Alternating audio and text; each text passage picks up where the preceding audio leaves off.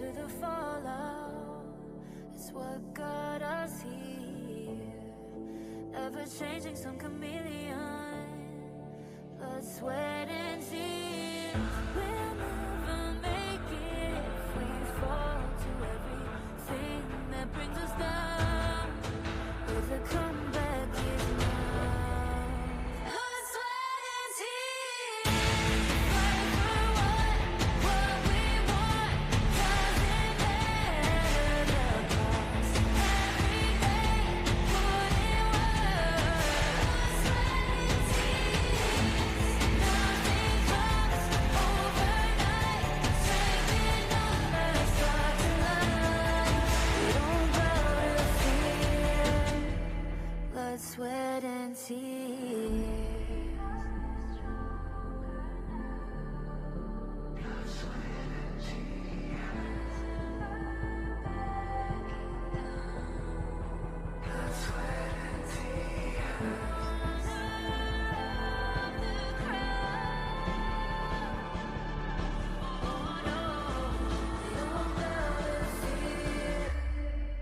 Blood, sweat, and tears. Fight for what we want. Doesn't matter the cost. Every day, put in work. Nothing comes overnight. Strength in numbers, start to line. We don't bow to fear. Blood, sweat, and tears.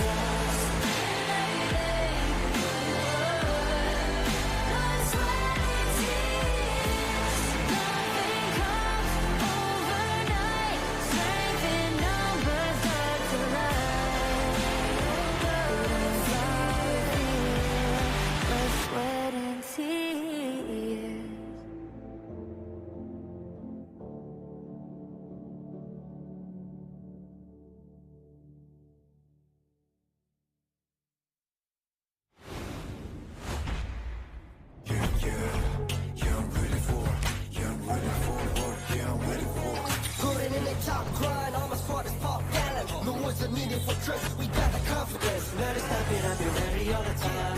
Now, take a breath. You know that it's colder than ice, you gon' pay the price. See the trap, got my body's in the back, you better think it twice. Coming on never. Casting off the shadows, yeah, I'm on my way. Stand against the fate, we won't be the same. Steeper and steeper, I'll step again. We're gonna dream it up high, the limit in the sky. You can never stop me fighting on the edge.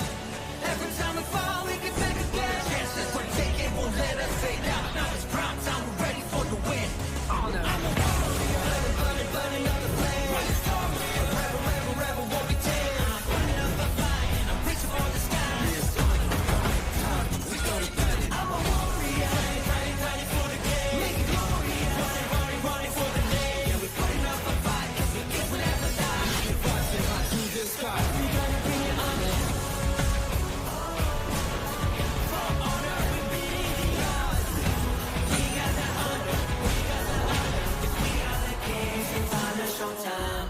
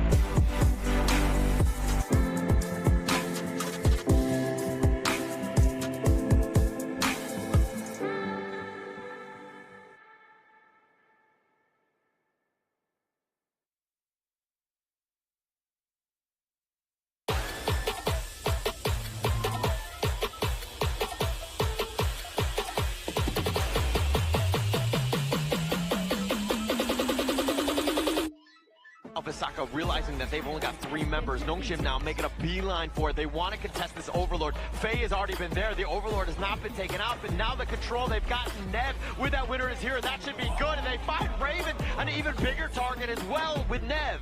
Yeah.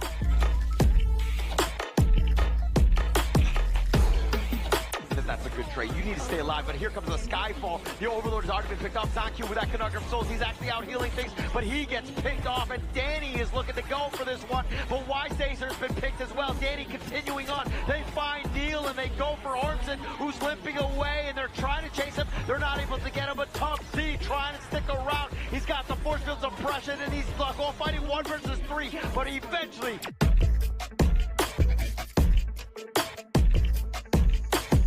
Going to be the Dream Road that turns around the factor of death. Draw goes down as well as Lou. Support for support. Can they get some more here? IR trying to feed over Midget to the back line. Spell of disaster.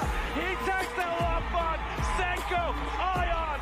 They're looking for more. Can he get the ace? And the answer for this one is a definitive yes.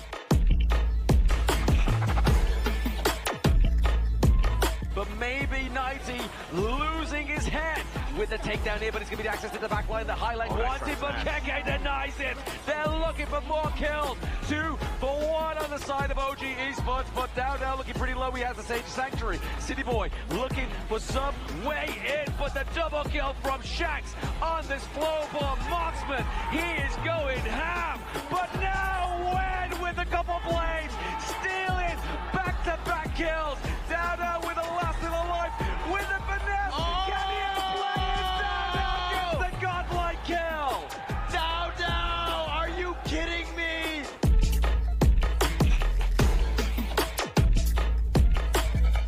Oh, Ions with the truth there, coming through, but it's going to be unending sorrow. This not going to get the steal. Weirod gets it, the kill onto Carl, but it's going to be Danny, top side of the map, with the Vanguard.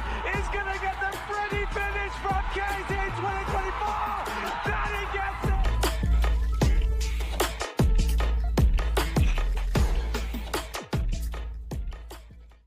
Warning, warning, arrest the intruder immediately.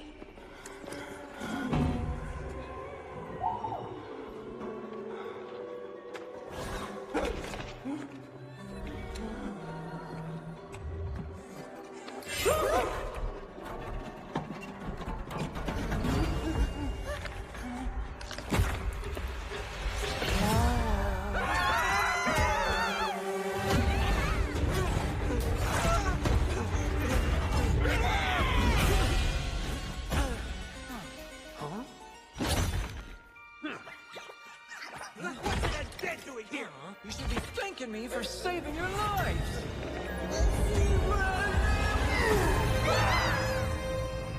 You must be confused. Why am I here? Here's a quick recap. I'm a mercenary. Not a lot of friends in this line of work. But sometimes, you gotta take on trouble. Here comes the trouble.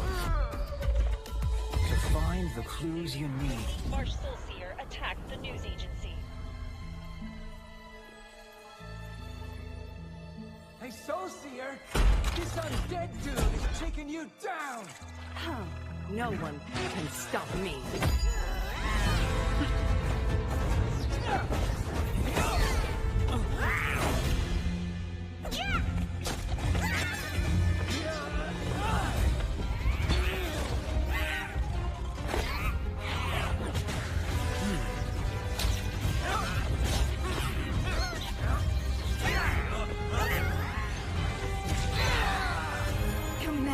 Finally, I can see you again. Over my undead body! Wait, is this my memory?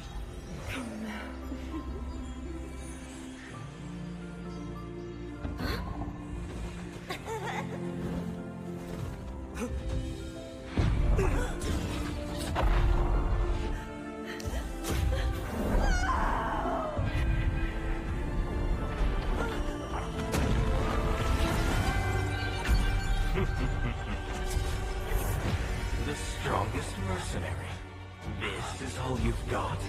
What's your game exactly? 2 for the price of 1.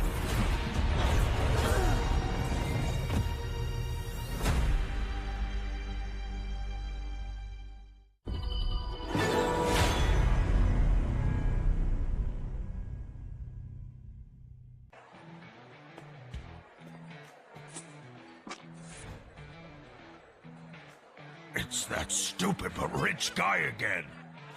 He's still a traitor to the undead. Hey, is today's death delivery shipment in? How can an undead even die? Give me something useful this time. Don't just tell me to get more sun. Mr. Byron, here's the last payment for your last mission. Huh. Another piece of complete garbage. Filthy undead. Ancient traitor! Hey friend, lies are the original sin. Your breath stinks more than the mines. Oh! Kill the traitor! Please don't fight here!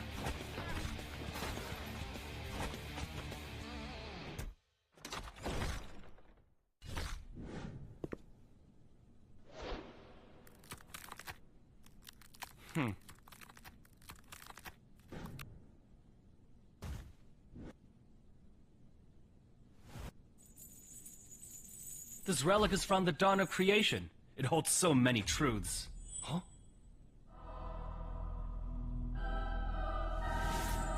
Descendants of traitors, eternal repentance! Nucleus control. Privileges. Curse, all plain lies.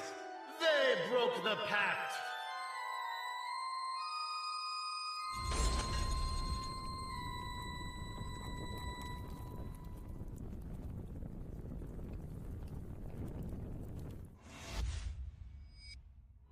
The history of the Wastes has been rewritten. The nobles fear the truth.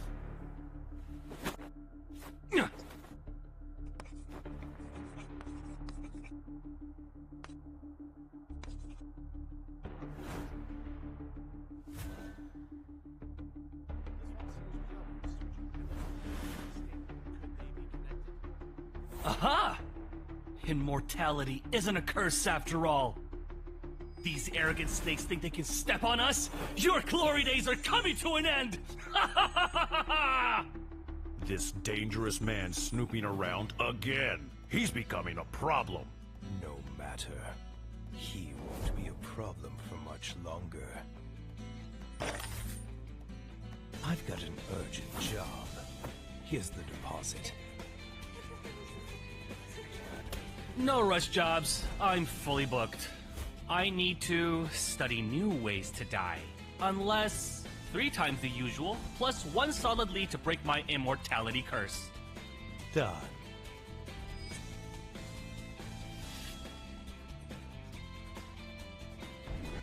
Perfect timing. She might have the clue I need. The Nucleus Council has a haunting and needs me to clean it up. This job's gonna be fun. The show's about to begin.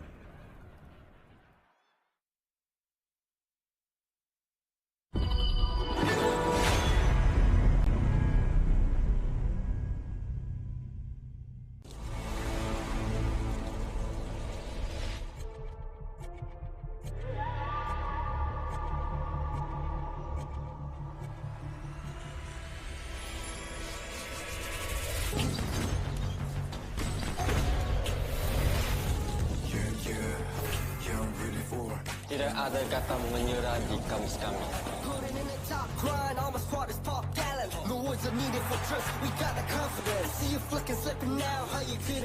Magkakasama palagi. Kami ang PPL.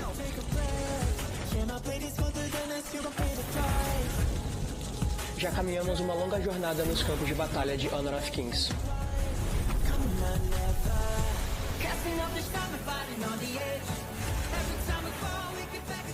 Semalam telah berlalu, hari ini kami buru kejuaraan.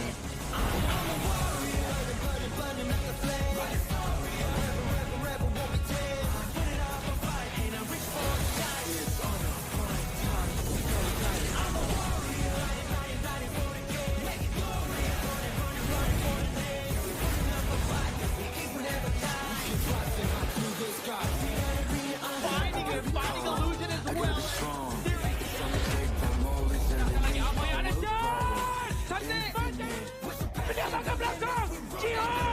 Congratulations!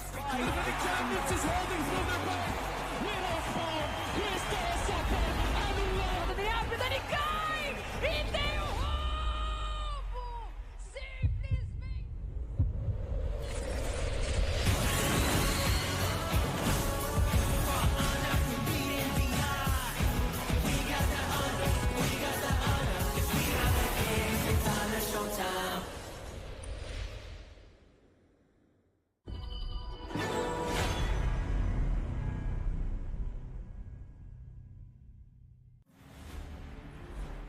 crowns grow from a single seed. The Nucleus Project was hard won. This is humanity's first chance to harness its power. We must achieve results first! Subjects A, B, and C injecting nucleus extract. Progress at 75%, 87%. Wait!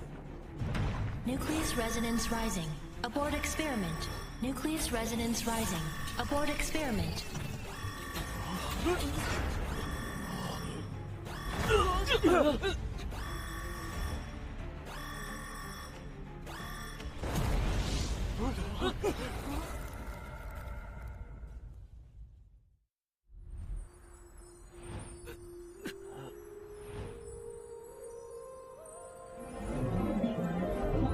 And truth is the seed most feared by those who rule. The nucleus was the beginning of creation. Jinnies and soul seers, chosen by the gods.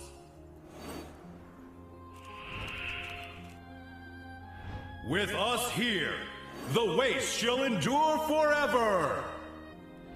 If we lose the nucleus, will we turn back into beasts? Then let those who were once human remain silent forever. Mono traitors! You will atone for eternity with endless labor! Those who follow the Oracle shall gain immortality. The nucleus gives us life! The genies and soulseers are the chosen! All traces of before the core explosion must be erased! If they knew we were once mindless creatures. To keep the secret is to keep our human form. When the seed grows into a towering tree, the truth will resurface through the earth once more. We're being abandoned by the nucleus!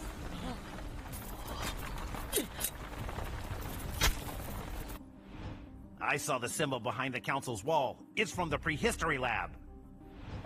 The Nucleus Council might be lying! We have to do something! The Nucleus's power is growing unstable. The undead are getting restless. What do we do? Our power is fading too. We can't just sit and wait. Donghuang! This is the latest prophecy. When the cage begins to crack, the bird will peck the keeper's hand. 2 birds, 1 stone.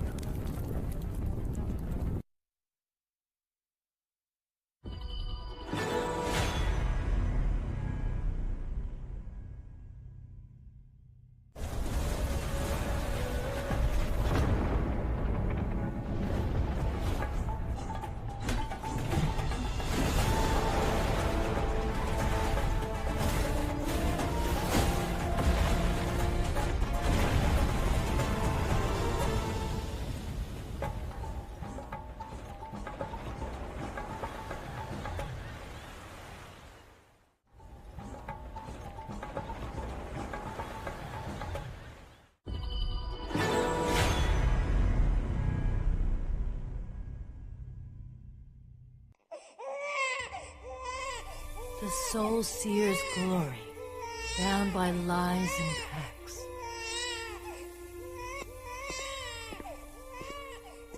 She will destroy our pact with the gene. The coven leader stopped, the one destined to end the pact. They said my very birth was a mistake. Come on, stay away! See? The real scent of flowers is even braver! There was only Kamel. She was my only friend. Would a princess choose the sword or the rose? Roses are just illusions. Only the thorns are real. And it would be the princess's job to cut them down with her sword. This girl will end the marriage pact. Another must take her place. And so, Kamel took my place and married into elven nobility. Lady Kamel is with child! Lady Camilla's with child! I wished she could find happiness, too. The genie bloodline will endure! That half-blood soul seer won't last much longer. Get rid of her.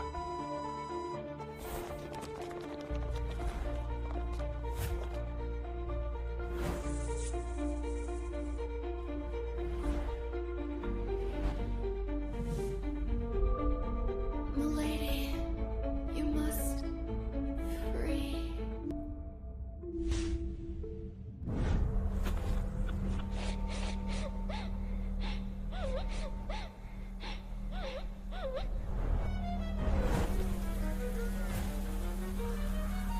If it weren't for me, if it weren't for the Soul Seer's cursed marriage pact, Kamel would never have died. I'll change everything.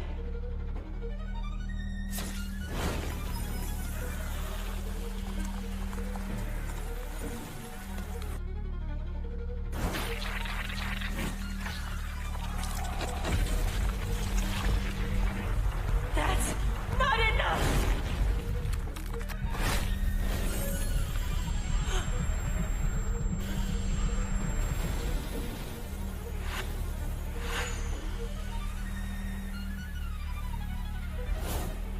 Only the nucleus can rend life and death apart.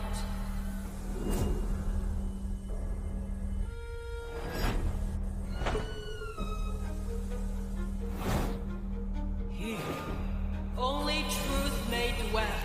It's a miracle!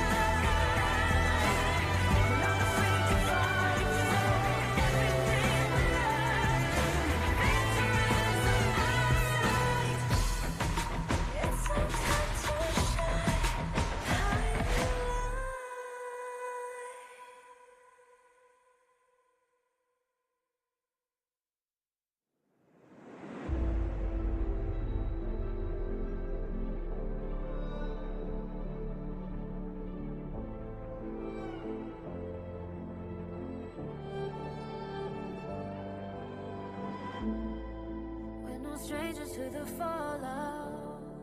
It's what got us here. Ever changing, some chameleon. Blood, sweat, and tears. We'll never make it if we fall to everything that brings us down. With a comeback is now. Blood, sweat, and tears. Fight for what we want. Doesn't matter the cost. Every day, put in work. Blood, sweat, and tears. Nothing comes overnight. Second on the start to life. We don't bow to fear. Blood, sweat, and tears.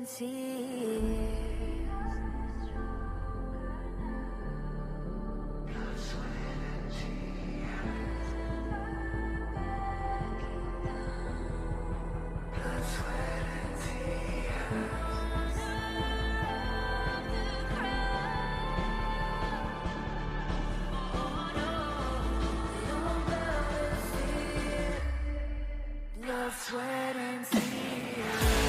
Fight for what we want. Doesn't matter the cost.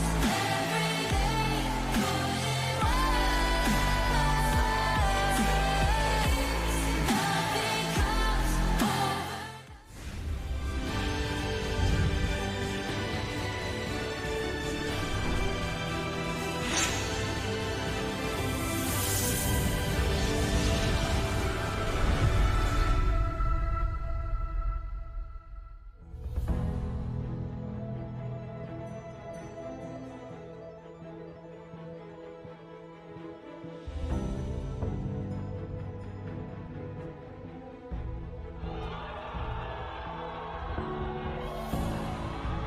For him to communicate, you know, so we open the back properly. Nah, I think don't give him down. I think he's going you like Wow, right? you have. Huh? You have my long. Yes, how long also? Just give him one line. You just can play going out, right? Yeah. Just give him one line. I will.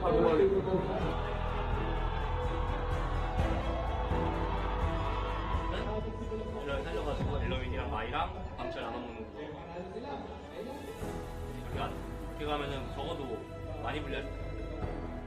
With all 5 members looking to end this. Pak, aku tuh kawan. Oh, fuck. Kasi dah zombie first. Okay, going.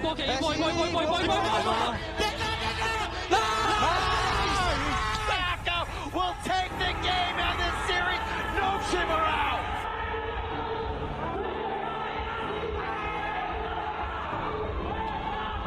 Terus ya ada banyak miskom juga sih.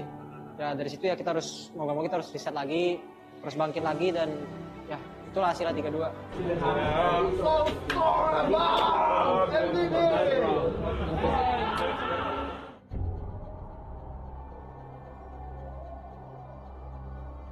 Don't to rush, but everyone keep focus on the communication. Okay, keep focus on the communication. They're not going to get any sort of value. They cannot. And Omsen says, it's my turn now. Oh, that was a little bit scary. Yeah, he's going to continue to do this. Just go back and forth. And now he gets the truth. And Topsy with the play. And it's a cleanup duty. 4 members are already down, and they take the crystal. And they take the series. And they move on into the knockouts. I think we need to fix the communicate because in the team we use like a different language, right? We had to talk like the small detail. I think we can fix that later.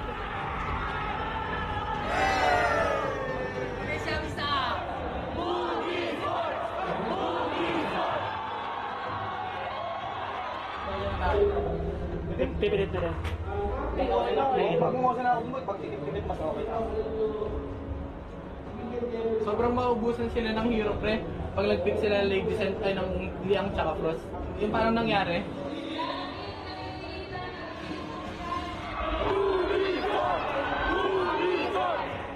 One question is, do we want to move to the blue side? Or we just remain in the red side? If we remain in the red side, then He's not going to get the steal. Weirod gets it, the kill onto Carl, but it's going to be Danny, top side of the map, with the Vanguard. He's going to get the Freddy finish from KIC2025. Danny gets it! Boom! Into the knockouts!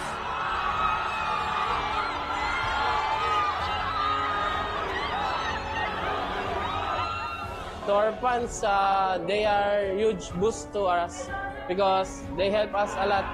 Like, they can boost our adrenaline because we're excited to win.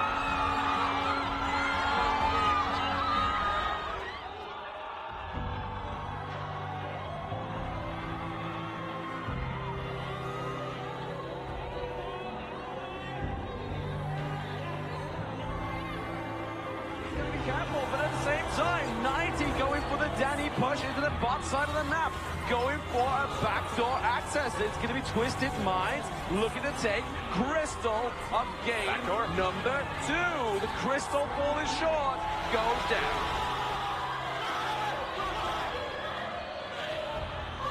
We lost a lot of time against OG in the KIC2025, and this is the first time we win against OG in the past 2 months.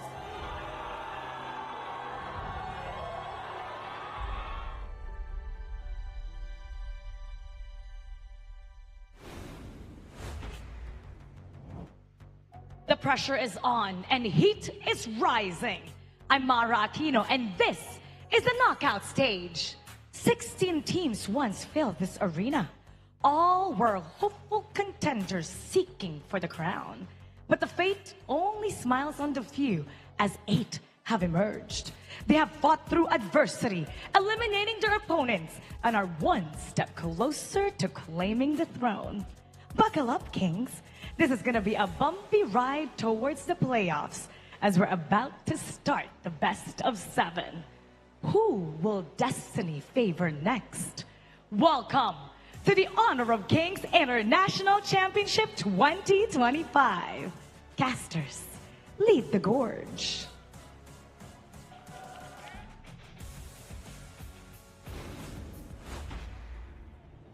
After 5 days of intense group stage, we are now down to the final 8 teams. This is day 6 of the Honor of Kings International Championship 2025. Welcome to the knockout stage. My name is Sagi HOK, your guest host and analyst for today, and with me is our casters, the voices of the gorge, Kindofu and Blam Moba. Boys, how are we feeling today? I am great, and I think today we will find out what champions are made of, right? Everyone is great when they're not tired, but it really is when fatigue sets in, we get to see the difference. Do you make the cut, or will you be cut? I mean, the most definite thing is going to be the teams have been making participations up until this point, but you just saw me there in the introduction. Mara told us to buckle in. That's what I was doing. I'm all buckled in. I've made my own participation come through.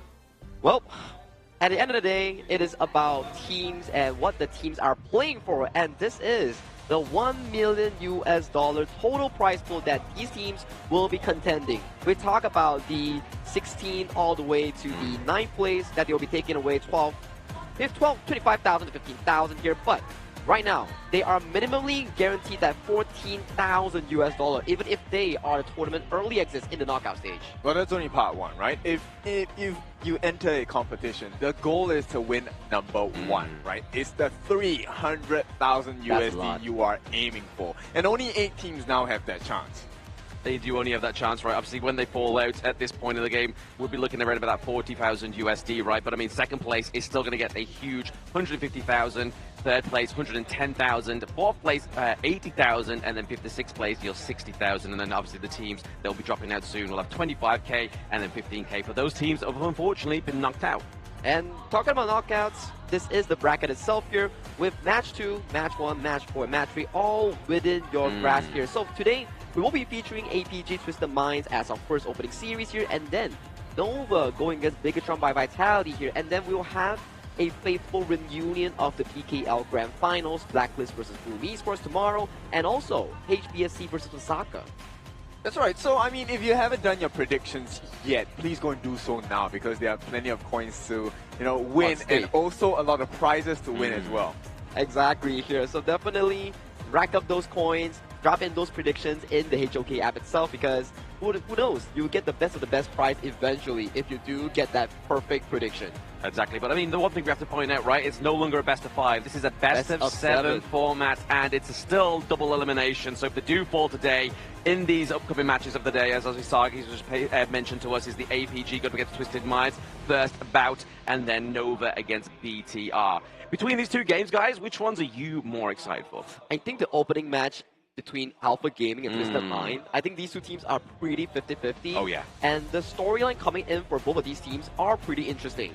Yeah, I'm very interested because Twisted Minds, they had their first breakthrough, 2 days before, right? Where they finally won OG, but this time it is for them to beat APG, an even tougher opponent in the way I see it. That is correct, whereby I think the storyline coming in from Alpha Gaming and Twisted Minds, they have always been overshadowed by their own teams in their own respective region. When we talk about Twisted Minds, we often think about, oh, they are the OG rivals, and OG's, the team itself, OG Esports, they are oftentimes known as a crown jewel coming in from KMW. And for Alpha Gaming, from the first season in MKL to the fall season, they were always third, and their international performance hasn't been very eye-catching compared to the MKL local favorites, which is HBSC and also Nova Esports. I mean, that's one point you can really fight on, right? Obviously, this is being coined as the Ghost of Glories, but you can honestly see the difference in the history of Twisted Minds, right? Obviously, this is a 4th place team within KWC, whereas APG weren't anywhere near that, right? Correct. So, to me, like, yes, OG is a Titan, but it feels like APG going into KIC is a different kind of Titan. So, because Twisted Minds has already toppled 1, that's why I feel like it's still going to be a very decent matchup. You make a very good point, especially when we talk about Twisted Minds. With their top 4 KWC finish, people often forget about the fact that they have a lot of international success because of how well OG actually does back in their home region. But now, that also gives them an advantage because they are often coined as the underdogs coming from KMW, and they sort of get underestimated from times, and they forgot how good they are. It's the same going for Alpha Gaming, whereby after the roster shift-off, introducing Shisan and also Xiang to the roster, they have been looking even more consistent compared to before. All right, we will have to talk about their opponents as well. I mean, we'll take a look at the head-to-head. This is where we start looking at stats here. Alpha Gaming against Twisted Minds, a higher kill participation for the side of Twisted Minds, but higher kills on the side of Alpha Gaming. So it is really a sword and shield kind of situation here. And I do think that Twisted Minds 4 might be considerably better due to the fact that they had to go through double OG twice and had to 3-0 loops, so they definitely had more games towards their pockets. So it's also a double-edged sword whereby APG has seen more games coming from TM, so their drafts and their information is much more available for APG. But for Twisted Minds, their hands are more hot in this case. Speaking of the hot, I mean, they aren't going to be the hottest of hands, but they're definitely going to be the most supportive of hands here, and it's going to be a Saber going up against a City Boy in this head-to-head. These are the 2 support players of APG and Twisted Minds. As you can see, average kills kind of favoring Saber here, but damage taken, you know City Boy, he loves those tankier heroes that comes through onto the Gorge. Liempo, Zhang Fei, he likes to be the front and center, even with the Hue 1 pick as well. So I think this depends then, like what kind of drafts will they put on the side of Twisted Minds, right? We have seen yesterday where we revisit that Kagendra matchup against Boom, right? The game plan was very simple. We'll take out the Limpo, we'll take out the Zhang Fei, we'll take out the big tanks, and we'll see how you deal with that. So Boom had an answer for that. But you know what? I think Twisted Minds, they have more than an answer. They have domination in store. And talking about the hero picks that you mentioned, whereby for Twisted Minds, one more player that we can really introduce in towards the lineup is Clean. Out of 11 games he played, he has 10 different heroes in towards the jungle itself, with Nakoruru being the only hero that they have only repeated in that jungle here. But that is about Clean coming in from the side of Twisted Minds. Let's welcome Alpha Gaming, our first team on the side from MKL that will take the stage on today.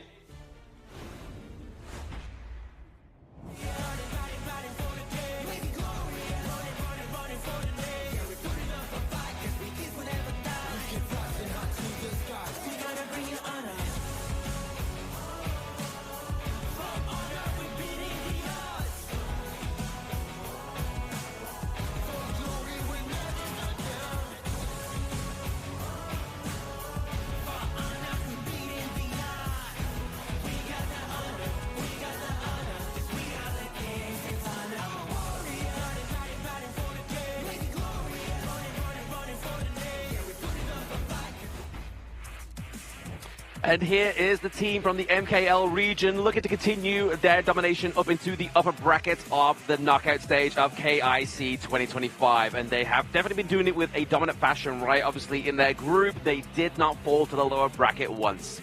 That is correct. And they have yet to face a proper on the same level opponent. So I'm definitely interested for their opponents who will be Twisted Minds coming onto the stage.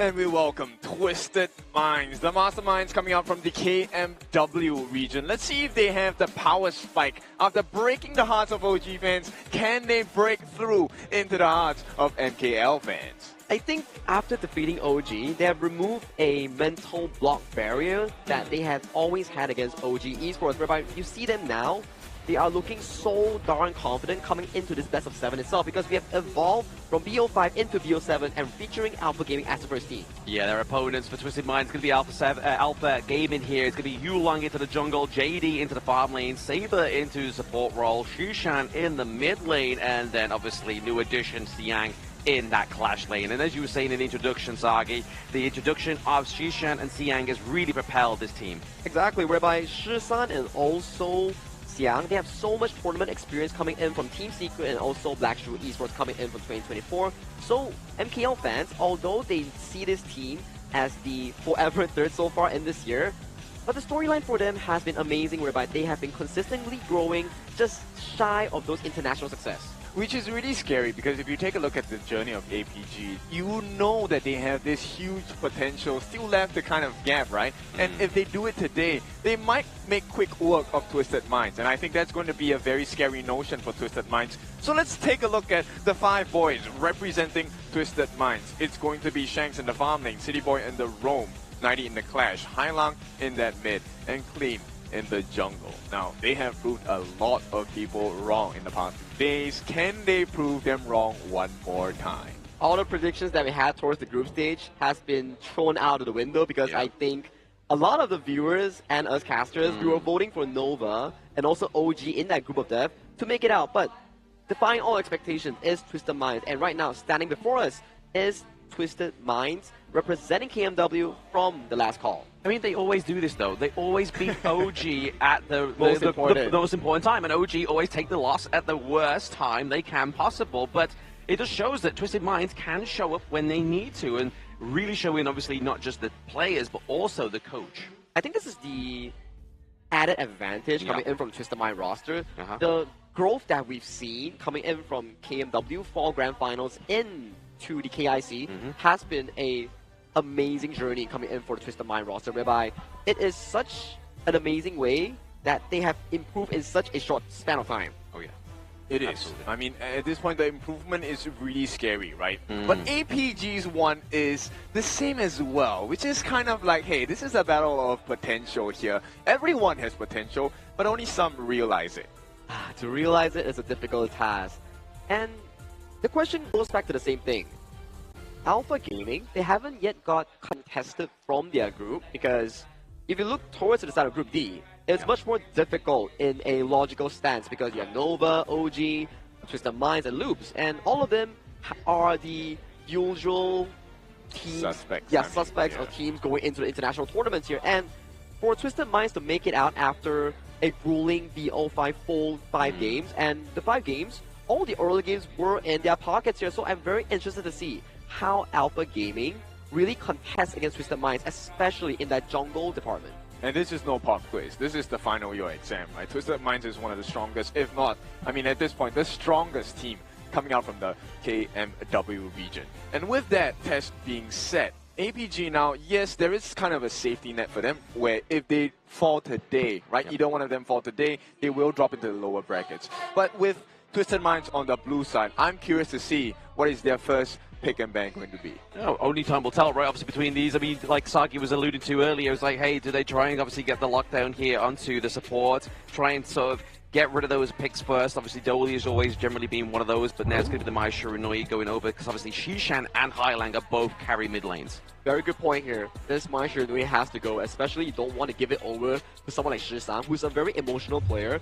If they get a good footing in the BO7, that could give a lot of momentum for the side of APG towards the draft. I think Shisan is the one player that I really want to look out for on APG, right? This guy plays on adrenaline. I only know that because I operate the same way. And if you make his life difficult, you can be sure he's not going to back down. He's going to get even stronger.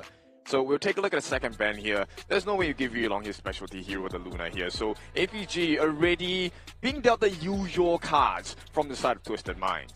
This goes to the same question that I had. Does Twisted Minds go for the early or the likes of the pay here? Because so far, back towards the series against OG Esports, they oftentimes put focus for clean to get those jungle counter matchups. Well, the answer is pretty clear here. It's going to be the 90 special, the Dharma.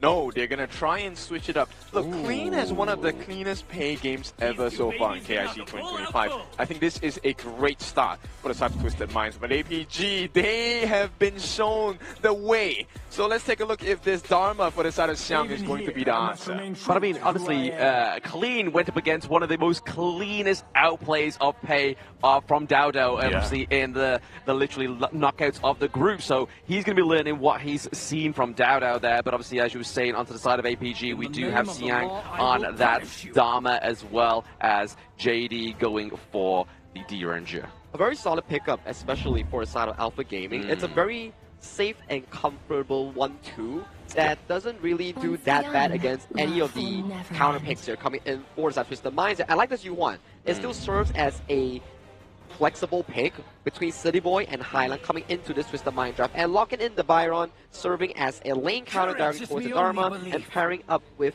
Clean on that play. This is already looking like a very strong top jungle centric for the side of Twisted Minds. Okay, APG, this response is beautiful. I like this. The Ukyo Tachibana, for those of you that are new, this is a 50-50 matchup against the Pei, the Tigress. And it really depends here who is able to push the limit. I want to see what decisions both teams will make, at least from the first half of this draft. I mean, Pei Byron, it's just such a great combination we've been seeing for the KIC 2025, and then obviously pairing it with the Hue 1 as well here. City Boy, I mean, yes, this could be flexed onto Highland here, but City Boy has notoriously played this pick into the front of the team fight, and really just being that pseudo tank that just cleans up and cleanses a lot of the damage from the side of the enemy team. Exactly. Operating like a sponge. Now we'll talk about the bans here. It's going to be a Dolia ban coming up from the side of APG. And I like this idea. Shisan, a very aggressive mid laner. And one of the best picks available for him is the Kongming if there's no Mai. They will take it out of the picking pool. And APG going to conclude this entire roster with the ban on the channel here. For me, Shanks has been having a lot of growth so far coming in from KMWC until this specific point of KIC, where his performance has been very consistent with a much improved pool. So definitely, if you were to look towards Twisted Mind, Shanks has been that consistent stone in this tournament itself. And for the side of their bans, the Kongming and the Mai Shiranui, Xiao Qiao is moving a lot of picks from the APG pool, and this is the debut pick of the Lapu in the tournament realm. And he will be going into the roam. This is the desired role for the Lapu, but we have been trying this hero out, you know, backstage. And Lapu can operate as a pseudo attacker as well. So there is damage potential, but hell of a lot of a setup from the side of APG. I'm a bit worried for Alpha Gaming here, because if Twisted Mind decides to go a Zhuangzi here on the side of City Boy and flex the Yuhuan towards mid side, that could really just mitigate all the engaged knockout potential coming in from the Alpha Gaming draft here. So do they go for the Zhuangzi here on the 5th as a counter? I don't think you need to, right? End of the day, one of the things you need to protect, if they do pick the Mengya, then I would like you to have a Zhuangzi here. So I like the poking potential on the side of Twisted Minds. Because for APG, you have to go all in. Correct. And now, playing from a distance, who better than the Nua? This is one of the premier picks on the mid lane for Hailang. We have seen him shine so many times. And they're picking it they're picking it as a way of banning it away from the hands of Shisan. Because there's really little late game mages for the Alpha Gaming draft right now. You have so strong early game in terms of Uku Tachibana and Virenjin. But coming into Game 1 draft already, we have two regional heroes in the form of Garuda and also Lapu Lapu locked in for APG. Yeah, we always compare the power spikes of IKL, PKL. So you know what? Let's not compare. Let's bring them together. The perfect recipe for the side of Alpha Gaming to start game number 1. Yeah, the MKL team's just basically getting all the gems together, right? They're putting it into their gauntlet and like, you know what? We're from the MKL. We'll carry with the IKL and PKL heroes represented for their region.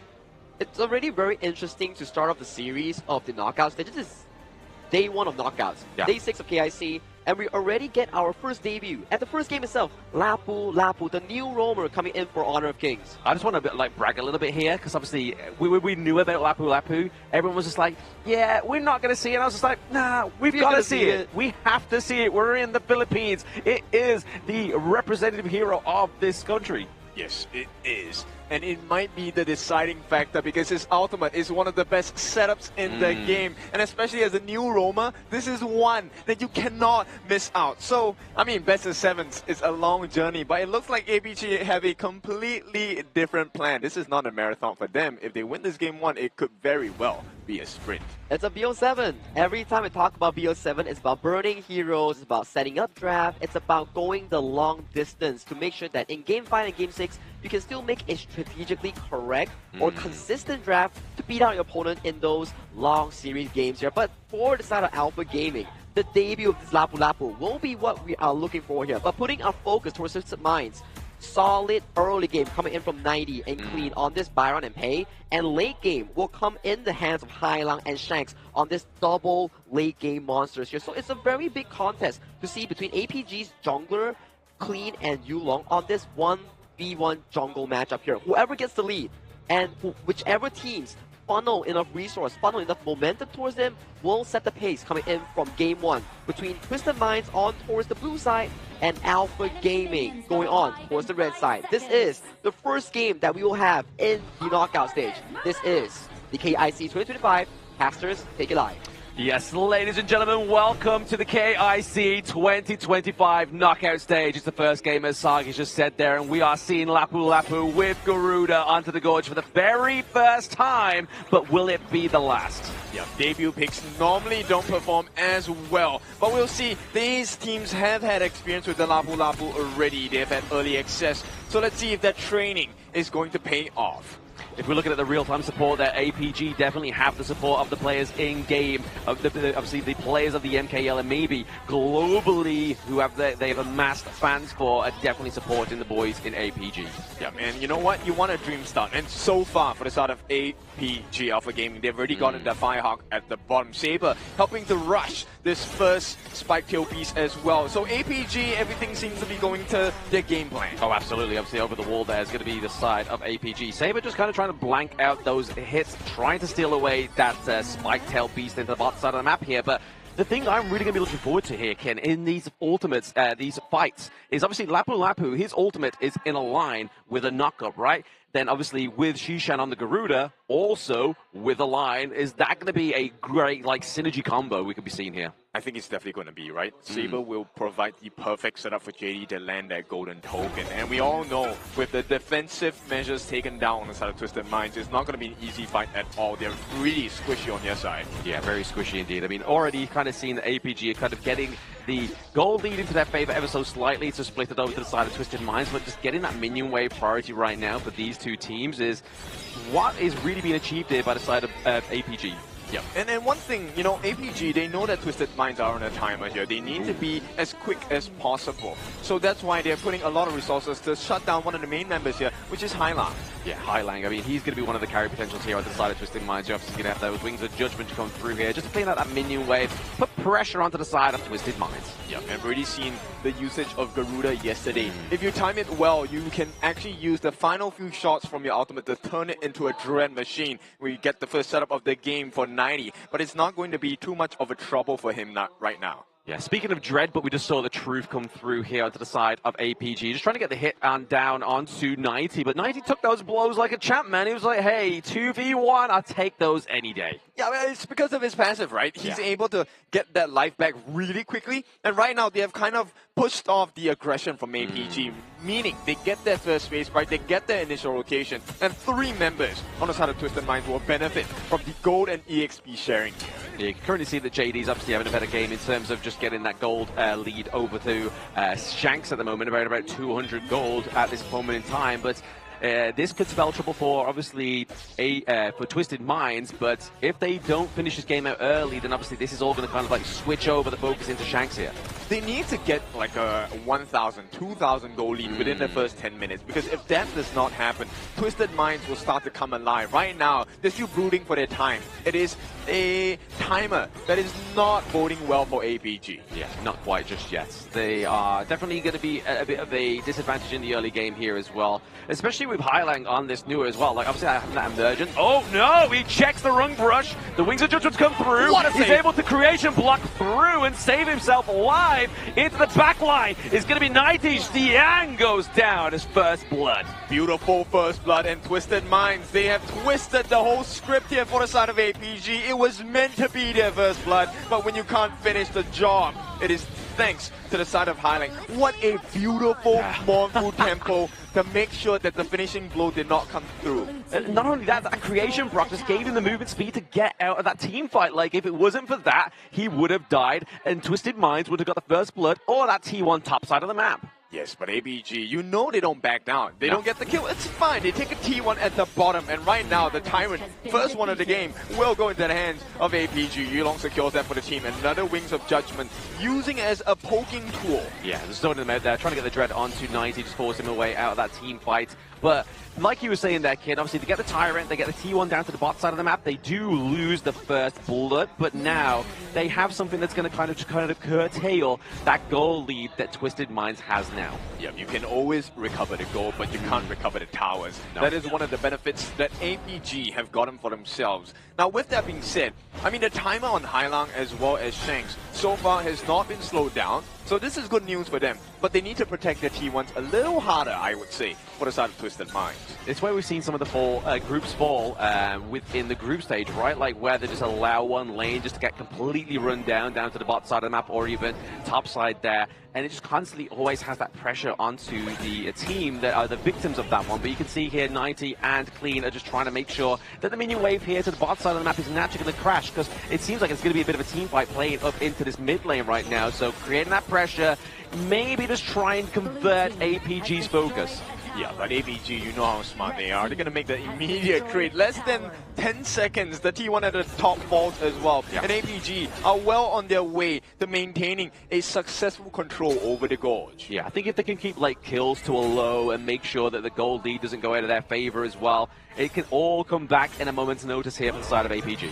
Yeah, and take a look at this. This is the first team fight. fight. Xiang into the back line there, maybe trying to just feint out City Boy. So obviously he's going to be the main sustain from the side of Twisted Minds.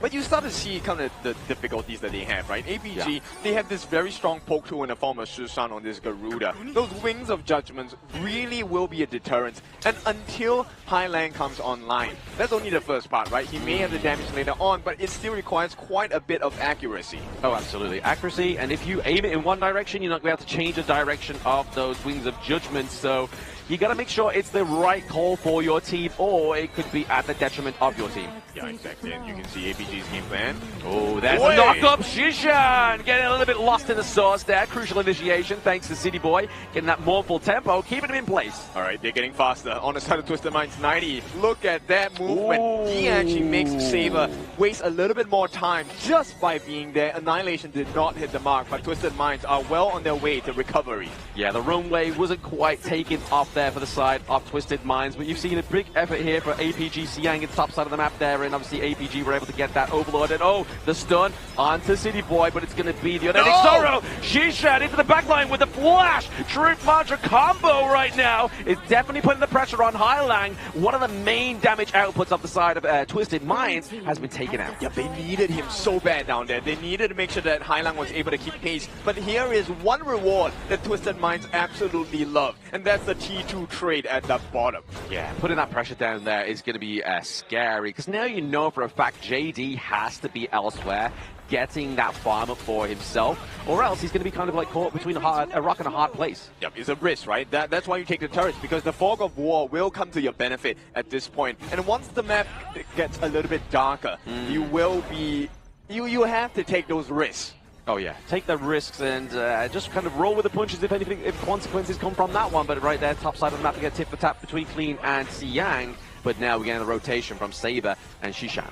Yeah, a little early from Shishan on their Wings of Judgment here, but Twisted Minds are definitely happy about that, because end of the day, they want to be able to take the T1 in the mid. That's the main prio for both teams. But you can see APG, they know what you're going for inside Twisted Minds. They're making that split push at the bottom, which is going to be met by Clean.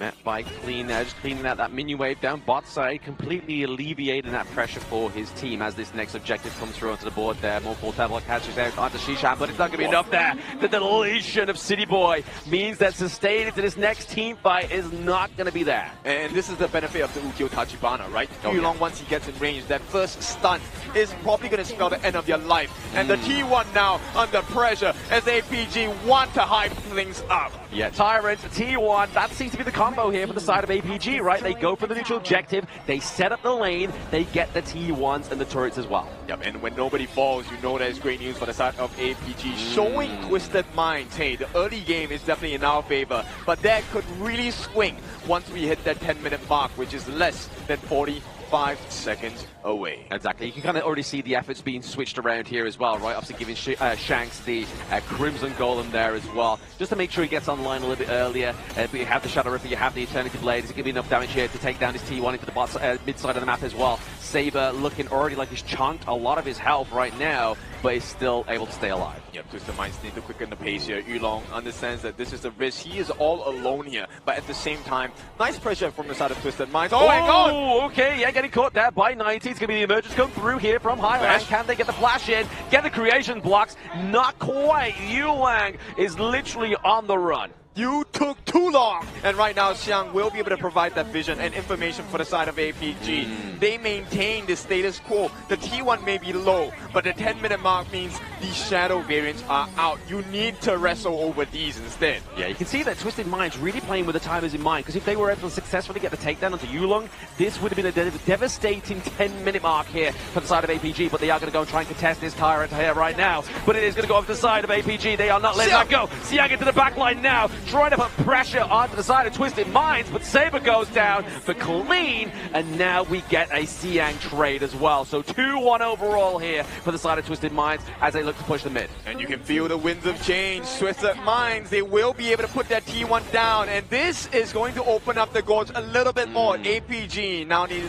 to start taking care of that bottom T3. Meanwhile, Twisted Minds, they have changed their attention towards the Shadow Overlord. This is going to aid them and potentially guarantee them another few more T2s. That's the scary part, right? Obviously, we were saying that Twisted Mind comes online a little bit more later into this game, and it's already showing as we get into that 11-minute mark, but that instant replay is going to show us what happened in that last team fight. Right, one thing you need to pay attention to is the stuns that are coming in. Xiang was doing such a good job of trying to control the rest of the members here, but unfortunately got stopped by a little bit of the stun coming in from 90, and with that knockoff on the Storm Strike second skill, it saved the game for the side of Twisted Minds, because not only were the rewards great, they got a T1 in the mid as well.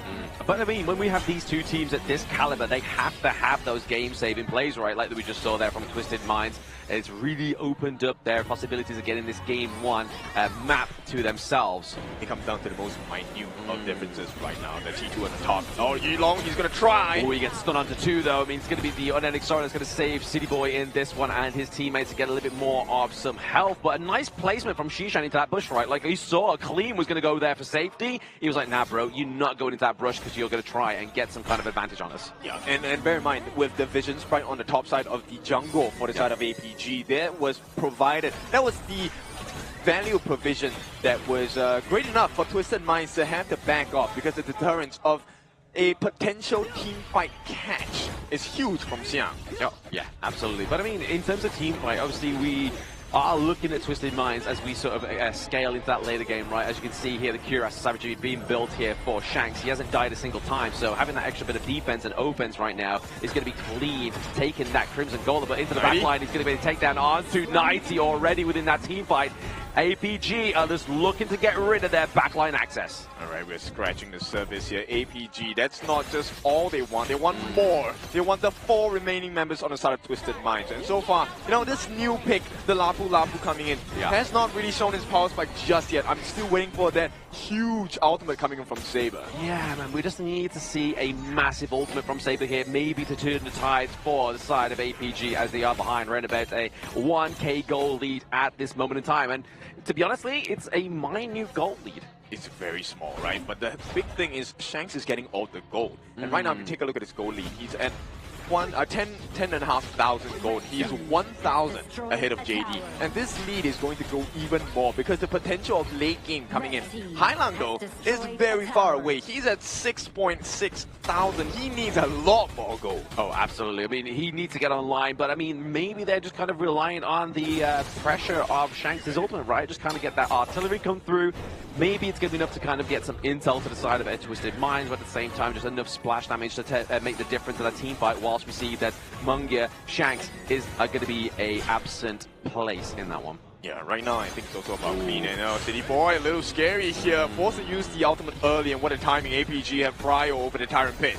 Yeah, that was a scary phase push, right? Like, why would you check that one? Obviously, if you're going to send anybody, you're going to send City Boy within that one. But obviously, to his saving grace, Yulong's stun did not come through. Okay, Shushan unable to find the true value with his ultimate just yet. Hailong is a little bit low, but Twisted Minds, they could very well secure this. Yes, a lot of damage coming through for the side of Twisted Minds, but APG is going to be the one that claims that once again.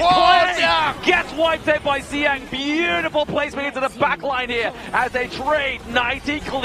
City Boy, they're looking for Shanks and looking for a little bit more, baby. Hailang's the only one alive in that base to try and clear out that minion wave into the mid lane. Yeah, they're going to buy a little bit of time. Twisted Minds, they have to last for about 20 more seconds. But take a look at the damage that JD's able to do with this. Right Link's tanking for his team as well. And Xiang as well. So a lot of damage on the T3s. APG, their base is starting to look like it has a lot of cracks. And they do get the crack in the mid. And they have 10 more seconds. Twisted Minds, it's a little scary. It is very scary. Hailang has to play some kind of miracle play here to keep them alive in game number 1. But you have to give it over to APG, especially Xiang in that one. He completely opened up the side of Twisted Minds. Yeah, I mean, the combination they have. You look at Yulong, Xiang, as well as Saber. The 3 of them have very far-reaching stuns. And with that being said, Twisted Minds now, they are on a timer, right? They need much more time because 8,000 gold only for the side of Hailang. Only one of the win conditions has been unlocked, which is the combination of Shanks as well as Clean. But they need better positioning. They do need better positioning right now, and that's going to be the scary thing, right? You are literally going to be having some kind of PTSD when you see Xiang, and if you don't see him, it's even going to be worse. You're going to have paranoia. You're going to see the members of Twisted Minds looking over their shoulder, really just like, wait, where is their clash lane? We need intel. We need intel. Yeah, exactly. Xiang, so far, he hasn't got those 5-man truth mantras, but there's no need for that because they have a potential setup once again from Saber here. Yeah, with a minion wave coming through here. It's going to be a clear job here for the side of Twisted Minds if they don't lose any members with that mid lane. It's the bot side of the map as well with those enhanced creeps coming through also, but now Shadow Vanguard joining the Gorge here could be trouble in times for the side of Twisted Minds. Yeah, Shushan's going to start peeling for them. I mean, they have so much long-range attack. Look at the free hits that APG are getting, and you can't do much here. You can put the Matrix down, but it's only going to buy you a little bit of time because the Shadow Vanguards are here. 4,000 ahead for APG, and they want to end this game here. Yeah, just observing from a distance is going to be the side of Twisted Minds, just pretty much watching the inevitable happen before their eyes, and that's going to be a scary realization for the boys of the KMW as APG look to try and assault their base a little bit further. Yeah, right now it's completely empty. It's a barren wasteland on the side of Twisted Minds. You may have the stronger mind for now, but APG have the stronger advantage. They do have the stronger advantage. They have the Vanguard to the bot side of the map here. They're trying to fight away the side of APG to this mid lane here. Obviously 90 trying to use the force of the Storm Strike here just to clean out these Spritlins, these Vanguards, everything but the kitchen sink has been thrown at that Crystal, but Twisted Minds, to their due diligence, have defended the base again. Yep, Twisted Minds, all they need is a little bit more time. 2.5 more minutes. That will be the start of the final battle. Tempest Dragon in this game number 1. It's a best of 7. But you need a strong start because you need to be able to get the advantage in the bans and picks as well. You do need to get that advantage. I mean, that's where it all starts to happen, is that 4D chess game that we love to see within the BP, and thanks to the global ban pick, really the spicing things up. But speaking of spicy, the next Tyrant, the Shadow Tyrant onto the Gorge here, looks to be set up and a freebie for APG. Yeah, I mean, I'm just staring at Xiang, right? This entire game is really reliant on him to be able to get those truth mantras down. But at the same time, you also have to be concerned about Yulong. He's stunned when he's able to jump in a moment's notice. Coupled with Saber as well, everything means a complete lockdown for the side of Twisted Minds. Yeah, I don't think they're ready for this lockdown just yet, especially as they're fighting an APG that has that increased damage and movement speed going through into this potential final assault here.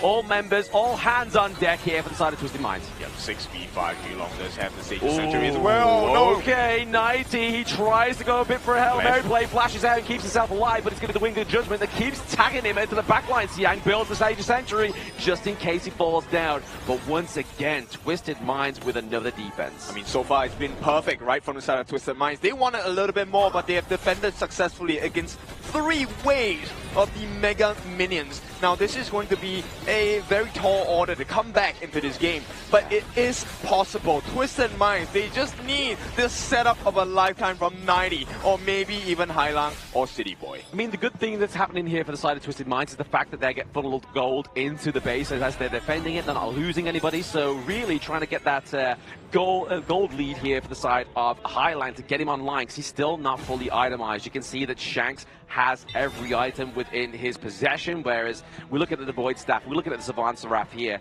we're looking at a little bit more damage. The Insatiable Tome comes through as well. Yeah, I mean, right now he needs the Tome of Wisdom, which he just got, right? This is the most damaging item within the Mage's kit. But for now, that's only part of the solution, because APG, they have multiple lives in the Sage's Sanctuary, and you have to plan the timing. Who do you want to take down first? Because if you are able to take the members on the side of APG down in the correct order, there is a potential you could get an ace, even when they have, what, 7, 8 lives in total right now. I think 90's job is just to make sure that Xiang doesn't have a bigger impact into this next team fight. Because like you were saying there, kid, if they're able to take off the correct order of heroes onto the side of APG, it could be a dismantling of their team. But now, Tempest Dragon onto the board, knockout day number 1, ladies and gentlemen, and we're already getting the game number 1, Tempest Dragon. Alright, we'll see how this is going to be playing out. Saber here, giving information for the side of APG. They need to know where the members on the side of Twisted Minds are. At 90 going up against Xiang in a 1v1, but the members are coming in. The members aren't coming in there. They're trying to get that minion down into that mid lane. Really trying to force the side of Twisted Minds into this one, but it's going to be nice getting taken down as well. Can they contest the Tempest here for the side of Twisted Minds? No! Saber gets the steal again, but Twisted Minds clean is on the run. City Boy has fallen down, and now he's trying to get the outplay finesse that we saw from Down Down. It's not quite it. Shanks on the run, but he's in the wrong neighborhood, buddy. That's a 4v1 dive. A Sage's Sanctuary is not going to save you. And this is the last standing member on the side of Twisted Minds. Oh, what a catch! No! He was really hoping that he had enough time, but it's going to be the minions running this one through. Game number 1 is going to go over to the side of APG. And MKL, they retain the title of the strongest region, at least in this game number 1. What a force!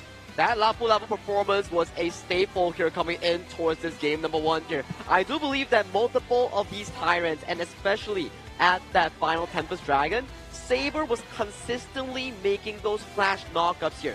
The ultimate, you charge it, and then you can flash to redirect it, and you can slam on towards the enemy, and you dash towards them. That's how he successfully airborne for the side of Team Twisted Minds clean. When you're airborne, you can't smite, and the opponent had to give over to the side of Alpha Gaming all of these objectives.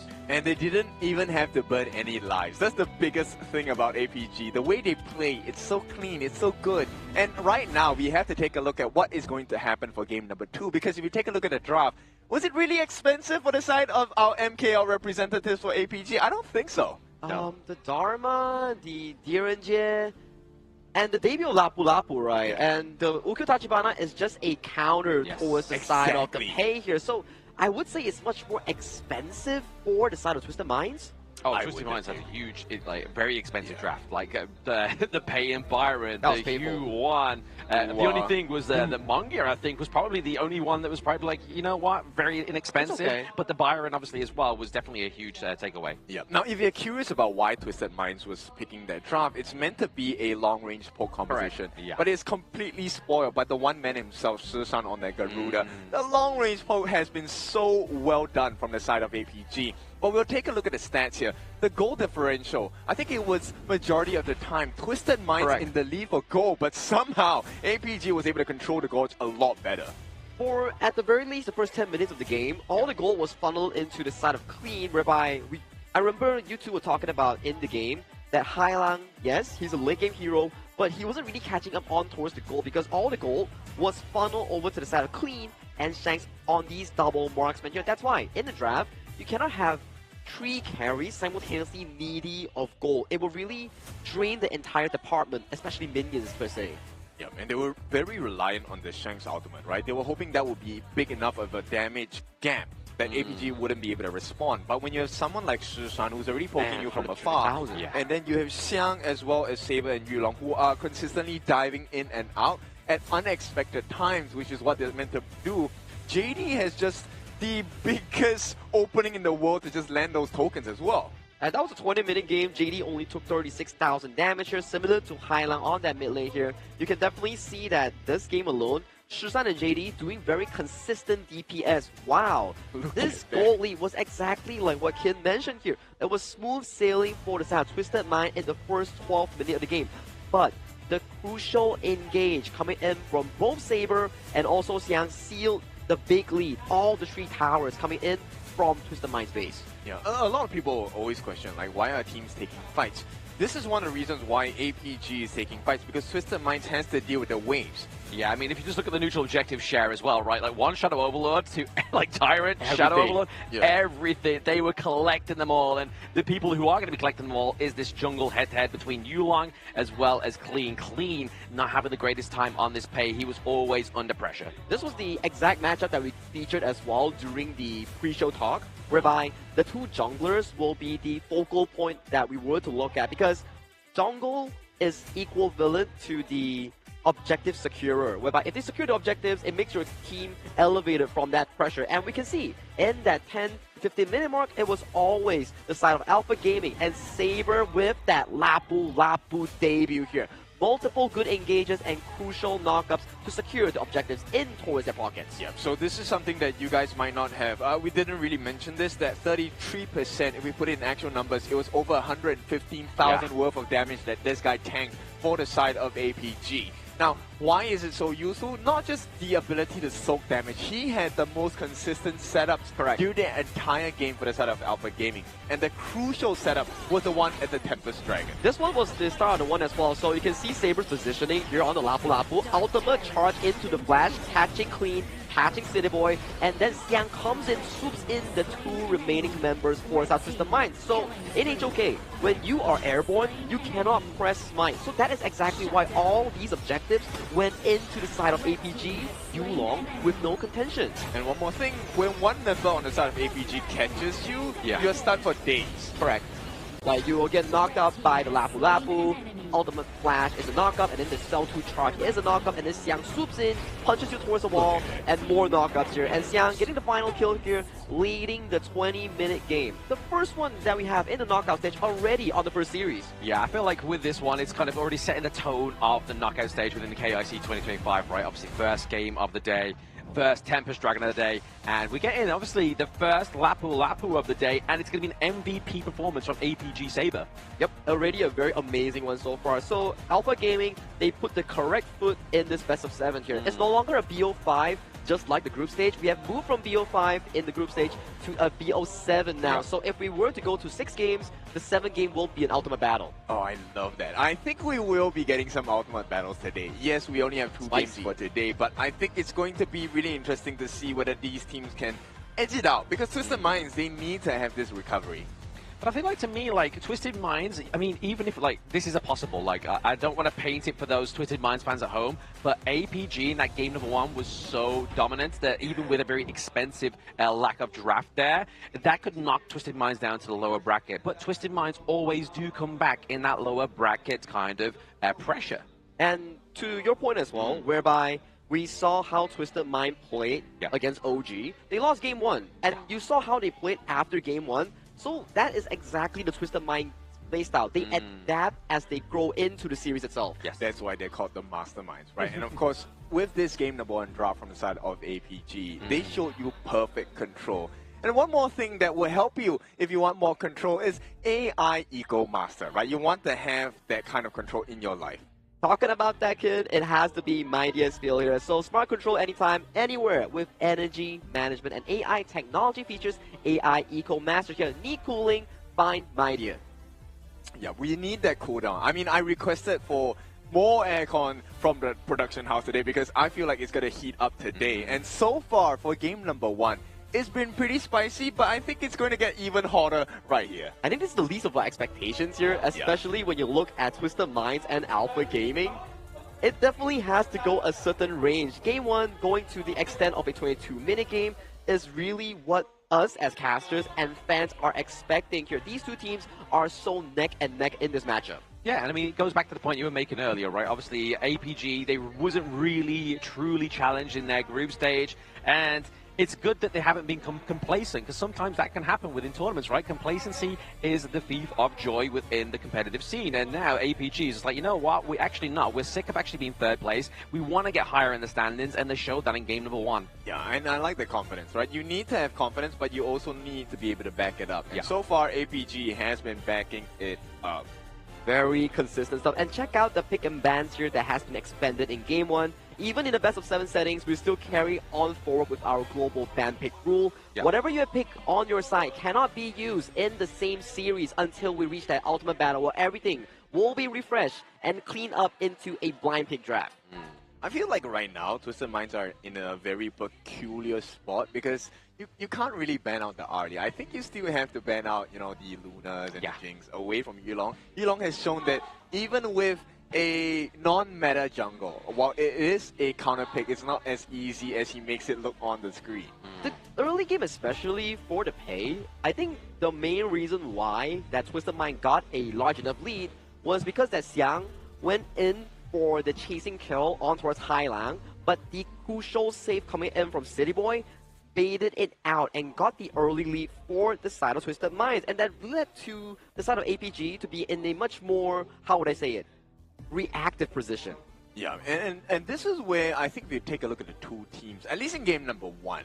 It was pretty close, right? The goal chart wasn't that far apart, and the way they were executing the movements across the map has been pretty similar in terms of yin and yang, right?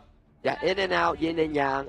But that was game 1. You gotta refresh come into game 2 because in a best of 7 series, the first to 4 points will win the series here. That's why, if you're Twisted Minds, refresh your manhole, come back to game number 2 with a fresh draft with APG on towards the blue side, starting off with the Dharma ban. Alright, they know 90 is upset. They know that 90 wants to come back, right? You may not be ready for the day, but it cannot always be the night, and 90 wants to make history here. So with that, APG have already given the first difficult task to the side of Twisted Minds. What is the reply? Twisted Minds say, Yulong, we're still looking at you. There's no Luna for you.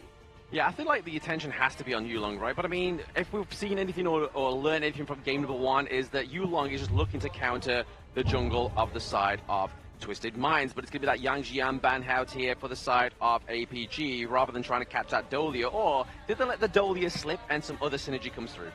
Alright, so we'll take a look at this. There's something I want to point out. Okay, Twisted Minds, they did not make this mistake still, right? Which is, you don't ignore Susan. You don't give them Mai, right? You don't have to. Ooh. Whereby Mai Shinui has been a staple pick coming in for the side of Alpha Gaming Susan. That's something about MKL. They always have these fancy mid laners that could really pile up the Mai Shinui, like Wendy, like Susan here. But I'm liking the first pick here coming in from APG.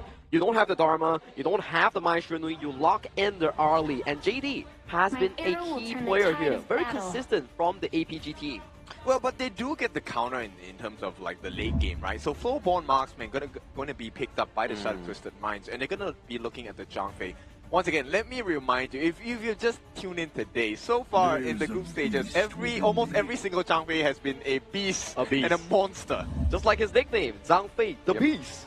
So Zhang Fei and Floorball Marksman, a very consistent 1-2 setup that really elevates the lane pressure, provides that healing that this late game Marksman needs. So for Shanks, he can find those late game markers, and those arrow storms, once you're late game, they hurt damn hard. Yeah, even a tank will not be able to tank too much of it. And I like this strategy by APG because we've already seen, right? The Fatih can be kind of flexed. You can either go into the jungle or you can play in the clash lane. For now, I am looking at it as a clash lane. We'll see if APG finishes the job here. But Twisted Minds, nice response. The Holy Dive, which is coming from the Charlotte. We have seen this play yesterday or the day before where the Miggy Charlotte that was sick, right? So let's see if that's going to be the same case 190 today. I mean, to be honest though, Twisted Minds doesn't have the Guan Yu forcing them into the back line. It's added, like, taking the distance that he has to travel away from him, you know? But I mean, like you were saying about the party, can be flexed into the jungle as well. But I mean, I do like the Diadeer and the Ali combo here. Very great in terms of sustainability, single target lockdown as well, especially if you're looking to try and sort of like close the gap in the distance between yourself and the Flowball Marksman. And the tradition of the Diadeer, Ali, you are lacking a solid front line coming in from Alpha Gaming here. Potentially consider the likes of the Ogron, the likes of the Monkey to be the beefy front line that JD can consistently walk up to find those big DPS times. Yeah, you also have to protect your backlines, right? Correct. Which is why Twisted Minds have taken away the mid lane specialty in the Nuwa. Look, full-born marksman, I mean, if you like her, you know that she struggles against high damage burst heroes. So Nuwa is definitely a great answer to that. I mean, the problem is as well, if you lock in this Flowball Marksman, obviously as you go later into the draft as well, it's going to kind of completely negate the fact that Clean can't pick up the Flowborn tank, which we haven't seen a dominant performance of. But to be honest, I have to give it over to Shanks. Like, from what we've seen between Twisted Minds, Shanks and Clean, the performance for the Flowborn Marksman has been a lot more devastating than the Flowborn tank. And with the recent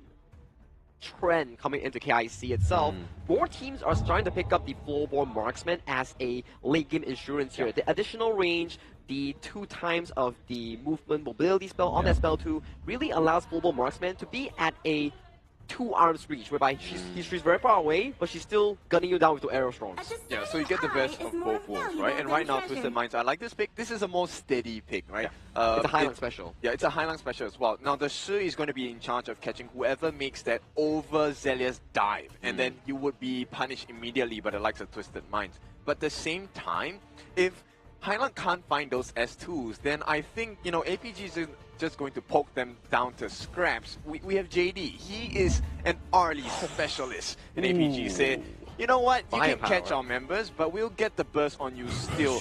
No Nuwa, we're going to get the gun and bow. So much firepower coming in for the side of Alpha Gaming. They just need like a P5, big tanky boy up front here. And there we go. The Dun here being secured for the side of Alpha Gaming, rounding up the comp with 1 fighter, 1 tanker, and 2 big damage dealers here coming in from APG. A very comfortable draft towards the side of MKL's 3rd seed. For Twisted Minds, they still need a jungle pick here, and it's a carry. And who can you count on towards the carry? It's definitely Clean in that jungle. I love this pick because, look, the Dun, great counter to the Shi. If you get caught, you can actually use your Unruly Blade to escape because you're CC immune. But because Dun plays with shields, Faye is the perfect answer because it's based on your health. And I think the Dun and Shi combo, not combo, the matchup is actually very skill-based, whereby if you charge a spell 1 and you're looking for the Grand Slam on towards the ground, you're just going to get pulled in by the enemy here. So timing is the essence here coming in from both Shi and also the Dun here in this matchup. You know what's the statement that APG are making right now based on the picks? Now that you say it's a skill matchup, APG feels that they are better than Twisted Minds. They do feel like they're better than Twisted Minds, especially when you draft in the likes of the Dune, right? Like, obviously, we had the potential of the Orgrin to come through if they really wanted to in forms of a tank, but having something strong, sustainable itself into the front line, obviously relying, getting to level 4 is going to be the first part of, obviously, the Dune's execution. But then, it's going to be the itemization that comes through that's going to, like, enable and further that sustainability for this hero. That's correct. When we talk about Dune, when you get that Eye of the Phoenix here, the lower you go out of that, I think 50% health, you start getting that healing buff. Yes. Whoever you whack with Eye of the Phoenix and your passive, you just heal so darn much. So if you are Highland on that Shi, the moment that passive procs on Dune, you start pulling him away. Make sure that he gets isolated from minions, from enemy heroes, and then you burst him down. Then if the tank is gone coming in for the side of APG, their entire formation shatters immediately. I love this conversation because we make it sound easy, but you get to see the pros do it, right? This is why you're watching Honor of Kings. This is why you're watching KIC 2025, because you want to learn from the best, and maybe we'll see you in the future where you are competing to be the best. But for now, the best of both regions, APG and Twisted Minds. Let's see this matchup. As they head towards the gorge, this is game number 2 with Alpha Gaming drafting a very early to late game composition here. Early game covered by the dude, late game firepower coming in by the Ganemo, by the early. But on towards the opposite side here, we have Clean 90 desperately looking for that backline. This is game 2. Casters, take it away. Casters take it away indeed, and here we are. We obviously have the redemption of the Just Fight to redeem Guilty Flavor's chest for free. A brand new skin awaits, and obviously you can get this skin by just playing the game and betting those coins whilst you play your matches. Have a bit of fun. Gamble responsibly, especially if you are thinking of winning the match, but also that 11-11 event is ongoing as well, where you can get the Baichi skin, the Starlight Prince Baichi, for as low as 1 token if you just keep playing the game. Yo, you know what? I feel like APG, this confidence is sky high. Oh, yeah. To be able to enter the jungle. Yes, Yulong did not make the steal on the Crimson buff, but he took away the Tusk Force. And right away, this is not just a physical IRL attack. This is also a mental pressure placed on the Twisted Mind boys, right? Look, you lost game number 1. I think you're feeling a pressure. Let's invade a jungle. Let's see how you respond. Exactly. I mean, if you put pressure on in game number 1, I mean, yes, you have a mini break, but still maintain that pressure if you seek to destroy your enemy. And that's exactly what APG are looking to do here as well. Because like I was saying moments ago, they're looking to coin themselves as one of the top contenders. And honestly, the way they've been playing in KIC 2025 already, they're looking like a top 3 form team. Yeah, I mean, all of us have been interviewed so many times, right? And then I think I've already mentioned it more than once that I feel APG is a dark horse in this KIC 2025. But you know what? They don't seem very dark right now. They are looking like a light for MKL. Exactly. They're the bright hope for the MKL region as well. But at the same time, we are seeing here just the domination and just cleaning up this early game already with about a 700 goal lead by the side of APG, which is better than the goal lead that they had in the previous game where Twisted Minds is currently leading ahead. And it's going to be... Oh no, Clean. He kind of goes the wrong way, and Siang once again with the backline access gets the pickup. He is looking to be the master of First Blood. And what a timing to do it as well. Take a look at what's coming up this time. The jungle. Oh, hang on. Oh, more coming through here. They're going to pick off a JD. It's going to be the Silk Imprint. Surely we'll get a bit of a replay on that one, but that's going to be a trade for JD in Highline. Okay, so JD for Highline, I think it's a decent trade still, right? You get rid of the Shi, but Shi is not a very expensive pick.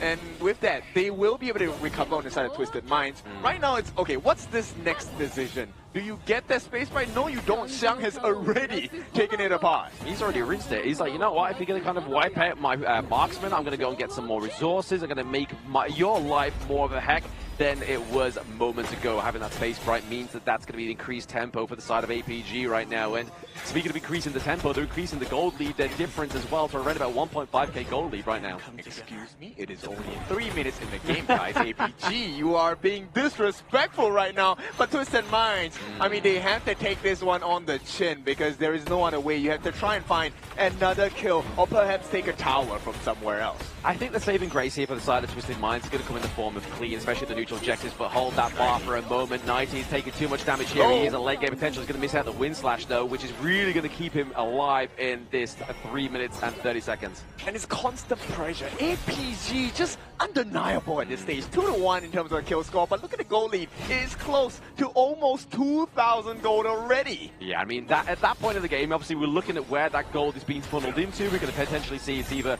Yulong, JD, or even Siang here potentially as well, but into the backlines with that wind slash, and it's now going to be the unbridled outburst, but compared with the Destiny counter into the backline as a poke mechanic is clean here for APG as they go and take the shutdown at the Highline. They get clean as the neutral objective is online. We thought game number 1 was a strong performance, no. but 1-on-1. Okay, yep, the ultimate's been popped here. It's going to be hard to take down Siang all on your own. And Nighty, he's a late game hero, but they save him. This is really close in terms of like how close APG are to really dominating this game.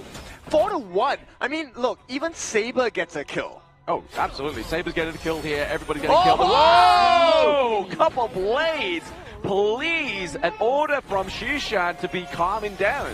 I mean, he's carved Twisted Minds into bits and pieces right here. And Shanks falling down. Look, they already have a goal lead, but APG don't want just that. They want the lives of Shanks as well. Yeah, he basically just turned Shanks into Sisig, you know? Like, he was just minced.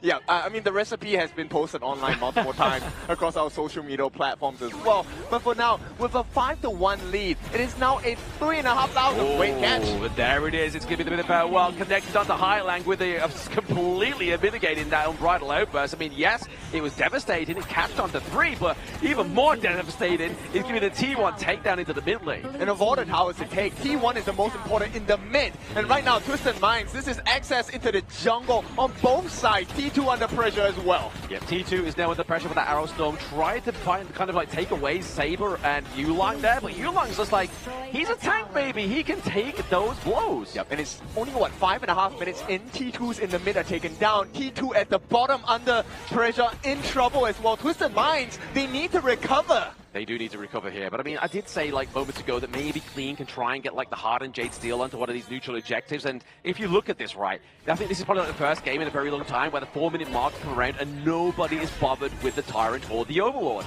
I mean, end of the day, you want to be able to push the advantage, right? Just clear the jungle, get the waves in your pressure, and then, oh, hang on, Clean may be caught out as well. Yes, he may potentially be, but he's going to parkour. He can get onto the wall. It's going to take some hard CC to get him off that one there, but the pull coming in through for Highlang is still not going to be enough. But until you can pull Yulong under the tower, he is unkillable. Dune right now is going to be able to be that turning factor for the side of APG, and right now the dominance is complete at a 6.5-minute mark. The next Tyrant of the game, or rather the first Tyrant of the game, will go into the hands of APG. 6 minutes in, we're about just under a 6k goal lead for the side of APG. They're looking at about a 1k goal lead per second, but here, mind over meta. During the group stage, Clean played 10 different heroes across 11 games. Nakaruru's the only one he brought out twice. With a hero pool like this deep, can he twist the minds of APG during the draft? And so far, the answer to that one is no, but it still could be the case a bit later on. But there, T2 takedown,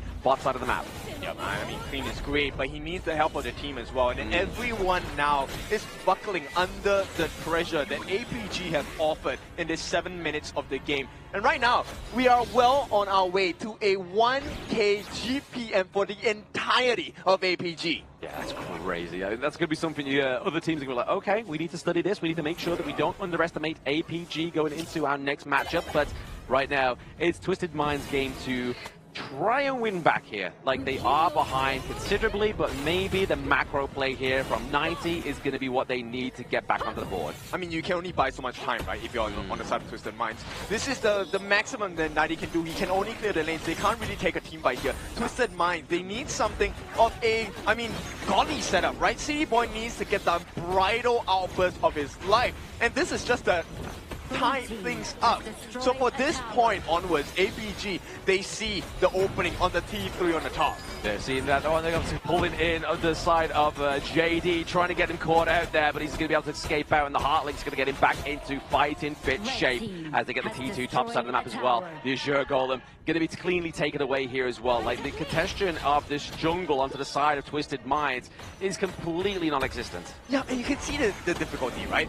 Yes, Twisted Minds, they can get the setup, but in the midst of the setup, Clean is already being taken down, like, down to half health even before the actual fight starts. And if Clean can't enter, it means they can't finish. Yeah, he can't get that clean cut, and obviously the execution into the enemy team there with the Hardened Jade Steel for that finish of the enemy team. But right now, it's going to be, you just see 90 just trying to just go to the back line. He does get obviously hit with a bit of well, but there's a Destiny counter as well. He's taking too many shots, maybe a back shot or two right now. It's going to be 90 getting taken down into his T1 territory. He went in too deep, no protection, and that is the cost of his life. Twisted Minds now have to defend at the bottom side as APG. They cover the entirety of the gorge. Right now, it is all blue. Yes, he was unsheathed and unprotected there, 19 top side of the map. He needed some protection protection from his teammates.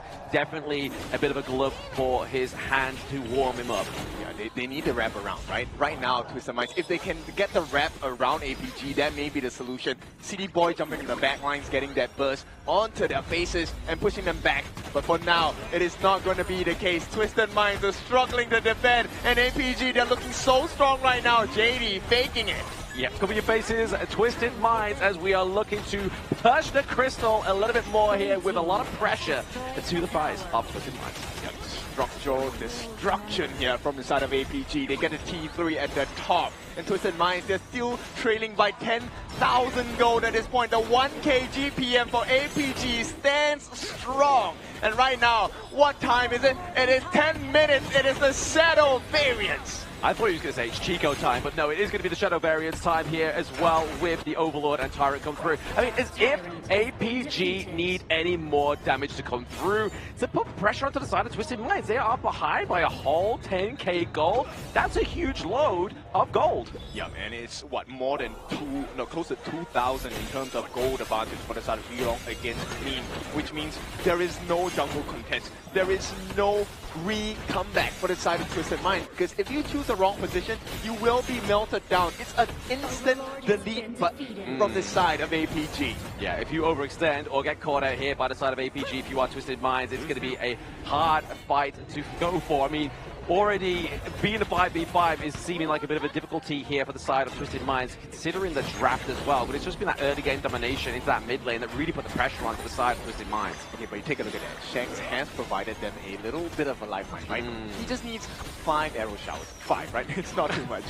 Yeah, instead of 2 activations, he has 5. That's the only way we're seeing here the Twisted Minds might potentially come back here. But with a couple of blades missing out here is a little bit of a saving grace. But now that T1 into the mid lane, T3, sorry, getting taken down mid and bot side of the map is really going to open up this crystal for the side of Twisted Minds. APG with the Vanguards coming through. Are they going to just go in with the full frontal attack? They're looking for it, but the City Boy still has his unbridled outburst. Can he make an impactful one? He's able to hit nobody with that one, but the Wind Slash kicks onto all of the team of Twisted Minds. We have the Vanguard still here. They're looking to push the enemy into the crystal. Game number 2 goes to APG. They absolutely can't. Twisted Minds, there is no response. This is so dominant from the side of APG. And maybe, for now, APG looking like the potential strongest of MKL.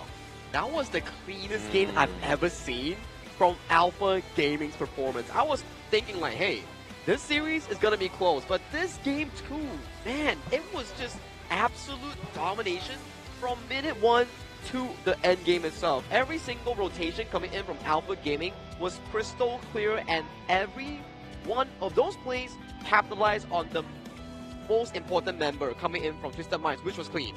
I mean, they had the answer shit, right? Everything from the side of APG was so strong. They had the burst, they had the movement, they had the entire map under control as well. And look, I like the draft coming out from Twisted Minds, right? You have Hailang, the potential of it looks really clean. Hailang, you get the catch, and then everyone pounces on him.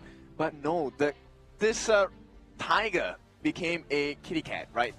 They couldn't do anything. I think the main point about that draft was also this specific thing, whereby if Clean falls behind, your jungle is just gonna get fully invaded by Yulong on that Dun. Because Dun, we know, he's super strong in that early game. With the amounts of heal that he can provide for himself, it's very hard to take him down, especially when we talk about, if I'm not mistaken, the Shi went for the Roamer build, if I'm not mistaken.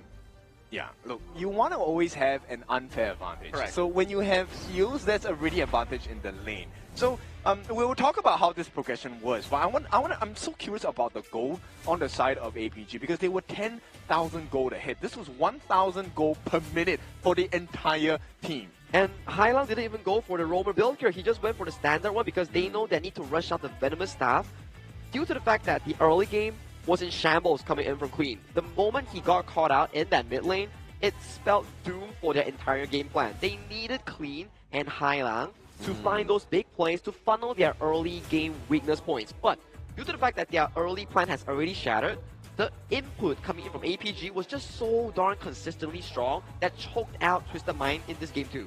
I want to point you in one direction for the side of Alpha Gaming as well, right? Most teams, okay, if you're playing rank, you're having the lead, most people think, okay, let me itemize even more damage. Correct. But the entirety of APG, they had a different thought process, right? Because they were tanky, they were already ahead. They bought more defensive items on every single member, so you couldn't even kill them, and they had the heals to back it up as well.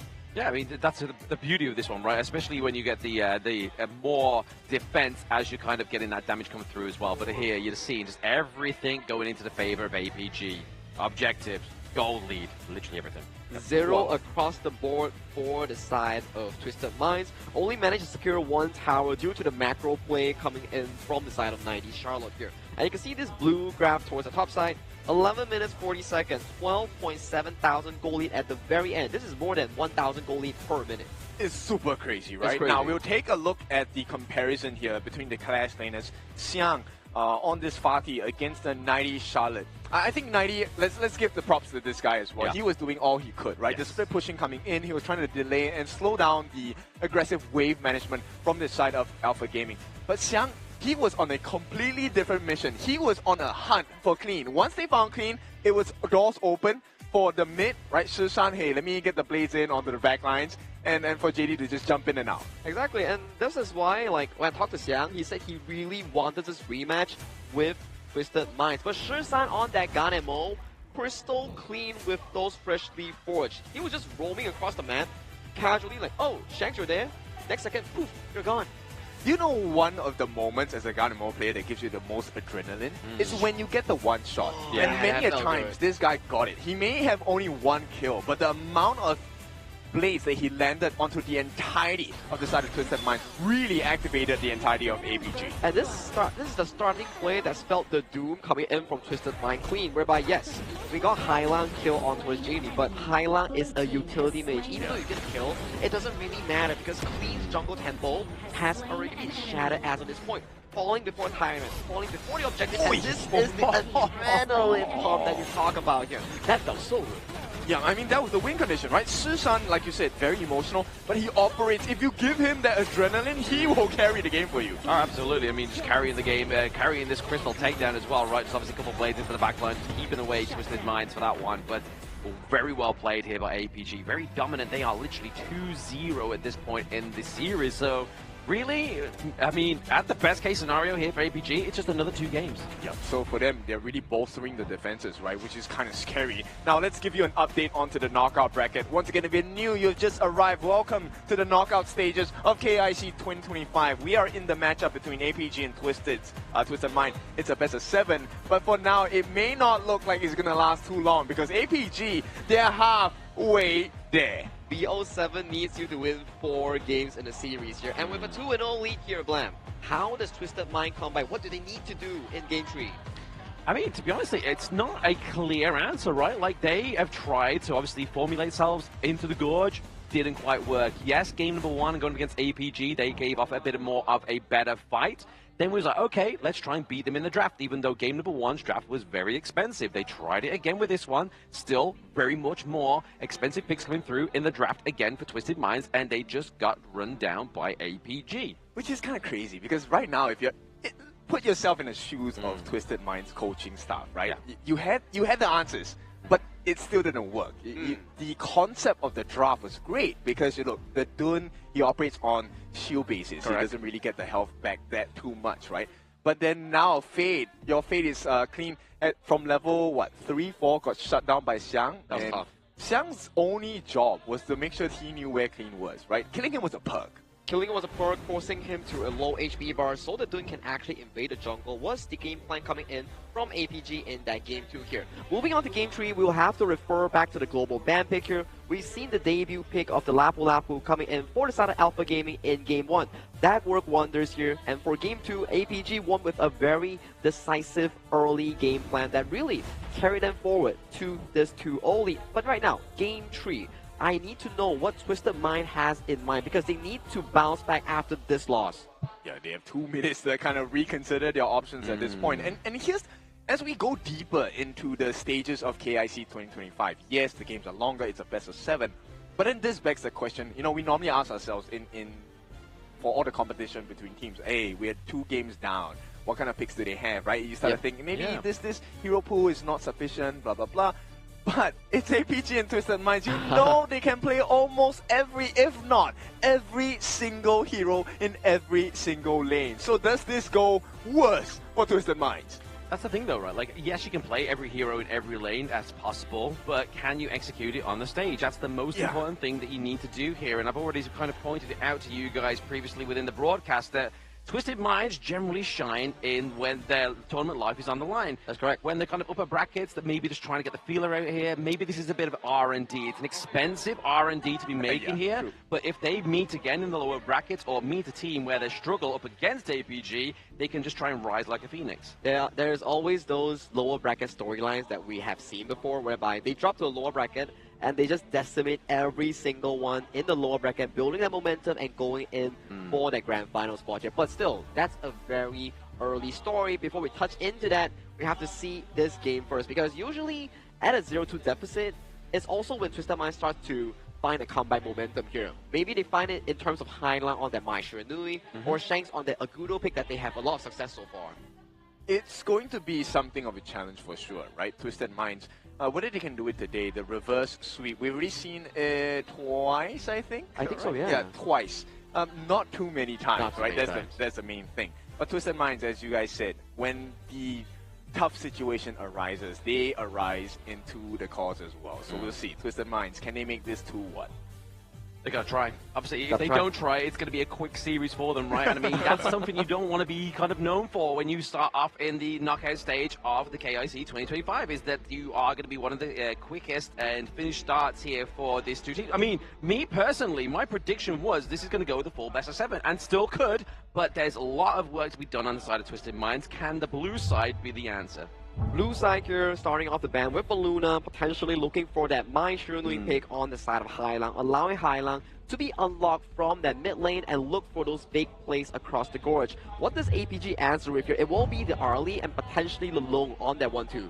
Yeah, I think you really need to put Shanks out of shape, right? So far, they've managed to bend Shanks out of shape, not by, you know, getting the kills on him, but just making the gorge entirely unsafe for him, right? There's no place for him to roam around. Now, Twisted Minds are going to take away the Guan Yu here. I mean, perhaps we're going to be exploring the #1 Dolia Yangjin combination, or maybe the Liang Princess Frost. We'll see, right? APG, they open up everything. They take out the Dharma.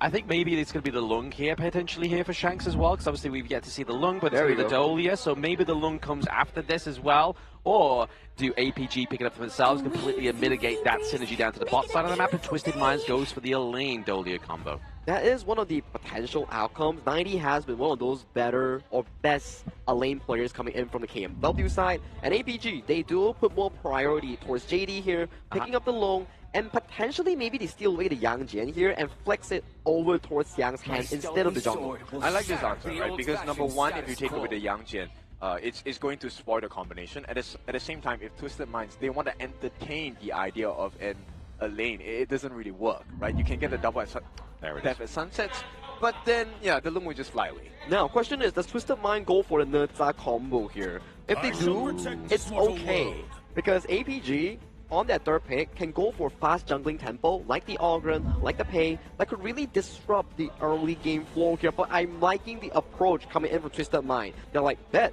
you take away the Yang Jian. We won't fall for your trap because we know this Yang Jian won't be flexed until the very end.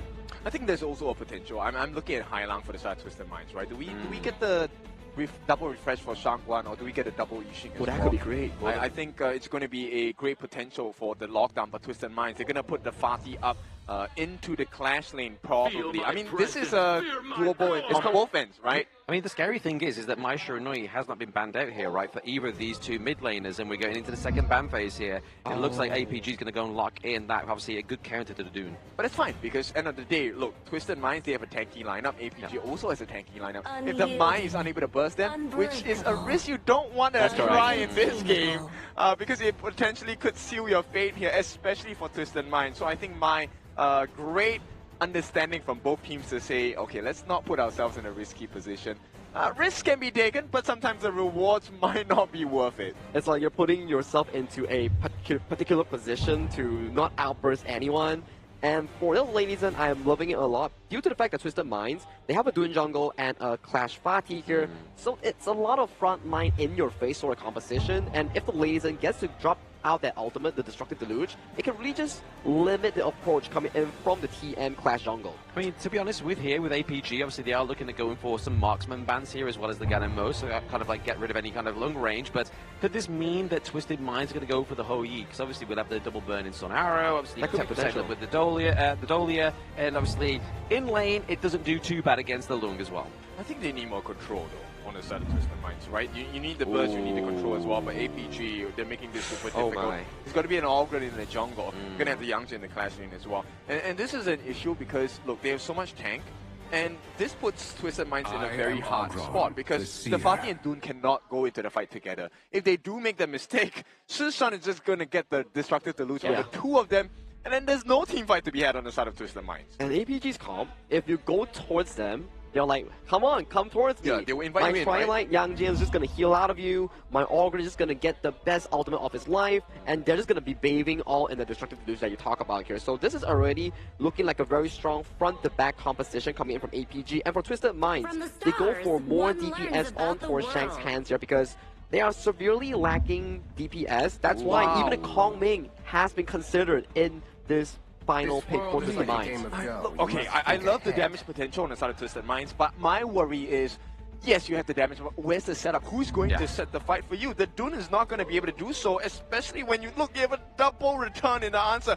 A secure Mulberry power slams you in the face, and then you have Shishan throwing the Destructive Deluge. It is not looking too good. Twisted Minds, the only way to win this is if they have the gold and item and EXP advantage. We need to see whether Shanks is able to win the matchup against the Ao Yin, whereby Lady Sun does amazing against this matchup. If he can get the snowball rolling and utilize the Dune Dolia to continuously enter the jungle, get those side lane towers, and make sure that they funnel all the resource into both the carries, they could just potentially steamroll this game for the South Twisted Minds. So it's really about positioning, right? That level 1 lane clear or laning phase itself, yes, if Shen gets the perfect distance for the frag grenade into the rolling raid, it could prove to be a lot of damage for the side of the Ao-In. For APG, right? But at the same time, if you allow the roll to secure during that moment to get the Mulberry Power Flash combination where you're knocked up into the air, look, Sakir is early game roam killer, right? He's not a support in the early part of the game. He is the turnaround condition. I mean, I don't know if you guys caught Siang's face there when that draft got locked in. He looked pretty proud. He's like, yeah, that looks solid, mate. Like, we are going to be able to execute this one pretty with ease. I mean, if you look at that draft, like, in terms of the setup to risk, it's not that very high. Not that high.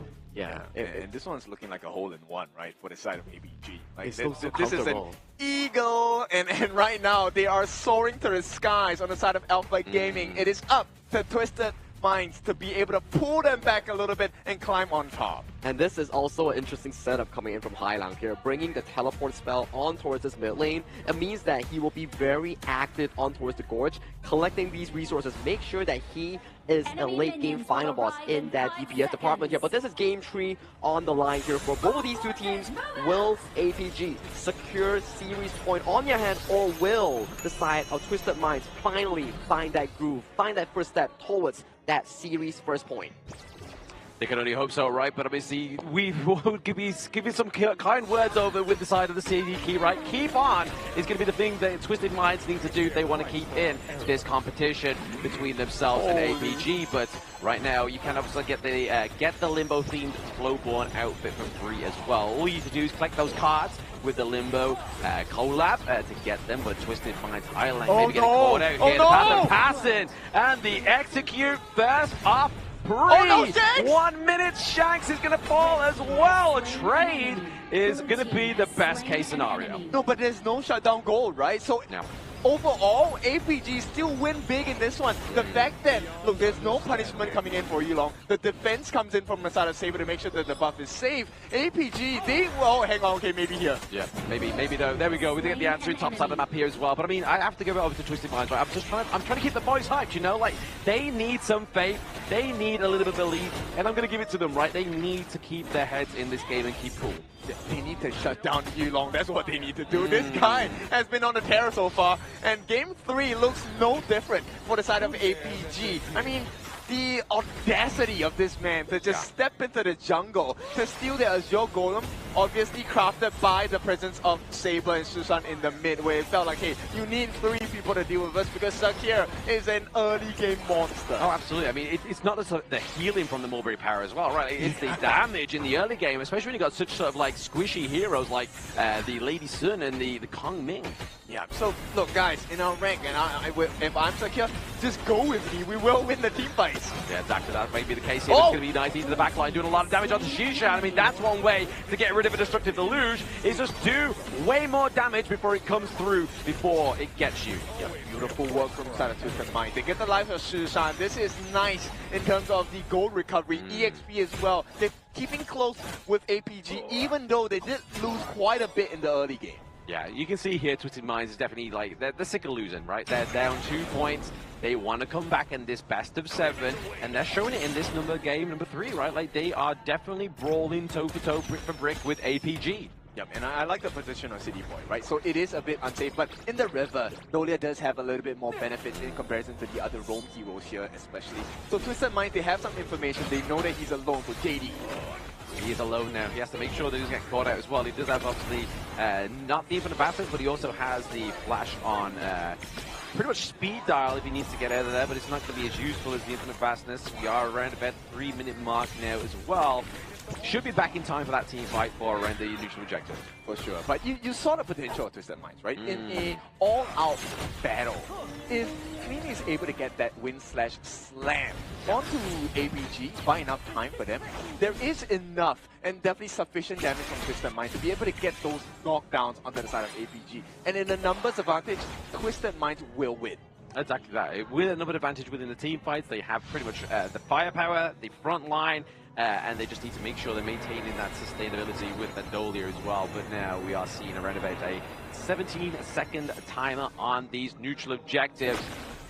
APG, they got to kind of formulate a lead here, as you can see down to the bottom side of the map now. Kongming comes with the teleportation. Yeah, lovely move. It doesn't seem like much, but because they have the wave pressure now from the side of Twisted Minds, APG have to answer. They cannot allow a T1 to fall when there's no protection. This also gives them fire over pit. But for now, APG, they're able to recover and looking for a fight. Looking for a fight there. Clean tries to get the win slash. Doesn't get anybody, but there's going to be Siang into the backline as well. A takedown onto Clean at the crucial moment as well. You saw there, JD was like, I'm going to go and back up my team, and it's just like, actually, we've taken down the jungler, we don't need the backup, and now Saber is looking for the prowl. And just one play, APG now reward themselves with everything. They take the Crimson Golem, they take the T1 at the bottom as well, and while all of this is happening, the Tyrant is still available for the side of APG. Twisted Minds, one wrong decision, and now APG is guaranteed the golden EXP lead. Hey, sometimes they say 2 wrongs don't make a right, but clearly here, 1 wrong makes 3 rights onto the side of APG with those 3 pickups of the Crimson Golem. But at the same time, Siang is going to put a lot of pressure into his top side of the map. He is the expendable pony in this draft. Yep, and Saber, the value this guy has. Look, the Mulberry Power coming in with the 9 different stacks of heals here, all going into the life of Xiang. You can't take down Yulong, you can't take down Xiang. Who do you want? Are you really going to waste your resources on Sushan? Maybe, just to get the Destructive Deluge off the board here and get rid of that Venomous Staff effect onto the healing of the Yuan on Clean, potentially. Yeah, I mean, it's a difficult choice, and APG's choice now is to try and take a team fight. They're going to try and do something around that kind of formulation here, obviously using the path of passing to make it kind of believe that it's going to happen, but it's going to be Clean. Taking the lead here because now he has to go ahead with 19 to the back line, but now, can they run down Yu Long at level 10? The answer to that one is no, because Siang comes through, flying onto the enemy team there, JD! But that is going to be it. JD with infinite fastness tries to get that to under, pushing them to that T2, so maybe the takedown here. T1 top side, T1 into the mid. I'm pretty sure Hailang was screaming internally because that was a little bit too scary, right? Potential with the flash as well for JD to get that finishing blow. But APG, they're not done yet. The jungle is available for the taking. The T1 in the mid is available. Oh, there it is. The Critical Soul being placed down as well as a Destructive Deluge here is definitely going to drive away Twisted Minds in this mid lane. And once again, it's not happened as fast as game number 2, but it's definitely the same kind of story. Yeah, for sure. This time, look at the funny here. JD gets the Crimson buff as well. Right, Hailang, there's nowhere to run. I mean, he has the teleport, so he gets out of there, right? So that's why he was doing that one, just freezing the minion wave because he had that in his back pocket. Yeah, but now Twisted Minds, this aggression is going to be muted. They can't do anything, right? So for the next 90 seconds or so, this is going to be a tight situation for Twisted Minds. They're going to try and attempt this Overlord, but for now, APG, they sniff it out. They do. Obviously, you see Saber there, he does have the intel, but I mean, it's going to be too long for Yulong to get there. He is getting the Azure Golem, and honestly, at this point in the game as well, especially for a hero like the Ogryn, you're going to prioritize the Azure Golem over that Overlord. Yeah, I mean, APG, they throw a bone to the side of Twisted Minds because they definitely need it right now. Throw a dog a bone, but City Boy gets frozen there, and there it is, the execute, the Seer from Ogryn gets the lockdown there onto the side of Twisted Minds, and now they are running away with around about a 3k gold lead. Yeah, right now, APG, this is the perfect time to take the fight, right? There is no Celestial Melody, no refresh from the side of Twisted Minds, and Clean. This is going to be a difficult fight for him to take, so JD says, I'm not going to take a fight, we're going to take your tower. The wraparound does come from Naido. Yeah, no Melody, no problem, but now Twisted Minds has to answer in their own jungle, but oh my goodness, those flaming palms, those winning strategies are all hurting, but now it's going to be 90 trying to get a bit of an access into the back line here onto Yulong, but he cannot run him down. Conductor of Souls comes through, completely changed the landscape of this team fight right now. Twisted Minds on the run. Yep, and APG are feasting right now in game number 3. T2 for the taking as well. You may have the Vanguard, but we are going to take your T2 nonetheless. And APG, they have all the answers.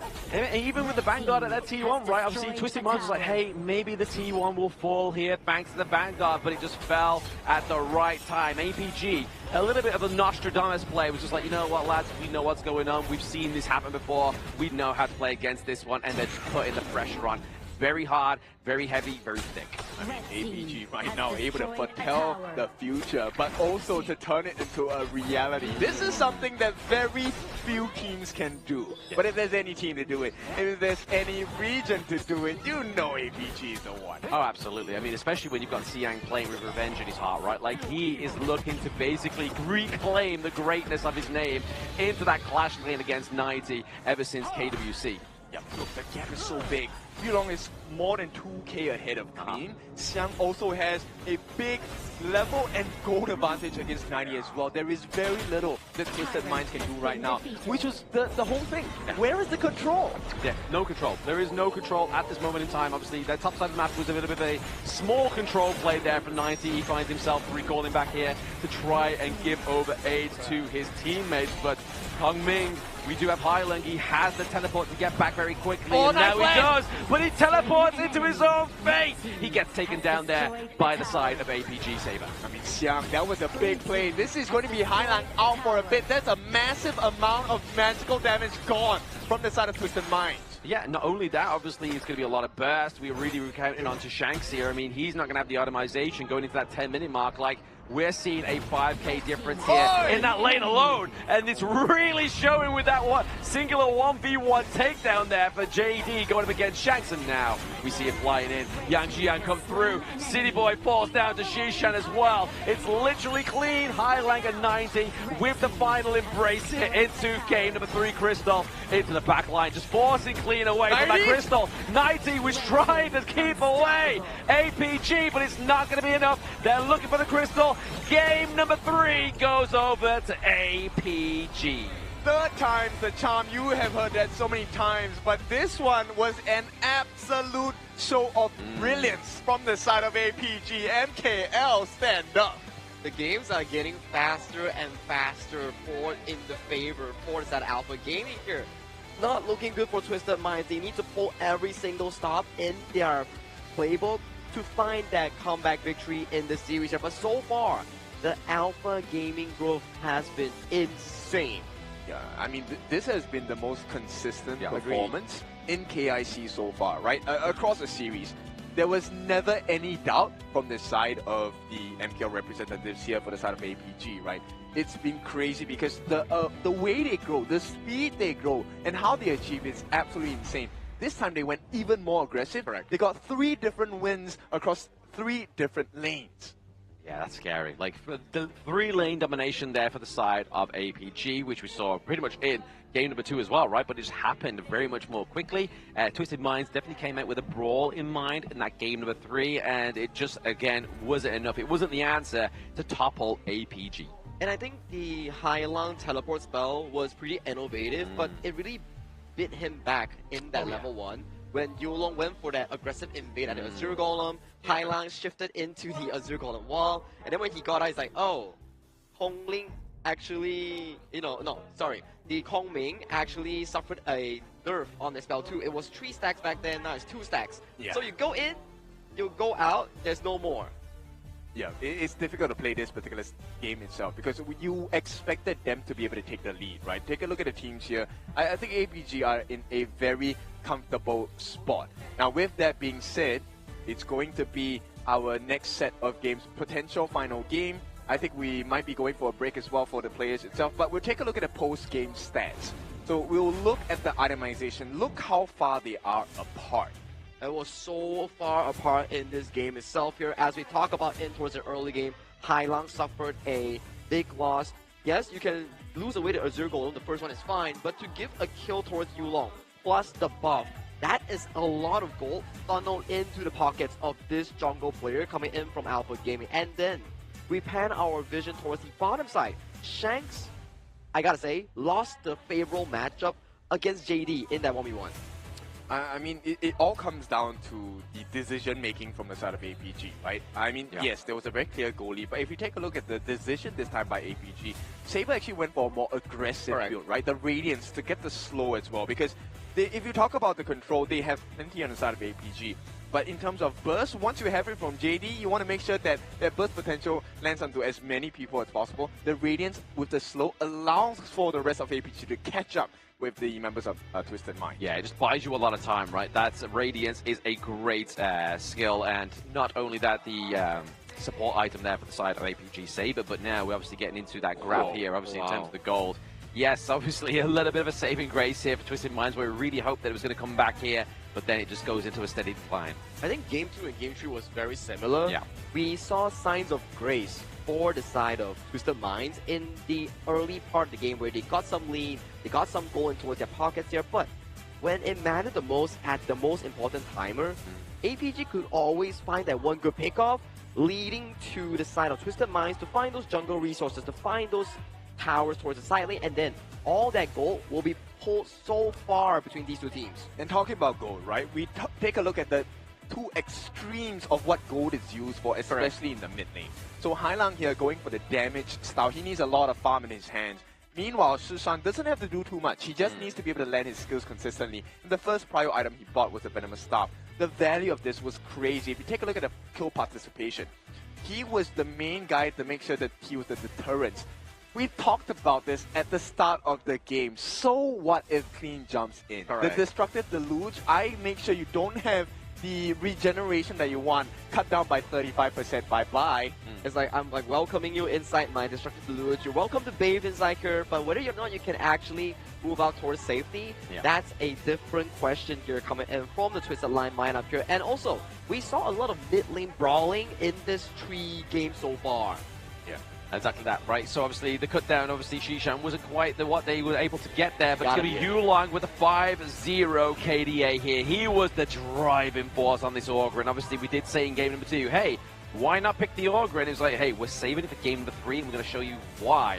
5-0-2 KDA, damage dealt 24%, but damage taken. He was the soaking sponge that was getting Ray and just completely mitigated Twisted Mind's damage. So Yulong showed you the multiple things you can do right as an Ogrin. And from the first minute of the game, you already knew. And this comes down to the composition, right? You pick a secure early game because you know that, hey, I have the ability to pressure you. You have to put another member to deal with the secure. They knew he was going to mid, which means you're putting... You can't win everything in a map, as a coach used to tell me, right? So you have to give something up. And unfortunately for the side of Twisted Minds, Yulong knew exactly what he wanted. You may be on the blue side, but I'm going to beat you black and blue, and potential first blood there was taken. It was a potential, but he got it. He got it, capitalizing that Hailang didn't have that flash spell here, and Clean coming in for this play, immediately getting stunned CC chain galore by Shusan and Xiang, getting executed by that time here led to their doom here. And as of this point, For the side APG, they have like 3 to 4k goal here. Even if 90 gets like a beautiful flank, it's not really that useful because it's so difficult to come back from that deficit. Yeah, and even if, let's say, you're behind on goal, it is possible to come back, but you need someone to lock them in place. 90 had all the brilliant plays with the flash, the diving as well. It's the correct move, but who was supposed to be able to get the stun? The clean jungle Dune. He was supposed to get the wind slash, but when it's the only option you have to lock them down and it's gone, you can't win anything. That's the difficult part. You got put so behind at minute 1 until the end of that game itself. It's a big snowball that has been generated by APG, and the pressure now lies on Twisted Mind's shoulder. 3-0 is the series point in hand for Alpha Gaming. The third seed coming in from the MKL, looking super duper strong for the opening series of the knockout stage. Okay, so this is something that I think if you ask different people, the response is going to be very varied, right? Obviously, if you ask the MKL fans, what do you think of this game? The APG and MKL fans will probably tell you, what, 3-0? We expected this, come on. But if you're asking the rest of the world, especially the KMW fans, they were like, you know what, this game could have been, should have been closer. I mean, should have been closer. For my personal prediction, I put this as a 4-3. Yeah. Same. So definitely, I'm very shocked but happy because I come from MKL itself. That Alpha Gaming is having such a consistent performance from game 1. It was 50-50 to game 2 and game 3. It was looking amazing, an absolute stampede coming in from the APG lineup itself. But that was 3 games down the line. We need a break. The players need a break. So grab your snacks, grab your drinks. We will see you right about after this break. Take it away.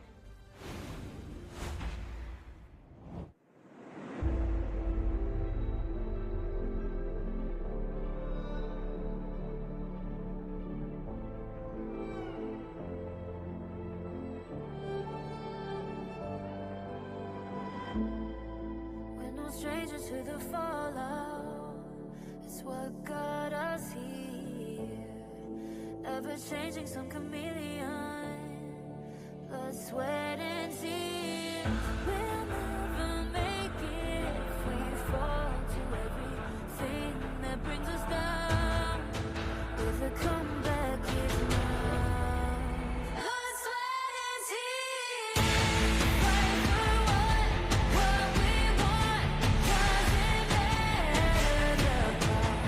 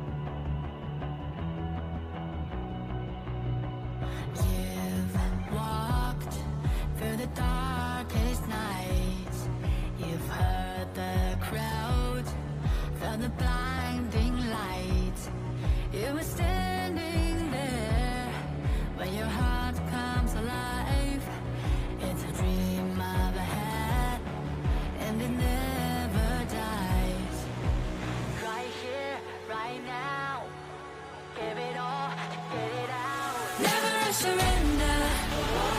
I fight and never fail. I am a contender. A challenge I can feel. The smallest lies become the brightest enemies. Relentlessly. And even if you fall, you gave it everything to be a king.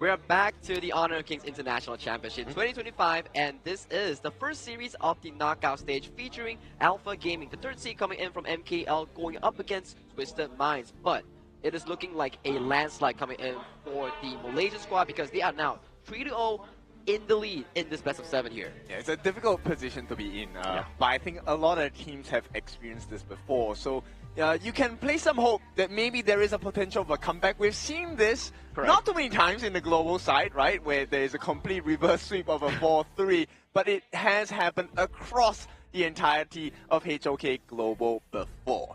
Now, we have to consider like what are the different steps to take because there's quite a few. You have to win the draft, you have to win your lane, you have to get the gold, you have to get the objective. So it's a tight one for Twisted Minds. They have to do everything to try and get this win onto the board for themselves, right? Obviously, we're already at a 3-0 scoreline. This is match point for the side of APG. They are looking very dominant in their first match of the knockout stage. And honestly, they will go obviously up into the upper bracket, but they have played some very expensive heroes on both teams. But I'd have to argue that Twisted Minds has definitely played a few more expensive heroes than APG. And to check out the expensive picks, this is the global ban picks here. For those who are not familiar with the HOK tournament setting, we utilize the global ban picks for every hero you use in a series itself. You can no longer use it for the following game until game number 7. So this is going to be an added difficulty. This is why, I mean, Honor Kings is already a very special game, right? Yes. And we want to test the best of the abilities for the players because our champion needs to be the strongest in the world.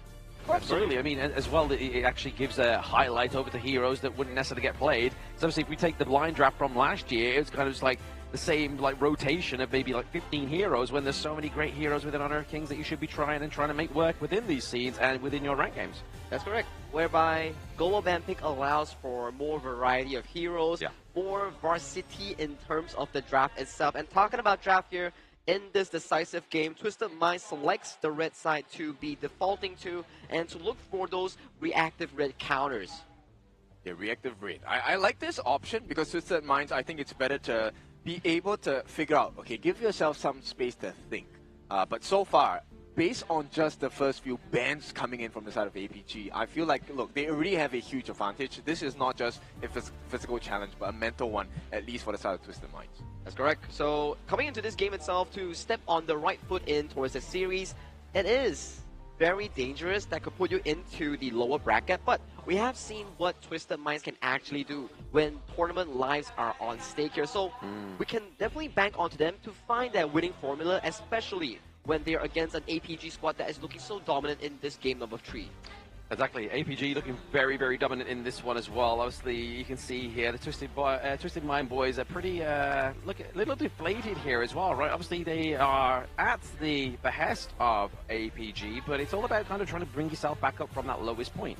Yeah, and I think, you know what, one of the things they need to consider for this particular game is, can we get more control? Can we get more CC? Right? Because I think it's going to be very important. Talking about control and CC, we've seen how Lapu Lapu was piloted by Saber here. Potentially in Game 4, maybe for the side of City Boy, we will start to see those engaged roams like the Lian Po, like the Lapu Lapu. He has already put Zhang Fei.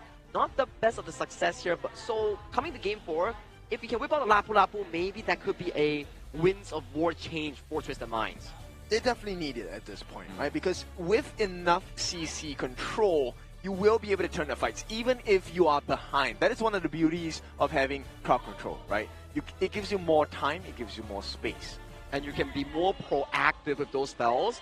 And talking about being proactive, to start off the draft, APG will be on towards the blue side and Twisted Minds on towards the red side here. With APG already expending picks like the Long and Arlie, I do believe that they will be removing these from the pool.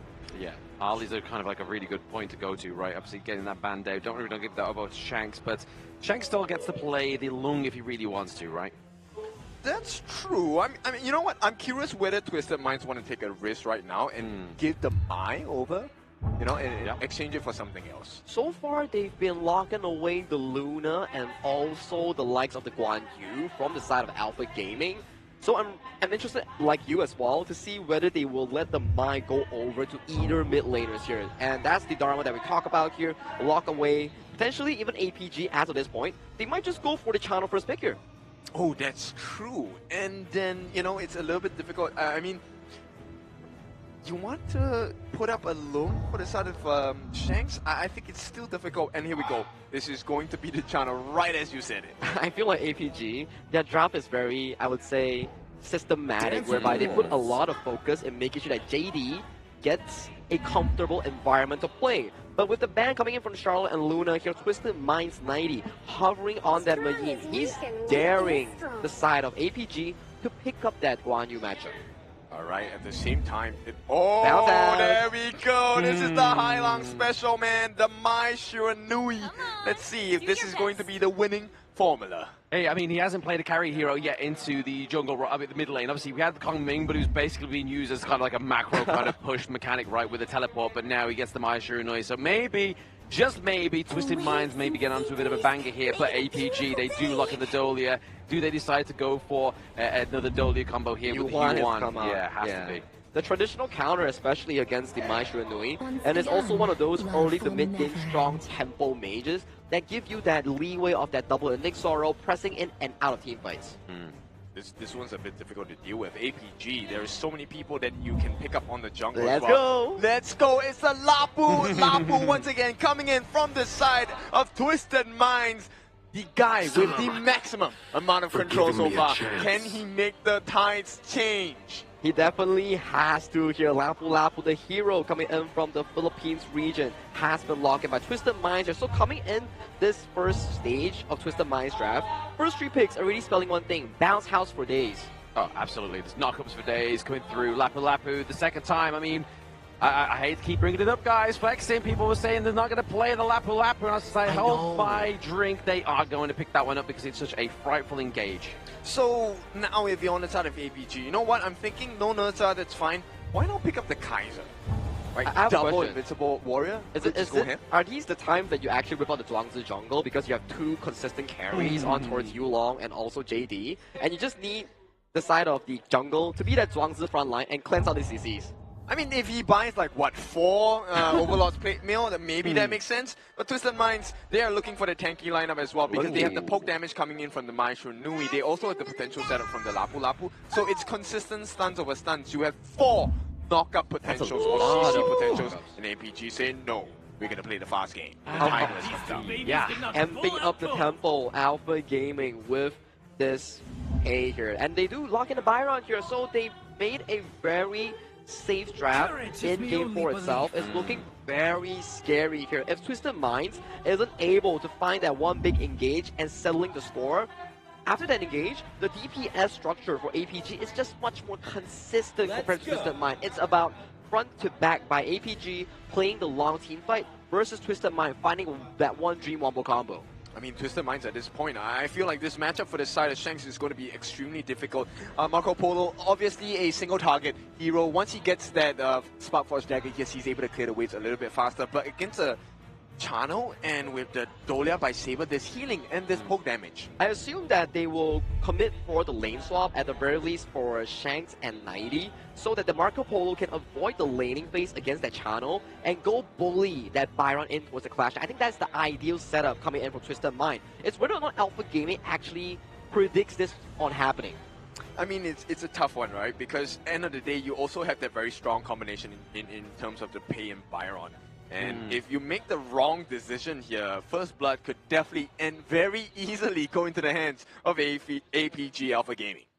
Yeah, lineup is just so consistent. Strong side lanes, consistent mid game coming in by the Pei and also the U1. And to top it off, Channel on that late game structure. But we always talk about draft. We always talk about execution here. So if Twisted Minds has a superior execution, and with the Maestro itself coming in from Highland, we've seen what he can do on that pick. If he can find that early game tempo, this is just going to be a landslide snowball draft coming in from TM themselves. Yes, I really like that a lot. Because if you get Lapu Lapu's ultimate down, it actually controls you for a very long time. And paired up with the Frigid Charge plus the Fever Barrage with the Marco Polo coming out from Shanks, it could cause plenty of damage. Yes, it could do plenty of damage, especially to the side of APG. It's going to be scary seeing that combo come through as well. Obviously, the knock-up with the Fever Barrage may be the key to success here to try and take this game winning point from APG. Yep, series point on the line here as Alpha Gaming leading the score 3-0 here. One more win will advance Alpha Gaming to that upper bracket semifinals, which defers Twisted Minds to that lower brackets here. So a lot is on the line on this game number 4. Whether or not Twisted Mind is able to come back from this deficit, it has to be proven on towards this score. It has to be right now. High risk, high reward as they start the game, but it is going to be potentially the final point, series point for the side of Alpha Gaming. Blam, let's take this all the way. Let's take it all the way. I mean, APG are looking to do exactly the same thing here as well, right? But here we are seeing a bit of APG invade into the mid lane, really trying to put punish onto Shushwan, putting away that splash. But the Kachusen comes in. Can they do enough damage? We see the APG reacting so slow. And I mean, this is the dream start, but here comes the response. They're looking for the response here, 90, but it's going to be Lapu diving in, trying to get the knock onto the enemy team APG there, but it's only going to be Saber getting the wave breaker, trying to do the damage, but it's not going to be enough at level 1. But this is what we need, Twisted Minds. What a setup. The Lapu pick coming in from City Boy, clutch with this one. Now, I have to say this as well. Shanks, they're really going in very risky because Shanks actually took the stun for the common spell, which means there's a potential for Xiang as well as Shishan and JD to stop that. Oh, there's a lot of chance, right, just to completely get rid of that Fever Barrage with any kind of CC, which would be scary here, but the Wavebreaker tries to contest the Azure Golem onto the side of Twisted Minds right now, but Saber, once again, just kind of just playing to the forefront here, making sure that nobody gets phase checked, nobody gets taken down here. We have some squishy heroes, bit of a Dream Roam invade here, just going to be used defensively to get back to his team. Alright, it's a pretty decent start from the side of Twisted Minds. We'll take a look at what this is going to be like. Yulong has been placed under pressure, but this is something, I mean, he's not too unfamiliar with, right? He knows how to deal with this kind of situation. And for now, Xiang trying to go for that lane freeze, which is already working wonders because Xiang is already a level ahead of 90. He's a level ahead right now of 90, and that could spell disaster, right? I mean, having level 4 means one or two things. You obviously have a little bit more of attributes. You also have your ultimate within your utility as well. But right now, we are seeing a APG in Twisted Minds being very scrappy, obviously, with Twisted Minds getting that first blood in the early game. I mean, I really like this little interactions that they have, right? So APG, Xiang, and Yulong, they actually force out 90 to move back a little bit so that the lane freeze cannot be done. And now, Twisted Minds, they're going to try and make a slightly different move here to put pressure against Xiang and have a 3-man share go in the jungle here. Try and get a bit of evade. Obviously, just keeping over the aid to Yulong, right? Obviously, we're going to really be playing and hoping for Yulong to have a dominant early game, right? Because obviously, JD doesn't get online until the later parts of the game. So really, that's the late game assurance here for the side of APG. Yeah, but you can see the APG response. I like it a lot, right? So the 3-man rotation in the mid. Not only are they sharing the gold as well, they're getting the EXP together. And right now, APG, even though they got dealt the hardest hand, I would say, at this point of first blood, giving over to the side of Twisted Minds, they're maintaining a steady goal lead. Not the biggest, but a lead is a lead. Yeah, lead is a lead, absolutely. You want to be in the position of a lead rather than kind of like trailing behind, especially if you are already 3 points within the series and not actually getting a single game onto the board just yet. But it's going to use the more full tempo just to try to get a phase check there. But it's going to be highlighting into the back line, trying to get the knock onto Saber. Does so, but no success to follow through. This is where the pokes come in, right? Saber is going to be able to help Shishan with this defense. And Shishan, I'm curious to see what the build is going to be like that for later. Is he going to go full tank build or is it going to be the magical build, helping out with the damage department for the side of APG? Only time will tell, right? Obviously, Xishan right now, gotta be careful. Shanks gets to the back line, gets the Apiva barrage with the help of Highland, gets another kill onto JD. That's one way you're gonna kind of hinder the late game of APG. Right, there's a great start. Once again, Twisted Minds. We're hitting that 4-minute mark soon. City Boy has been providing so much value with the vision, but more importantly, the stuns. The one thing they were trailing with in game number 3. Yes, no stuns, nothing that they could try and do and get any kind of like CC onto the enemy team there. It's just very much of a struggle for the side of Twisted Minds. But now we're getting into that 4-minute match. We could see a potential go for and contention of these objectives. Okay, so Clean does well, gets the Crimson buff in his hands. 10 more seconds before he gets the Azure spawned up. But it's the wave management that's really important, right? We haven't seen the biggest of trades in terms of JD versus Shanks. I mean, aside from that little 1v1 kill here. But APG, they know the exact answer. They don't mind losing this Tyrant. They have the map advantage for a moment. They trade the T1s top and bottom on both sides. But I mean, in Twisted Minds, you get obviously the T1 down to the bot side as well as the Tyrant. So I feel like that trade overall definitely goes over to the side of Twisted Minds here. If they don't lose anybody as they try to escape and try to maybe like reform into the lanes here, it's definitely in favor of Twisted Minds. Yeah, for now. Highland giving pretty good information right to his side. And one of the benefits, Clean is getting tankier and tankier. Oh, there it is. Xishan getting taken down once again. This is spelling disaster for APG in the early game.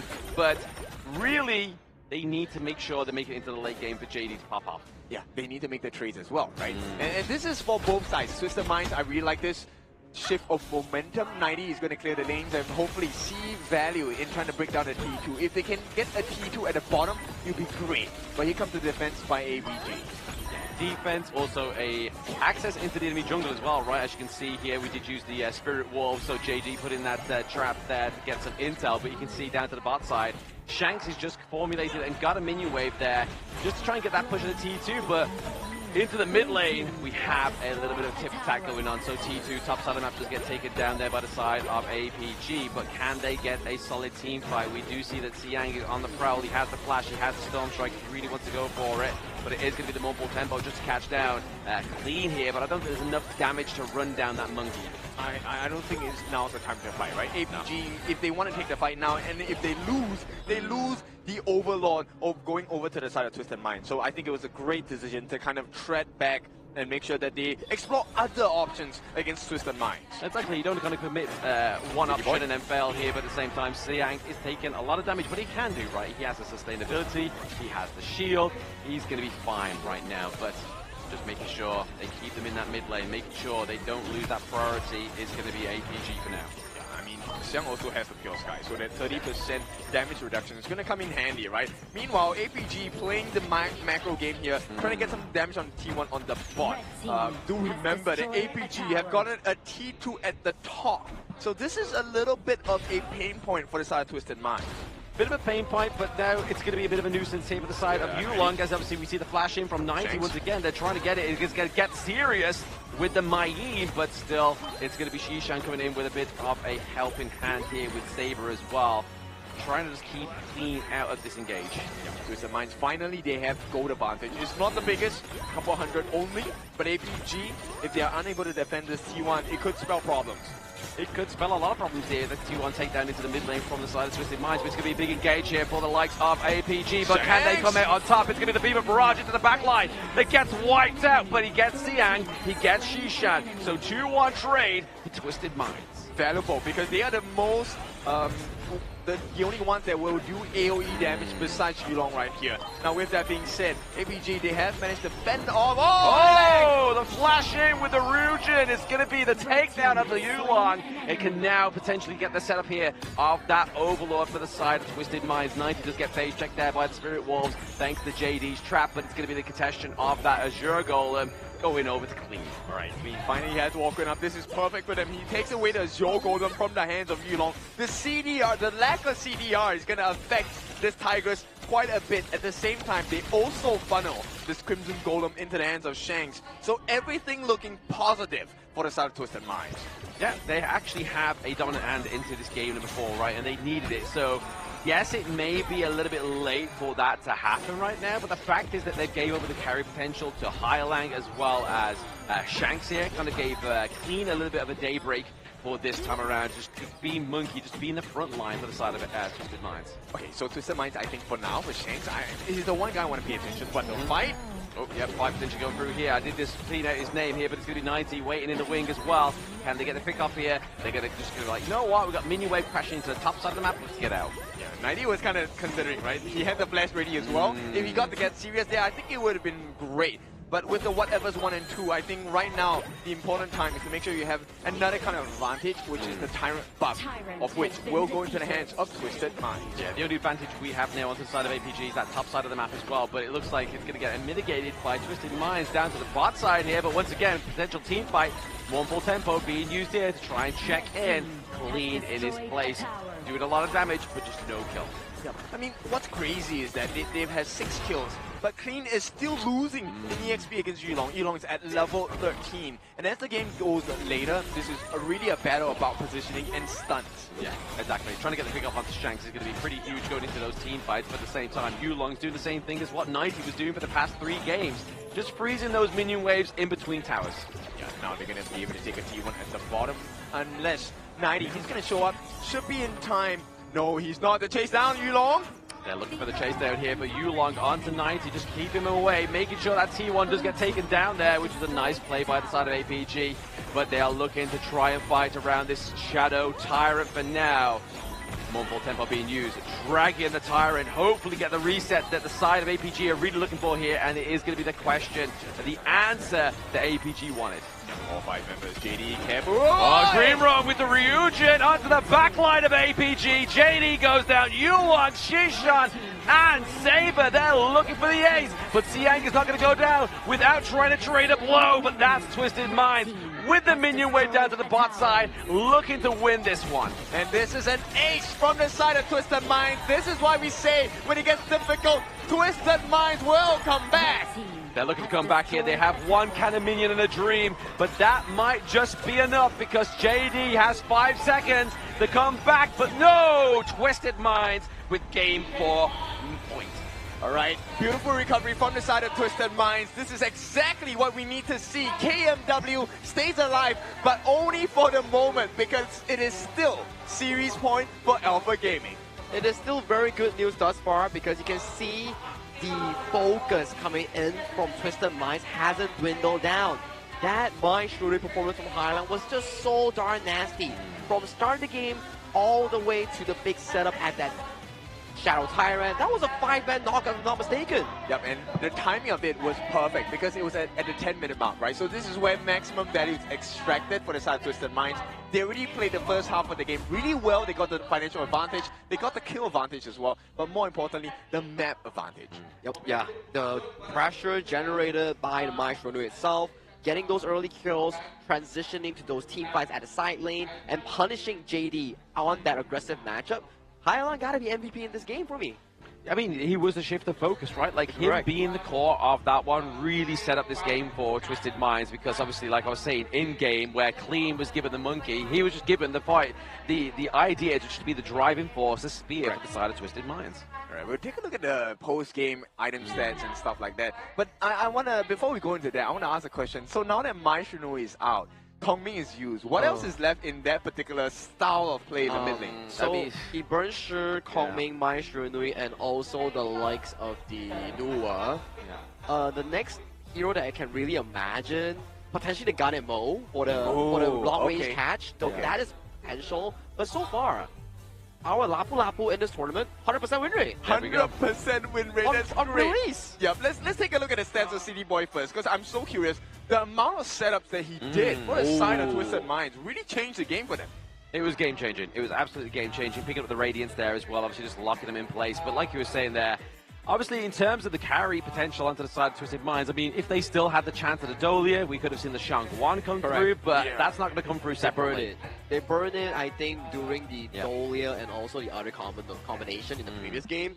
So for Twisted Minds, their drafting pressure will start to skyrocket in the following games because this is, I would say, decent, but due to the fact that you have expanded the Maestro Nui, the Mayin, and also the Lapu Lapu, the next engaged roamer that is available for your plate is potentially the Liempo. Yeah.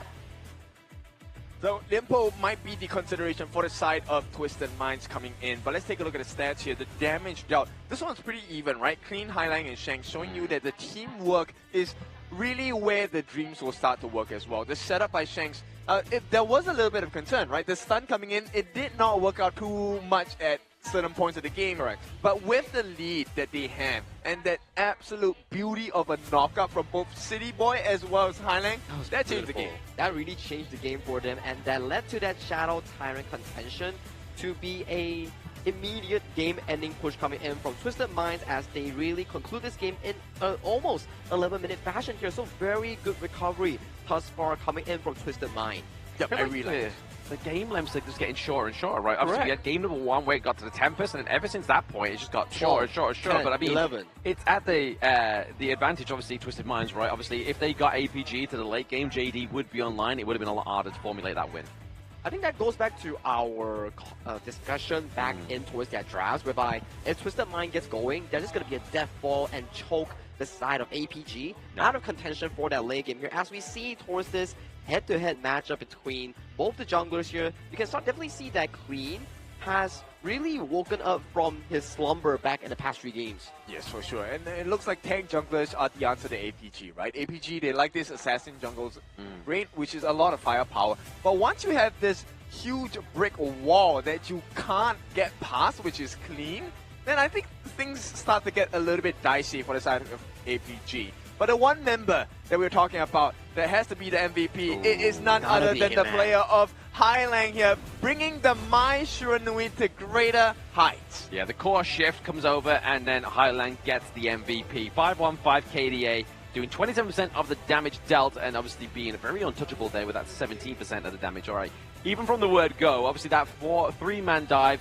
wait into the brush there, was just enough, and that was kind of like the sign of the times here for this game number 4. So this is what I want to see from the KMW representatives. Now bear in mind they are number 2, but they have now clearly touted themselves as number 1. Correct. Beating OG, their old nemesis, they have made a breakthrough. This next breakthrough against APG seems a bit far, but I think it's still possible. And it's also to bring the spirit of OG with them as the sole KMW representatives coming out from Group D towards this game itself. As we can see, towards this highlight here, it was City Boy pre-charging the ultimate and then flashing to redirect the Raging Sea, the Lapu Lapu ultimate, to land on towards multiple members, and then Shanks going in with Highland setup, finding the kill. As of this point, it's 1 and 5, and Yulong with a quick getting engaged on by Highland. It's a trade, but you can see how decisive Highland is as a player, and this is the key one here. Check out Highland's position here. 4, 5-man group down here, 4-kick Ryu engine coming in from Highland. He's such an insane player on the Mai Shiranui. I like this confidence because yesterday in the closing interview, he was like, bring it on, right? It doesn't matter who it is. I mean, when you come into a competition, you come into a competition expecting that you can beat everyone. Exactly. So, can't beat everybody, but you will try your best to do that, right? Obviously, they have taken 3 games back-to-back from the side of APG, but now they're able to get that first point. As you can see, this updated bracket right now looks like APG aren't going to get that sweet spot run right. They were looking for that 4-0, but Twisted Minds is like, hang on, if we are falling down to the lower brackets, we want to make sure that the loser knows that we can take a game from APG. With that snowball game-winning lead coming in for the side of Twisted Minds, definitely they will be feeling much better, pacing themselves into Game 5 later on. Potentially, this might just be a longer series if they can find their marker in that Game 5, which will be coming after this. I think we will dare to dream, or at least let me put it for the KMW fans, for the Twisted Mind fans. I think it's safe to say you can dare to dream because we are now on the cusp of what may be one of the biggest comebacks ever, and it's just the first day of the knockouts, right? All they have to do is to win 3 more games in a row. That will be a reverse sweep and an absolute banger of a storyline here coming in for the side of Twisted Minds. But this is the global ban pick here, and we were talking about like, hey, what can still be picked by the side of Twisted Minds on the mid laner himself? He has expanded the picks like the Nuwa, Shi, Kongming, and the Mai Shiranui here. Potentially, the next in line for him might be the Ganemo. Yeah, potentially, right? But I mean, obviously the Ganamo's done very well when the Dolia comes through as well. But I mean, you're going to have to draft some solid front line as well. So obviously we have seen the takedown, obviously, of the Zhangfei as well as the Lapu Lapu. So really what we was alluding to earlier was the Lian Po pick, right? So maybe, just maybe, they go for that, or maybe they try and lock in the Sakia so they get them overpower as well as the couple blades targeted. I mean, to add on to that, right, I think that the potential for Shanks is also very huge because they now have both the Arlie as well as the Long available for picking. I don't think you want to ban both of them and leave the rest of the lanes open in the first phase of the bans. And you make a very good point, whereby Long, Arlie, yes, they are still open, and all the counters of the marksman pool has been used up by the side of APG, whereby Long, Arlie, Chano, Virenjie, all are gone from JD's hand here. So I think that those two picks will be the primary bans here coming in for the side of Alpha Gaming. I would think that for APG, I actually would give it, right? Because they still have the Xiao Xiao pick. Yeah. That's true. They could go for the Xiao Qiao, they could go for the Mai Shurenui, plus an assassin on towards Yulong, or a dive-heavy composition to really decimate whatever that it will be coming in for the Twisted Mind. Firmly in pool here, but clock is ticking here as they need to decide what is the best course of action coming into this Game 5. Twisted Minds have one more thing to consider. They have to ban out the Nerja. This is something that is really scary on the side of APG here. I mean, they can pick it up for themselves as well. But that is only at the cost if there's a Dolia here. So there's no more Dolia due to the fact that they have already expended the Yuhuan Dolia at the previous Game 4. So I think Nerja will dwindle down from the priority list coming in. And so far, from what we've seen coming in for the Twisted Minds bans, it has been consistently targeted on towards Yulong's Luna. Yeah, that's true. I think the Luna just poses as a huge threat because you can enter from multiple angles, and you know, once you get the goalie, you can't really take a good fight against the Luna.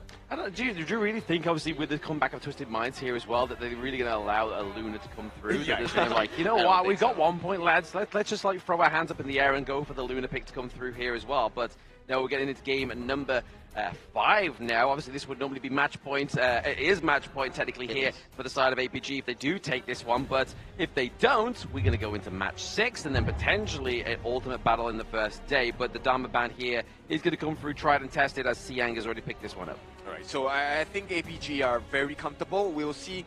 I think APG might really consider, okay, we'll give you both picks, but we do have the relevant counters as well. Now, Twisted Minds, they don't want to take too much of a risk. They're going to ban the Mai Shiranui away from the Shishan, who we know has had fantastic games from game 1 to 3.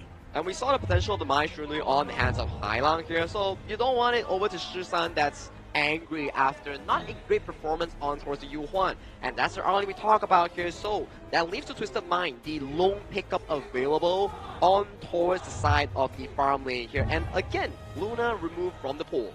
I think you pick up the Nuanen if you're on the side of APG. They have not used it yet, right? Correct. They still can utilize the Nua pick if they do want to. It's just that, do they pick up the first pick Guan Yu here?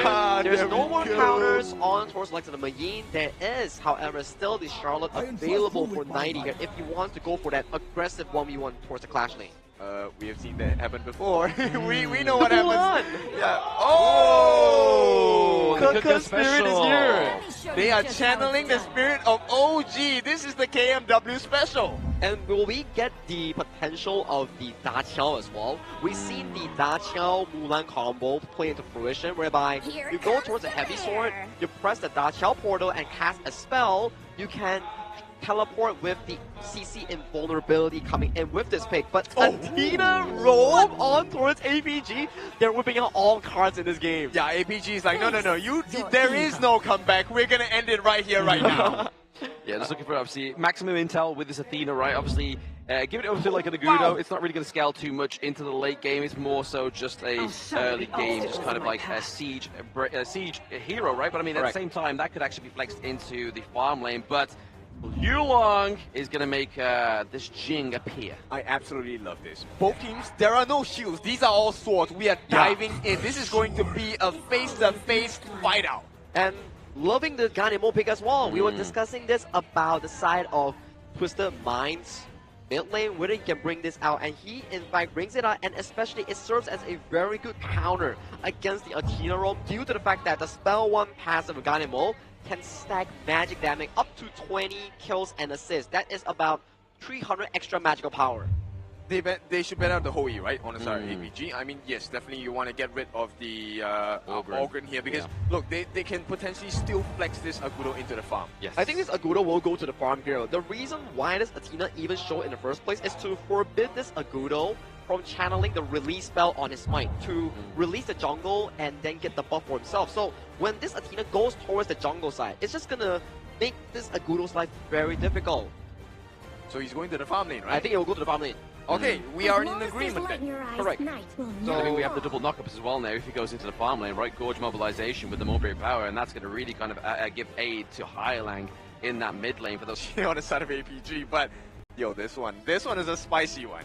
It is a spicy one, and considering the fact that Dian Wei, if I'm not mistaken, also has the passive that allows you to stack physical damage when you take down the enemy. So that is also another stacking mechanism coming in for the side of Twisted Minds. They're just daring the side of Saber on that. You know, like, hey, come on in. 3 stacks for me and 3 damage for my pockets. He's also able to cleanse himself from those catches by Guan Yu or even the Athena and Jing as well. And that's going to be a very scary potential, right? Because he gets stronger every time he debuffs himself. You know what? I've seen too many Dian Weis in ranks and they have been crushed by so many to understand that this is going to be one of the greatest games of his life for Clean if he makes this Dian Wei work. It has to work. They are at tournaments, upper bracket lives at stake here. Nobody loves that lower bracket adrenaline because, yes, it makes you hyped up, but it also puts you into a position whereby you will always know you lose one more series, you are completely out of the tournament. We've seen good teams crumble under pressure, even though they are crowned as the best of the best teams. But when under pressure, that's where it succumbs you and makes you lose your form. I mean, I love it. I love the fact that we have a potential to go into more games over here. And the way we're going to get there is by Clean having one of the strongest performances available. But right now, APG, this is also a great draft. I don't think we might be able to entertain a game number 5 here. So let's see, APG against Twisted Minds. Blam, let's go. Let's go indeed, right? Twisted Minds 90 just looking for that, like we saw in the last game, right? They were hiding in the brush, just trying to check out the potential setup here as well. But it's going to be Saber that's going to be able to check this one out. Because that's the whole point of Saber, right? On this Athena is making sure he is just going to be that phase check-in. He's just going to basically be the distraction right now, and that's exactly what happens. And the timing is great because right away, 90 doesn't even lose any single one of the minions. So he's not going to be trailing in terms of EXP or gold. Exactly. He's able to kind of just get all that safely in his own pocket right there. But at the same time, we are seeing Saber maybe trying to get a steal up here because he does have a smite. Can he outsmite it? He does actually get it, but I mean, if they actually get this kill transferred over to Clean, it's only the matter of the gold that wasn't transferred over. And you get to see the strength of the Dian Wei as well. He actually has a lot of chase down potential as well. So yes, you do have the steals from Saber. He does have the ability to run away. But the chase down, I mean, he is one of the scariest. If you do have the POV of someone being chased by the Dian Wei, yeah, you'll be freaked out. Oh, absolutely. Second skill slows you down as well, right? Like, if he gets that up on you and then you leap a Fury in, it's going to be like good night Irene, unfortunately, for the side of APG. But right now, the problem they've got to kind of like face here, and like Sagi was saying in the draft, is the fact that obviously the distraction Athena, right, is meant to be given played into somebody that's not going to scale. But this Dian Wei, if he keeps getting the kills, he keeps getting that physical damage from those stacks. Yeah, too smart right there. JD, oh, what a flash! The reactions on this guy. Yeah, absolutely quick reactions there with a flash there coming through for APG JD. He doesn't want to get caught out, but 90 may not be at that same kind of privilege there, using the ultimate to make sure he just gets CC'd. I'll be honest, if I was JD, I would have been caught. I would have given away another kill. Absolutely, yeah, absolutely. It's like a very difficult one to kind of like contest there, especially with the dive and the flash, when you don't know it's coming. Yeah, man, we'll see. Twisted Minds, they have a very, very small advantage at this point, but an advantage still right now. If they can get another kill onto JD or Susan, I think that would be fabulous because it does double the damage. If you shut Susan down, he doesn't get the 15 fast. No sanctification that you want as a... No, exactly. You don't want to give out that as early as possible here, but obviously especially into the enemy jungle here is going to be Saber. Just kind of just, once again, slowing down the farm of Clean, just making sure he's been a nuisance here, but trying to steal away as well, which he did there. Yeah, I mean, it's valuable. EXP stolen away. Yes, you get the kills, but it's negated, right? It's mitigated because there's lesser EXP going in. Exactly there, but at the same time, there it is. Yulong into the back line, onto City Boy, and now the Guan Yu. Siang is online, but that CCMU from the Mulan is going to be a little bit of a pest for him. Oh, if no! Flash, he misses it, but the takedown of the Clean is going to be huge. They needed him to stay alive, but Clean has been taken down, and this means Yulong has advantage. Not only does he have the buffs, Highland, he's not hitting those marks. He's not hitting those marks as well. That's going to be scary. But I mean, at the same time, we just saw that he was going to be used as a distraction. Oh my goodness, that damage over time was all so close. But once again, Saber finds himself in enemy jungle, just contesting it as well. If you feel like why I'm not hyping up the depths or the claims onto the side of Saber, is because I would have no voice every time Saber's going to die in this one. Yeah, I fully understand, but boy, Saber has been making the steals. That's the most difficult part, right? And right now, Twisted Minds, I feel like, yes, you have the advantage, but here we go. Maybe one kill that is going to be important. Xiang will make it out safely for now, but Twisted Minds is starting to get more and more difficult. Oh, absolutely. They are going to get more difficult. Obviously, they are playing these team fights very well with themselves here, but it is all down to the fact of this Saber just slowing down the enemy team, taking away those minor camps, but at the same time, Twisted Minds are just like trying to revert the focus elsewhere. They get this Azure goal on their side, they get the Tyrant as well, so not really blundering them too much. Yeah, but APG, look, Saber is just really putting a lot of financial advantage from the side of Twisted Minds. You can get the Tyrant, but then for every camp that is stolen from the side of Twisted Minds by Saber, that is gold going to the side of APG. So they're consistently neck and neck, and Yulong makes the steal once again. Clean is not having a comfortable time at all. No, definitely put him under pressure. Definitely not kind of like serving the way that the Athena needed to here for the side of Twisted Mind. But there again, Yulong with the mirror domain gets the takedown onto Clean. We're going to maybe potentially see more here as well. Just using that ultimate so he doesn't get pushed away by that guard hurt great. But now we're seeing a bit of a takedown onto the Crystal. The T1 here into the mid lane, sorry. But it's going to be at the behest of CT Boy. But those claims are going to be the couple blades. I mean, APG is just showing you why it's important to work as a team, right? Clean as an individual hero is really strong. But APG, not only are they dealing damage to Clean, they're also dealing damage to the Gorge itself. The T1 in the mid, one of the most important towers in the game, already taken down to less than half its health for the side of Twisted Minds. Literally moments after those Tyrants and Overlords came up, it's looking pretty low. But I mean, you have to give out props to Twisted Minds. They're just trying to make the best of a bad decision here. But now 90 does have his flash. He can commit what he needs to do with that combo. He's getting the T1 takedown down to the bot side of the map. This game, the KDA doesn't matter at all, right? 7 kills, so what? Twisted Minds, they need to find a lot more value across the map. And this is potentially, look, Saber has the potential to get kills as well, even though he's 2 levels behind 90. Exactly, yeah, he's able to get the kills if he really wants to. He's got the smite as well if he really wants to commit the smite for a kill. But the Arrow Storm here for JD is going to keep him out of the range of Highland. So it's going to be a T1 trade across the map, right? For both teams, 1-1 right now. Saber once again, if he steals this, maybe I'll steal it. He's able to get it as well. Clean. Not having a happy day, especially on this Thursday, where he's trying to get some Crimson Golems for himself. He's just like, oh, I'm going to take that one away. And this is the reason why the Athena comes through. And it's not just the buff being taken that it hurts right now. The Universal Law, can they get the shift here for the Mulan hit? It is going to come through onto Saber, but it means that T1 top side of the map maybe getting taken down as well as Highland. The mirror domain has been placed around him, but now Clean is here trying to answer the calls. But fair play to Shanks though. He's been completely left alone down bot side of the map to do whatever he wants. That's good. That's a lifeline that they need, because Clean is not going to have a comfortable game at all. Look, Shushan now has taken away the trade in terms of getting that Crimson buff. And Clean, he was searching for the Crimson buff trade, but there was none because JD had already taken it. He already took it, exactly. It's going to be there to try and find any scraps that it may be related there, but Siang into the back line. Pretty huge play here. Trying to get the takedown onto City Boy. City Boy looking pretty low as well as Clean, but ultimately they came for that T1 into the mid lane. Shanks goes down! With the mirror image cut, not even the real guy. He doesn't deserve that damage. I don't need to be there to take the kill. That's it. My former shadow of my former self will come through and cut you down there. Yulong really showing a dominant performance and one of the biggest plays and heroes he goes for in the NKL. This is his specialty pick.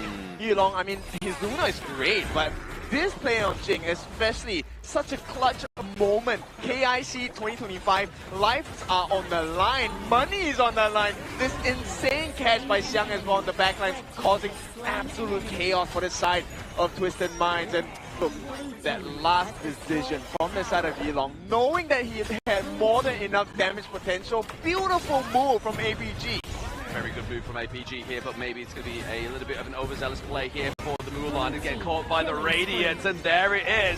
Xishan coming through with a hit. And if you didn't notice moments ago, the unit sanctification has been used onto Yulong as well, but now the fight on two fronts. Shax gets taken down, just trying to use those couple of blades to drive away APG, and they are just dodging them. Yeah, they get the life of Xiang, but they take 3, and Twisted Minds are starting to look like they are running out of options, running out of time, because APG Yulong, this Jing that has been on an absolute tear, has gotten Tyrant as well. They force the flash out. It's okay, it's just Saber. APG still has control. It's just Saber, but obviously the stack does go over to Highlang as well, so obviously that is another hero that is going to stack up with each kill, each assist here as well. But it's going to be a bit of a Brucey bonus, or at least a consolation death here by the side of APG. If they lost anybody else with that one, then yes, that would have been a problem. They get any time, right? The buff only lasts for that long, and if APG refuse to fight Twisted Minds, they don't find value with this Crimson buff. They don't find value, but I mean, so that APG is able to steal away the Azure Golem, so that's a very good play here for the side of the boys on blue. But now we see minion wave being created, top side of the map here. Focus has been averted onto the side of Twisted Mind, down to the bot side. Yeah, JD can hold the defense for the side of APG against the side of Twisted Minds. 90 with the Mulan did try to go for the split push, but this just puts more farm into JD. Yeah. And already Shishan has that level cap break, but here's the cool part. He did not choose the farm laner. He chose Yulong. Yeah, exactly. He was like, hey, you seem to be doing well, mate. Like, you have 4 kills. Let's give you a little bit more here. But now, that 2v1 into the bot side of the map here. Mulan gets taken down by JD. He's looking for some more damage, but now Clean trying to get the leap of Fury, onto the enemy team there. But looking just to contest this Shadow Tyrant. They need this damage onto the side of Twisted Mind. 10 minutes. Oh, they can't go back, right? Why are they going back? I have no idea, but into the back line, it may be scary, but it's going to be Saber. He's going to be able to set the whole motion of the ocean here for the side of APG. Double kill going up the side. Triple kill for JD. He is the man with the plan. They got their backs shot here, and it's going to be 4 members down on the side of Twisted Minds. Potentially a T3 open for the side of APG. Alpha Gaming, they take a T2 in the mid. They're going to be looking for the T2 on the bottom side as well. 90! Yes. Oh, he absolutely dominates that creaming from JD there. It's going to be 90 with a potential takedown here. Maybe looking for some more onto Xiang. I mean, the sustain from City Boy is not enough to keep him alive. We have minions into the bot side of the map and into the mid. Playing at a point of position is APG. I mean, they got sandwiched right there, and this one, revenge is sweet for the side of APG. You may have gotten my farm laner, but Twisted Minds, they lose much more. All the T2s have been completely wiped off the map for the side of Twisted Minds, and right now, the only things standing in the way of the lower brackets for TM are the T3s. Yep, they love to take their T3s deep onto the side of APG, right? They are looking for the pressure in all these 3 side lanes. The boys on the blue side are trying to just formulate that one last push. Maybe just trying to get this pressure at first T3 and then go for the Overlord. Right, this is a very nice usage of the ultimate from the side of the Sakir here, but we'll take a look at the wave clear. Okay, Xiang may be a victim here. Yeah, 90. He's looking for some kind of approach. He's sat in the brush there. He knows the intel onto the enemy team because there is that brush ward through there, but now he gets taken away still. He's like, you know what? They haven't found me. They don't know where I am. I might go for the Lung Wing here as well, but the odds there trying to cut down this minion wave into the mid lane, but it is going to be a push here for the side of APG to get that T3 into the mid, into the top side here as well. They have the cannon minion. Right, the T3s have been taken down in the mid and the top as well. This is going to be great work for them side of Alpha Gaming. At the same time, 90 does alleviate the pressure on the bottom side of the map, clears that one wave, so Twisted Minds have a lifeline at least. They just need to defend the 2 lanes, mid and top. Exactly that. Maybe the minion wave might just actually make it to the high ground turret onto the side of APG down to the bottom side of the map now, but obviously the Overlord being contested by the side of APG. They get the takedown here as well. looking to create that pressure elsewhere. But now 90 facing the hate of 3-4 people on the side of APG. He has to get his boys through, so everybody top side of the map trying to stop that takedown. They force a flash of 90. Not only does that dwindle his efficiency on damage output, but it also closes the gap on a potential escape. So if Xiang makes the ultimate flank here, I think Twisted Minds are done. Oh, absolutely. Ultimate flank, take away the Azure Golem as well. I mean, it seems like Clean's never had an Azure Golem in the entire game, which is a bit sad for him, but this is what you mean. This is what you need to do in the KIC 2025 if you want to be two of the top teams.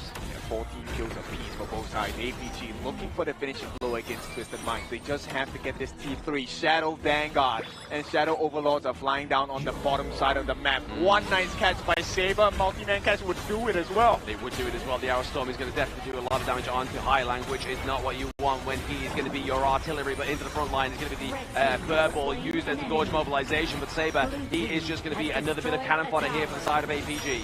They split them wide open here.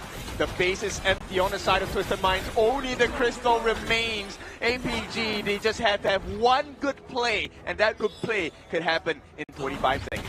And even the same exact thing could be said for Twisted Minds, right? They just get one good play, they just look to put the pressure down to the bottom side of the map, just basically get their way into APG's crystal.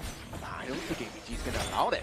They might not allow that, no, but I mean, Saber here, just trying to get the intel, just making sure they know where majority of Twisted Minds are, even just trying to find 90, man. Like you say, hey, we found 90s in a brush, don't worry, don't come this way. I mean, okay, let's try and see this from Twisted Minds' perspective, right? If you were to have a Twisted Minds complete turnaround ace, what needs to happen? A complete dismantle of the side of APG, right? Obviously, Saber needs to go down first, then maybe the potential focus onto the backline, especially JD. JD's going to just do too much damage as well as Tuya, but it seems if Yulong and Ang are alive, I don't think they're able to take the team fights, but they'll be able to do a lot of pressure onto the lane. I love that you said that, because if you take a look at the win conditions on the side of APG, it's so hard to take a fight. Xiang is consistently going to flank you. Yulong's able to dive the backlines instantly in, by the way, and we have JD who's going to be shooting you from afar. So you have all three options. You can play close, you can play from the brushes, and you can play from far with the JD arrow towers as well, or storm. So this is something that Twisted Mind, I think it's really reliant on Highlight. He needs to land those couple things. All roads currently lead to Twisted Minds Crystal here, trying to get that push down to the bottom of the map. City Boy has to be careful with Yulong. He is into the back line. He does have the Sage's Sanctuary. Actually, no, he doesn't. He gets taken down, sorry. But now, this could be the dismantling, but 9 to go down as well as City Boy, thanks to JD. JD needs to get out of this one alive. If he does not, that's a huge cost to the side of APG. Yeah, now they have one responsibility and one responsibility only, which is to get rid of JD. Right? If JD is gone, there is no more push potential, and I think APG understand this fact. They will not take the risk. They're going to start the back off. Right now, it's about an 8,000 gold lead going to the hands of APG, of which, you know what, that gold differential doesn't really matter, because Twisted Minds, they have a completely barren wasteland that they call a base right now. Exactly. I mean, it's negligible as well to the fact that it's like, hey, yes, they do have their around about that 7k gold lead for now, but it's getting to that point in the game where itemization, it's all slowly but surely catching up. It's all about how you take these team fights. Yeah, APG, you know what the game plan is. Xiang has the buff, right? So they are going to try and pull Twisted Mind members close to this Overlord, and then Xiang is going to make the play of his life. I mean, you've already saw that Shanks built that Ominous Premonition. He knows that Yulong is going to try and get the dive onto him, but as soon as he gets in, that Ominous Premonition is going to slow him down. Alright, this might be the longest 30 seconds, 40 seconds of your life if you're on the side of Twisted Minds, but it could also be the 40 seconds that change your fate here. If they're able to deal with the Shadow Overlord push, maybe APG might be broken. They could be broken here, but now Twisted Minds, they have everything to lose if they do not take this fight in the correct manner. We've seen them time and time again with the defense of a lifetime. They defend the first wave, right? This is where the next Vanguards are coming through. And this is one of 3 potential waves coming out from side of APG. They have summoned the Shadow Overlord in the mid. So this is going to be a huge problem for the side of Twisted Minds. You know why he's summoning it there? Because this allows the flank from Xiang. So I'm expecting huge plays from this Guan Yu. The wall shape needs to bring the wall to Twisted Minds. Yeah, the idea is to put another wall into that one lane. As you can see, APG Xiang is top side of the map here. We do have the Arrow Storm being committed pretty early there. Not connecting that to anybody this side of Twisted Minds. Just trying to keep that Vanguard alive. But at the same time, Xiang trying to get the minion waves. Push through. Yulong into the backline with Saber as well with his trusty steed. Is going to be Xiang bringing him into the enemy. And now APG with the Vanguard. They take match point and continue into the upper brackets. 4-1, not the result we expected, but APG we expected to move on, and they will carry on in the winner's bracket. They will carry on within that winner's bracket and look to push even further for this team. APG, the third seed of the MKL, seem dominant. I mean, they were very dominant, right? This was a crazy way to end the series. It was looking like they had some hope. I really like the DNWay pick, but Saber, this guy's MVP. He has Saber continuously disrupted the jungle tempo. Although yes, you give away the stacks towards the gun and mode for the magical power, but take a look at what Yulong and Xiang is doing, consistently flanking the backline and giving hell for anybody coming in from the backline, especially Hailang and also Shanks in those exchanges here. So the backline pressure, very immense. And in the jungle, Saber was just like, okay, you want to play the Smite game? I got you, because why? Smite on Athena, based on her passive, gives her 25% more damage here. Then you think about it, it's like, okay, Sprite Link defense in your jungle is like -10. So I still have 15% over you on the level 1 Smite. Yep, and not only that, right? Besides stealing the buffs, I think the more important part that Saber was doing was the stealing of the camps all around. And this is all valuable information. If you have missed the games, don't worry, you can always rewatch it. All you have to do is actually just follow us on all the different social media platforms, of which we have plenty of rewards for following. It's all free. You get free rewards as well. But yeah, rewards are heavy here for the side of Alpha Gaming because they took down Twisted Minds. The hope coming in from KMW, and KMW is sent down to the lower bracket here. Fortunately for them, they are not out of the tournament. They still have one more chance at that lower bracket. Oh yeah, and I like that, right? Yeah. It's I would think that it's kind of cruel if you lose here straight away. You're sent home out of the knockouts. But with that being said, APG 4-1 Twisted Minds to make it forward. I want to take a look at the build of Saber here. He was immensely troublesome for the side of Twisted Minds to deal with. Yep. And the benefit of the Athena roam, aside from stealing camps, utilizing your passive form to be the CCTV in towards the enemy base, you have one more thing. Your base stat is actually very high, and your skills actually does a lot of damage towards the squishy heroes like Hailang, like Shanks. If they disregard you, you're gonna get chunked out 50% of their health before the fight even starts. Yeah, and Saber was ready to go, like, double down onto chasing Hailang as well, right? This was a Succubus cloak in the middle of it, so they were looking for that final build. And Saber, you know, he got a couple of kills, and I'm really curious about the damage that they dealt, because, look, Shishan, insane value. We were focused on Yulong, we were focused on JD, but Shishan was the one that was consistently poking in the middle of the fights with not just the Universal Law, but also the Divine Punishment as well. Yeah, exactly. Getting obviously that damage reduction onto the enemy team as well as obviously that burn over time, which is kind of, it's scary, right? Because you can kind of see your health bar just kind of ticking away, and then if you're fearing that, and then you're like, where's Yulong, where's Xiang, and then you just get pushed further into the team just to take even more damage, it's a hard one. And to put on more glory on towards Shisan, you went for the Roamer Zlia build as well, because of the Athena strat. You don't want to have 2 Roamer items, hence a lot of the gold was funneled over to the side of Yulong's pocket here. So this Roam Zlia dealt that much damage, you know he's hitting those spells.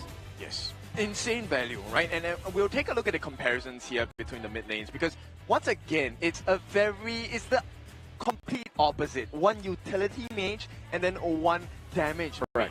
Damage obviously for Hailang, he was doing quite well, but due to the chaos, how do you deal with a team that comes in from what? It seems like infinite angles. Exactly. That is also the fact that in this 5th game itself, keep in mind, this is a best of 7. Yep. We saw how aggressive Twisted Minds was burning those heavy picks in game 1 to game 3, which led them to this situation whereby it was a pretty big outdraft coming in from Alpha Gaming's coaching staff here. But MVP, we have to award to none other than Yulong himself. He was styling on that Jing. Oh yeah, for sure. I mean, you want to see the definition of a style? Look at that mirror image kill on the Shanks mounted at mid T2. Yeah, we're going to see it in obviously the highlights here, but we see the 427 KDA, the 21% of the damage dealt, but also taking a lot of the damage as well. But the beauty of the Jing pick is that she can reflect that damage also within that mirror domain. So it may seem like a lot of damage, but you are reflecting it back at the enemy team. It's so insane. I mean, okay, I think Jing is obviously one of the most difficult heroes to learn, pick up, and play. But if you need the information on how to play this well, take a look at what Yulong does in this game. Obviously, you can't control your teammates in rank, but I think I can't control my hand while playing Jing. That's the problem here, man. Yeah, exactly. Controlling your hands into ranked as well as your teammates would be a fantastic thing if you could control too. But control the controllables and just forget about the uncontrollable there. But speaking of the control, it is the fate of APG controlling their fate going through into the upper brackets right now. And they are very proud going through to be the top team. So really, it's looking at who they're going to meet going through. Who they will meet will be decided later on between the series of Nova Esports versus Bigetron by Vitality here, but that's for later here. But let's check out the highlights. What exactly went down in this game itself? I think this was so beautiful coming in from both Xiang and Yulong, immediately assassinating Hyla, and this was the play that Yulong styled on Shanks. Check out his mirror image here. Sending it in, utilize Spell 1 and Spell 2's mirror splash to get that kill onto the Shanks. Yeah, this one was a big turnaround because this should have been a Tyrant for the side of Twisted Mind, but instantly the jump by Saber, he gave his life, but the catch was nice. The catch was nice, just like this one here, whereby Xiang immediately went in, pushed back Hyla, and this was a successful defense coming in from Twisted Mind, where it pushed the game to 2 to 3 more minutes, but clean, getting poked out by Shisan on that Ziya, and the cavalry coming in from Yulong and Xiang immediately flanking from all angles here. And Yulong was very, very precise with the timing. He only went in after Clean used the Blood Rage because he wanted to make sure it was a guaranteed kill. Correct. So very smart move coming out from Yulong. And it's so hard to really pick up these moments because when you're in the chaos of it, it's a very big difference maker to be able to outthink your opponent and understand what's the next step. And the next step for Alpha Gaming, at the very least, is that they already advanced to that upper bracket semi-finals here. And with the loss coming in from Twisted Minds, they do go down towards match 5 here, which they will face the loser of match 2, which will be Nova versus Bigetron here. Yes, exactly. They get about a 2-day break, right, until they can kind of go up against their opponents, which whoever it will be against Nova or BTR. But I can imagine they are definitely going to be looking towards maybe seeing to fight the BTR team. Obviously, we haven't really seen many like KMW groups face up against the IKL teams as well. So that'd be really interesting nonetheless. But very much a proving ground for Twisted Minds to go through to the lower bracket. Yeah, now you're making me excited for the next series because Nova against BTR. Yeah, I think we've seen the growth of BTR, not just in, I think, KNC, you know, IKL, EWC, KWC as well. So right now, to be put against Nova, who used to be world champions, right? Correct. Coming in, now they're second place for MKL. They had pretty decent results. The only team, by the way, to take a game off of a KPL region team. So I think this mountain is pretty tall to climb. I think both teams have one goal. For the side of Bigetron is to prove that they are a world-class team coming into KIC itself, as they are representing from the IKL as their champions. And for Nova, it is to prove to the world that that performance back in KWC wasn't a fluke. It is what they look to achieve, and if they can really bring back the performance, they could just maybe be top 3 or champion in this tournament itself. But that's the later stages of the next VO7 that we will be covering. What we will be covering will be the interview with Mara and the player, MVP one, from the side of the winning team. Let's take it away, Mara. APG once again dominating the series, Saber. Congratulations. For the first time, we saw Lapu Lapu in KIC 2025. Tell us about this pick because it helped you guys get the Tempest Dragon. So what is the strength behind this Lapu Lapu? I think the Lapu Lapu is good in control and easy to play and really fun. Good in control, easy to play, and really fun. So everybody, maybe you can pick that in your ranked games to help you out as well. Now you finally got your revenge against Twisted Minds. Quick recap. back in KWC in Riyadh, they stopped you from getting that top 8. But now, with this win, you are now guaranteed a top 6 in KIC. What has changed with APG since then and now? We already slowly improve and try to get a better result. You have been improving, and it was evident since day one in this tournament. What can you say to all the doubters out there to show that APG is one of the top teams that they should watch out for? I want to show to the world Malaysia is a top team. You want to show to the world that Malaysia is a top team, and you know what? So far, you have been proving that. A lot of Malaysians are so proud of you, and you can hear all the claps in here because they really see what you guys are showing. What would you like to say to all the Malaysian fans? Good luck for all Malaysian fans, and terima kasih kerana sokong APG. Malaysia boleh!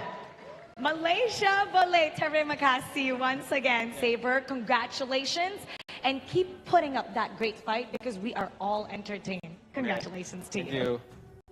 That's just the first best of 7 of the day. We have another one coming up, and you better not miss it. So stay tuned, only here on KIC 2025.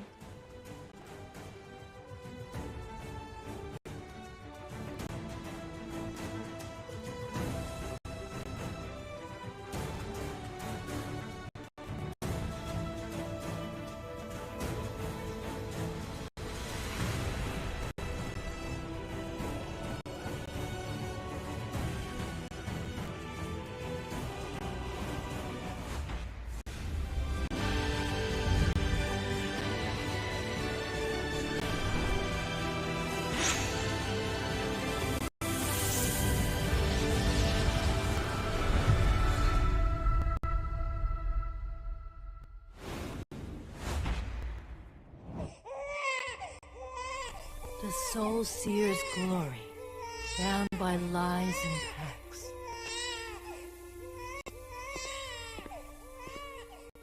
She will destroy our pact with the gene. The coven leader stopped. The one destined to end the pact. They said my very birth was a mistake. Stay away! See? The real scent of flowers is even braver! There was only Kamel. She was my only friend. Would a princess choose the sword or the rose? Roses are just illusions. Only the thorns are real. And it would be the princess's job to cut them down with her sword. This girl will end the marriage pact. Another must take her place. And so, Kamel took my place and married into elven nobility. Lady Kamel is with child! Lady Kamel is with child! I wished she could find happiness, too. The genie bloodline will endure! That half-blood soul seer won't last much longer. Get rid of her.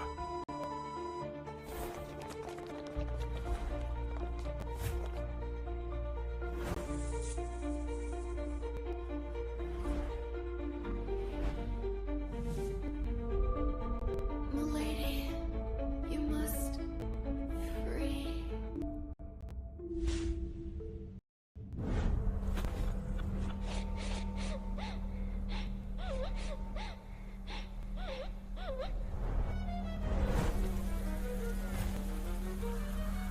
If it weren't for me, if it weren't for the Soul Seer's cursed marriage pact, Kamel would never have died. I'll change everything.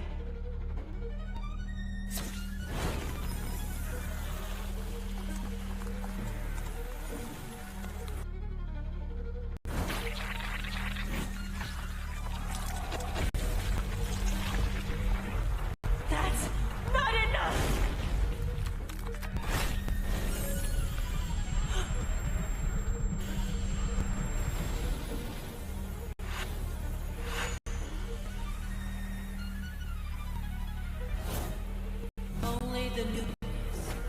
ran life and death apart.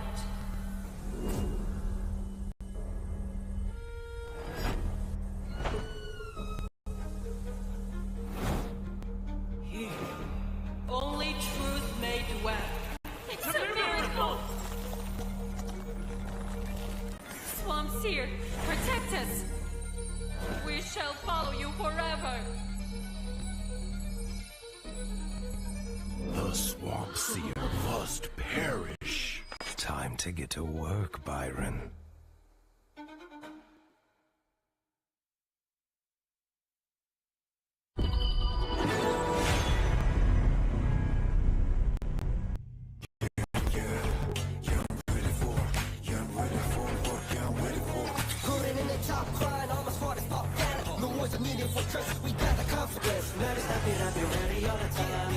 Take a breath. You're my biggest goal, then I still pay the price.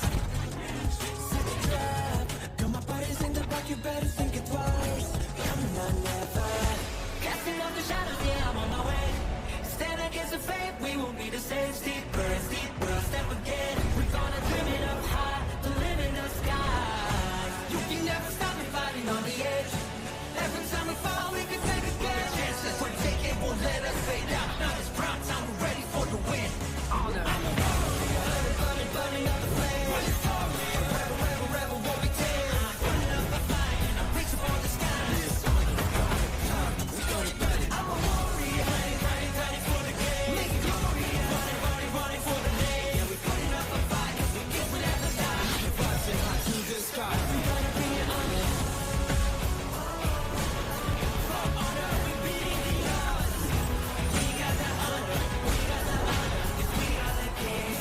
Showtime.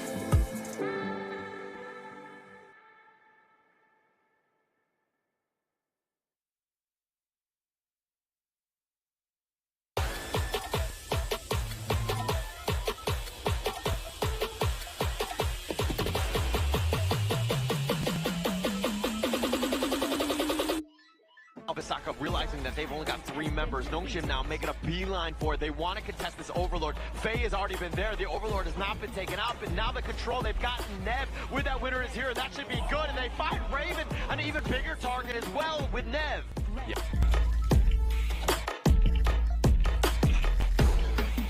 That's a good trade. You need to stay alive, but here comes the Skyfall. The Overlord has already been picked up. Zanku with that Conundrum Souls. He's actually out healing things, but he gets picked off, and Danny is looking to go for this one, but Weisaser's been picked as well. Danny continuing on. They find Neil, and they go for Ormson, who's limping away, and they're trying to chase him. They're not able to get him, but Tom C trying to stick around. He's got the force field suppression, and he's all fighting 1 versus 3, but eventually...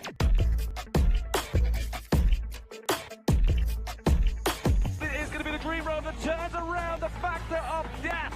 Draw goes down as well as Lou. Support for support. Can they get some more here? Ion trying to feed over Midget to the back line. Spell a disaster. He takes the love bug. Senko, Ion, they're looking for more. Can he get the ace? And the answer for this one is a definitive yes.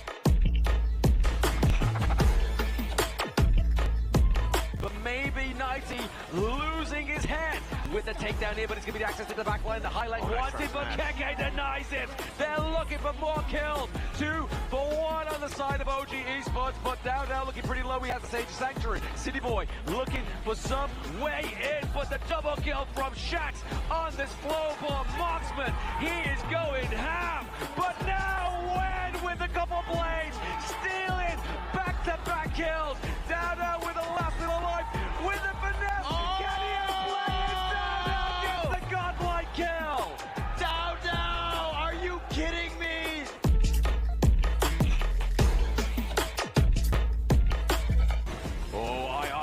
Roof there coming through, but it's going to be unending sorrow. It's not going to get the steal. Weirod gets it, the kill onto Carl, but it's going to be Danny, top side of the map, with the Vanguard.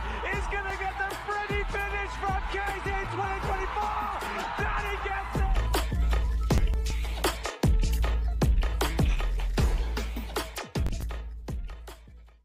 Warning, warning, arrest the intruder immediately.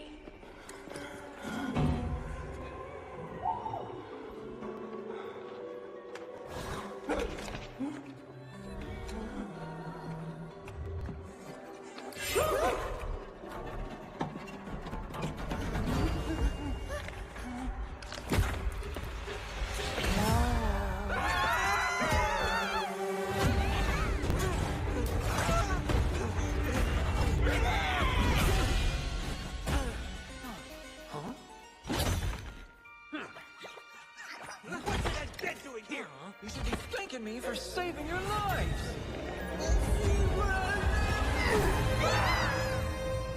You must be confused. Why am I here? Here's a quick recap. I'm a mercenary. Got a lot of friends in this line of work. But sometimes, you gotta take on trouble. Here comes the trouble. To find the clues you need. Marsh Solseer attacked the news agency. Hey, Solseer! This undead dude is taking you down! Huh. No one can stop me.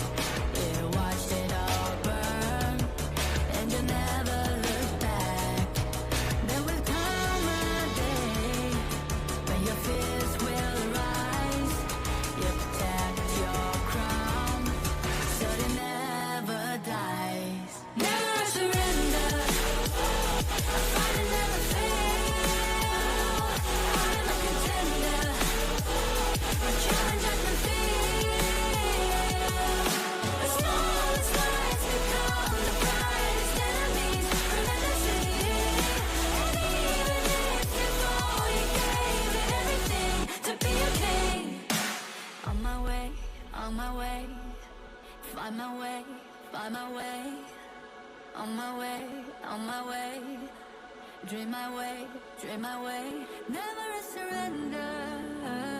I fight and never fail. I'm a contender, and trying I can feel the smallest lights become the brightest enemies. Relentlessly, and even if you fall, you gave it everything to be a king.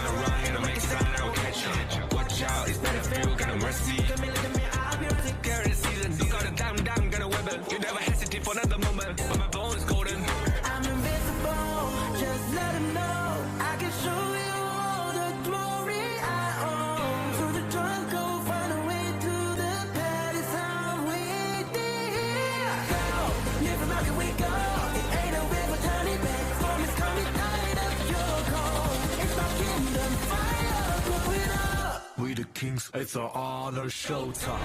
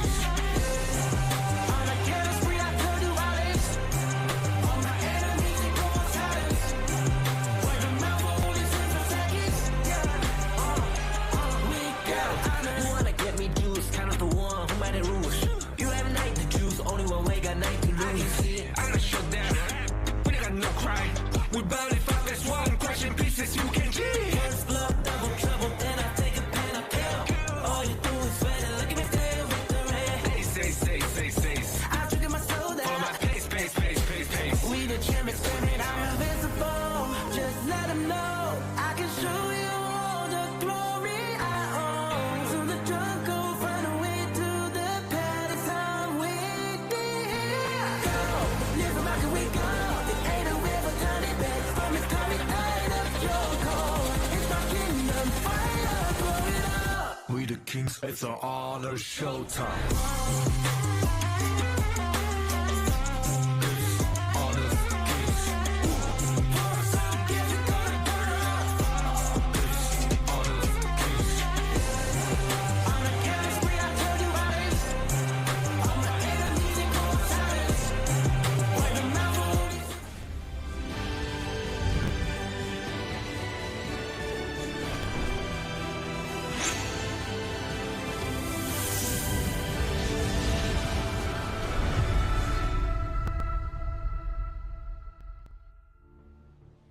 Hello and welcome back to Honor of Kings International Championship 2025. This is day number 6, and after the group stage, we are now in and heavy in the knockout stage. My name is Sagi HOK, and with me are the casters, the voices of the gorge. It will be Kindofu and Blam.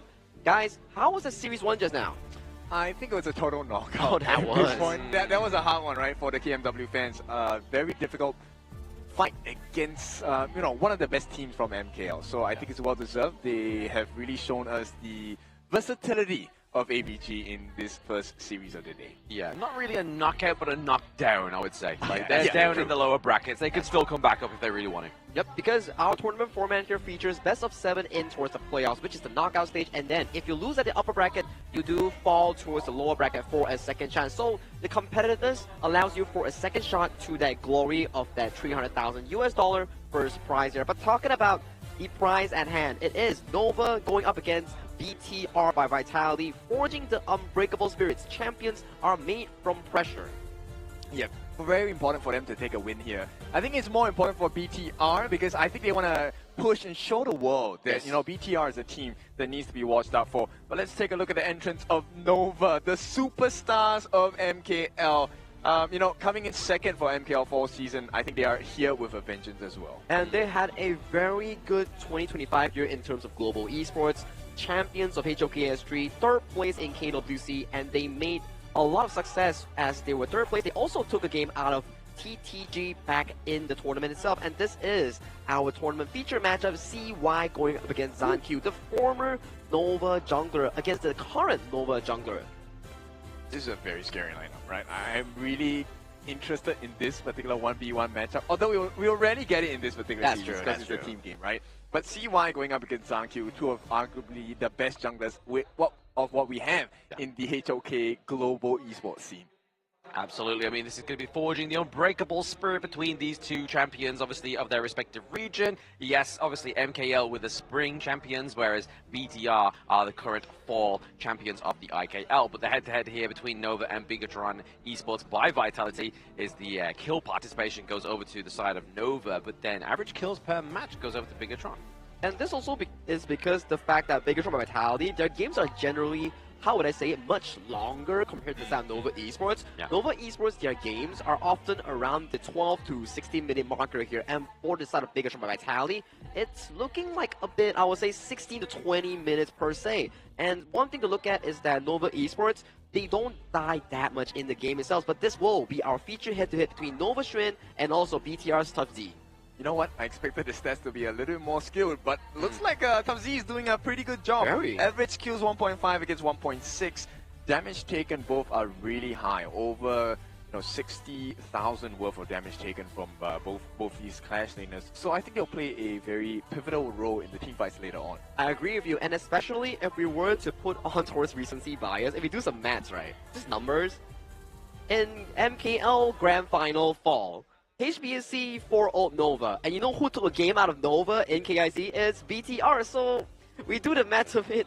BTR has 1 win against HBSC, and for Nova, they got 0 wins against HBSC in the most recent tournaments. Yeah, I mean, that's a good stat to pull from, right? Yeah. So, like, that's what drove my prediction to be around about maybe like a 4-2 here for maybe Nova.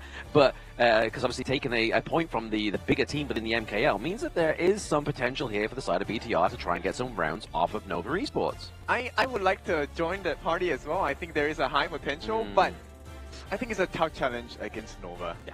That is true here. Nova Esports is definitely one of the prize teams coming in from the 2025 season here. They will be facing their first challenge in the knockout stage against Bigetron by Vitality, but let's go into the Nova lineup video that we have prepared for you right now.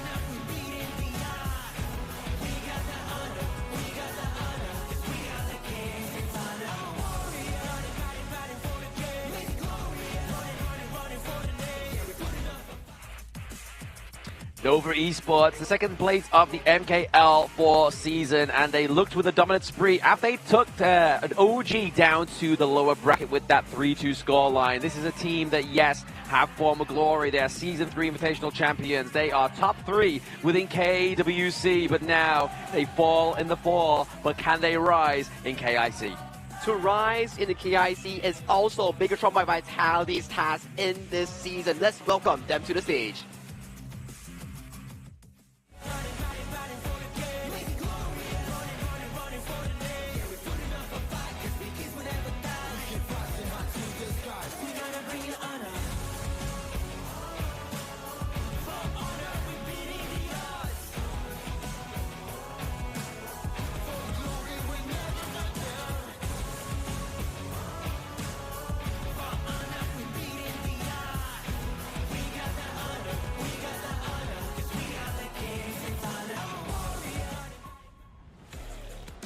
Bigetron by Vitality. This is going to be a very big challenge for them. But you know what? They have some support. There are some screaming fans for the BTR boys today as they take the stage.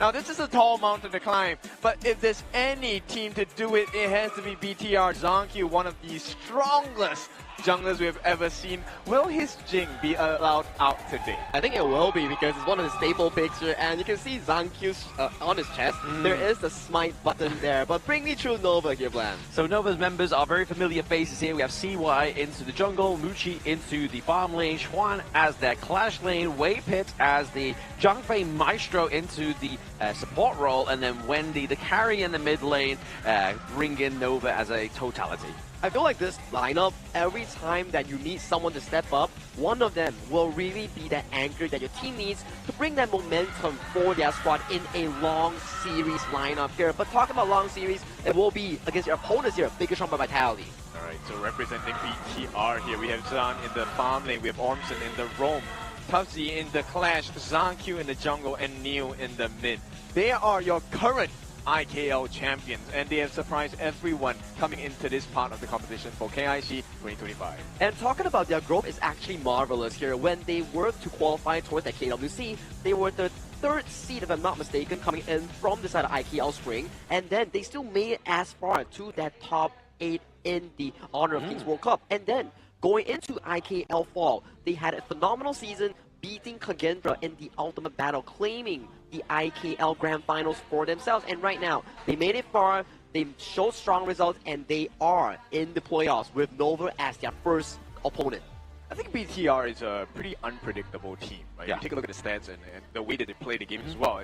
Even in the ban pick phase, it's going to be really interesting. We've already seen the specialty picks. Omkurus has kindly shared some of the Johnson information Jungle. with me before. I mean, the one pick that I'm super curious in, which has not been beaten yet, is the Omsen Liushan. We definitely will get that today, right? The question is, when do we get it? Yeah, when do we get it? I mean, it's actually going to be maybe a bit of a thorn in the side of Nova Esports, right? But I mean, that's what you need to do when you go up against such a strong team. And to be honest, BTR, if this is the team you go up against first within the upper brackets, and then obviously if you fall from there, it's as if to say, like, they can only be like smaller or maybe like teams that are not as strong, you know what I mean? Like, this is a team you want to be going against first to see if you can test the limits. And if they can really prove themselves to be a strong contender against Nova Esports, even if they lose the series, or even if they win the series, they could just go as far as winning the entire tournament here. But the question on the line is, nobody wants to fall to the lower brackets because Twisted Minds is waiting for them. Yeah, Twisted Minds already being beaten down. I think that'll be an interesting matchup because Nova and BTR, I mean, regardless who goes down from here, TM are not going to be in for a fun time. And the same could be said, whoever stays on in the upper brackets, their opponents are not going to have a fun time as well. Both of these teams super strong, super steady, and super consistent. But at the same time though, like, if it falls Nova, like in some kind of like dystopian dream, like if Nova drops down here, and obviously Nova Esports, yes, they went the same roster as last year at the end of year tournament.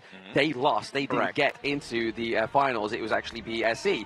Do they lose to TM, and does TM get the revenge from OG Esports? That will be a phenomenal storyline coming in for the entire tournament here, because in tournament settings, nothing can be guaranteed. Everything is earned from your own rise. That's why our tournament is Rise for Honor. Whoever teams rises from this occasion will be crowned the eventual champions here. But talking about champions, we will be going into the second series between Nova and BTR, with Nova starting on the blue side. I'm super curious about which priority they'll put in terms of the lane, right? Like, we know there's so many superstar players on the side of Nova. Same could be said for the side of BTR. And we're going to be taking away that Zhang Q pay, of which he is, I think, one of the fastest pacing or pay jungle. At the same time, BTR, they know about Muji. Oh boy, his early is a danger. His early has been the one that's the most consistently performing so far in this tournament here. So removing that away from the pool, does Nova reveal that first pick lone here that they favor? But no, they will be pivoting towards this Dolia first pick here. It's a very Nova-centric draft over towards Wendy and also CY. I mean, it puts a lot of difficulty. BTR, they're going to pick up the lone here for the side of Zhang. You want to try and, you know, contest for that mid-lane mine for the burst damage. But if you do pick it up, you give the Yangjin over the Nova. And BTR says, no way, Jose. We pick the Yangjin for ourselves. Yep, they will take the Yangjin for themselves, denying the potential of the Dolia Yangjin here. And this Yangjin can also be flexed towards a Clash nature, so then Nutsa as well. We've been seeing this a lot in the group stage. One of the highest win rate combos coming in for the entire group stage run with Dolia here. And my question is, does Nova lock in the channel or DRNG here, or will they take the Yuan? Alright, looks like Nova, they will be picking up the channel for themselves. This is going to be great because the channel benefits. Obviously, a farm lane wants to play from distance. And with this Nerza jungle, it's going to create the biggest amount of space available. Alright, now, with that being said, it's going to be BTR looking at the Lady Chen. I like this counter on the side of BTR, right? Lady Chen able to deal with the destructive deluge damage against the CY Nerza. But is it going to be enough? I don't think so. I think at the very least, if the CY Nerza flies in, he's expecting like tons of damage onto his backline. For Long, he can fly away. For Lady Chen, you still have the Ice Pillar to put yourself into invulnerability. And if they bathe in the Destructive Deluge, you can pretty much tear down the CY tank much more efficient compared to any other mage. Alright, now Nova, they're gonna play So much hardball bans here. Yeah, no room for Zhang Q. They feel like Zhang Q is the cornerstone on the side of BTR. I would have to agree. He really has been putting in the weight for the side of Bigetron. And removing all these jungle picks really forces out the Yangjin into the jungle role that puts the pressure on for Zhang Q, because this is already a counter matchup that is favorable for the Yangjin Dolia here. Yeah, I think we need one more tank. One more tank and even more control. And then we have it to Zhang Fei, going to be piloted by Omsen as well. Now, Omsen's roam ability, I think, is one of the most unique. Because he's able to identify this very awkward angles for opponent teams. That's why, like, his introduction towards the fall season BTR lineup elevated them into a championship winner in the IPL itself. So definitely, with Ormson's ability in finding those odd angle engages, it has been a lot of success stories coming in from the BTR roster, and Nova packing it up with a strong side lane pick here. Byron, Chano, very consistent in that side lane to provide the room for the side of this lineup. But BTR, they know the Nutsa weakness is the early game weakness. He needs to get himself going. So, locking the Ukyu Tachibana here, Zankyu wants to play aggressive.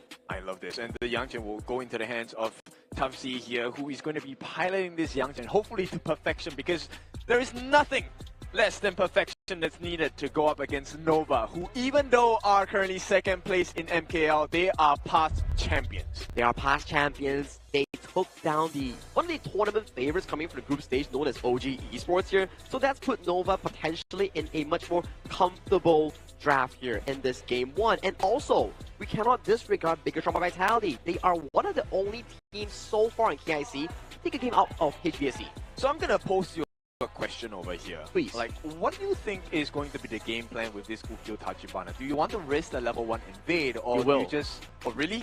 Level 1 invade? Okay. I feel like level 1, you won't go all in deep for the Crimson Golem. You will take away the Tusk Boars and just back off. Okay, so you take away as much as possible, then the next rotation, level 3, level 4, that's when you go full ham invade and take more from the nerd side itself. But this VTR lineup is really playing towards their timers here. They need this Ukyu Tachibana to find the most value in this early game.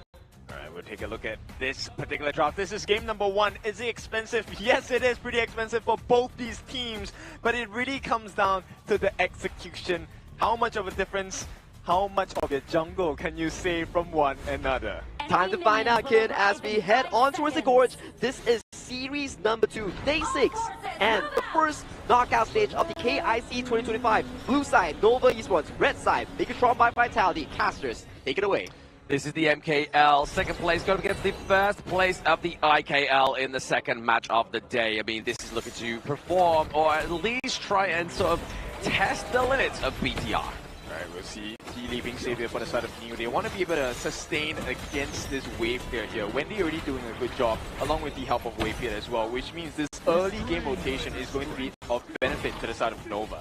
Early game rotation, benefit to Nova, but obviously down to the bot side of the map, that 1v1 matchup between the Chano and the Lung, obviously is going to be favoring obviously Muji here as well, just obviously popping down those Spirit Wolves. Going to just constantly do a lot of damage onto Zahan down to the bot side of the map. Yeah, and it really comes down to how many camps can you steal, right? Because at this point, the slightest of differences matter, especially when you're playing at the top tier. Looks like the top side, it's not going to be the case. Tufts, he was part of the head-to-head, and obviously it's going to be Schwan who gets the first blood. Yeah, I mean, this is what you want in teamfights, right? Always make it an unfair advantage. Now, Wendy did have to sacrifice his mid lane for a little bit, but he should be able to rotate straight back into it. He did lose just 1 minion in the middle, but it's fine. 1 minion in the middle for the actual bonus of gold over the first blood. I think I'll take that any day here for the side of Nova Esports, as they're obviously kind of trying to put the pressure in top side of the map here as well. But the wave clear into this mid lane is just so monstrous. Yeah, and the gold sharing here is much more valuable for the side of Nova, right? They have 3 members. Here comes the Skyfall. Let's see what they do with this. Yep, Skyfall onto Tubbs once again, just pushing away. It's fine. Don't worry about it. It's just like, hey, just make sure you're aware that we have 2 of those, and we can go elsewhere. Yep, right now. Oh my goodness. Nice stealth. So we'll take a look at the rest of the Gorge at this moment. I think Xuan did a great job of holding his own against Tufzy at this point, and he does have the level EXP advantage. So this is going to be a little bit of a concern for the side of BTR. BTR here, obviously you can see the John Q just trying to get the access onto either Wendy. Trying to get the stun off. There he does, he gets it, but there's no real follow-up there, unfortunately. So you gotta kind of hope that somebody's always gonna be trailing behind John Q to get that damage off onto those squishy heroes. So besides the first few kills, the other, win condition I'm kind of looking at is the losing of buffs, right? Or the acquisition of your opponent's buff. if BTR Nova lose one set of these buffs, it's going to really cost them because the timers now would then be known to your opponents, of which you can definitely expect that rotation coming. Oh, absolutely. But I mean, if you're looking at, if anything of an early dictator is going to be the gold lead, and as you can see, it's around about 800 gold lead for the side of Nova for now. But obviously, that's going to be at the helm of the rotation of the jungle, CY, but then also that first blood going over to them as well. I mean, 1,000 gold at this point for 3 minutes, I think that's a very healthy lead. But the fact that it's Nova, I think that's a big difference here because, look, Nova knows what to do when they have the advantage, and they will really fight you to the sliver of health and make it out alive. They will try and make it out alive, exactly. I mean, especially when they got like Schwan on the pick up the Byron as well, and obviously CUI onto the Nurtser. That's all the front line you need onto the side of Nova Esports. And then all you really got to do is just hope that Muchi and Wendy have strong positioning within those team fights to do the damage that they need to do. I mean, for now, Nova has been taking great care of both Shren as well as Waypit, right? The only member I feel like it will be under consistent threat is the life of Wendy. Because for now, he's trying his best to share the gold with CY. It's working out well. And we'll see. This 4-minute mark, which is going to approach in 10 seconds time, you'll see the difference maker again. Exactly. Ormson does have his ultimate and actually has the Unbridled Labor stored up as well. He has got the stun.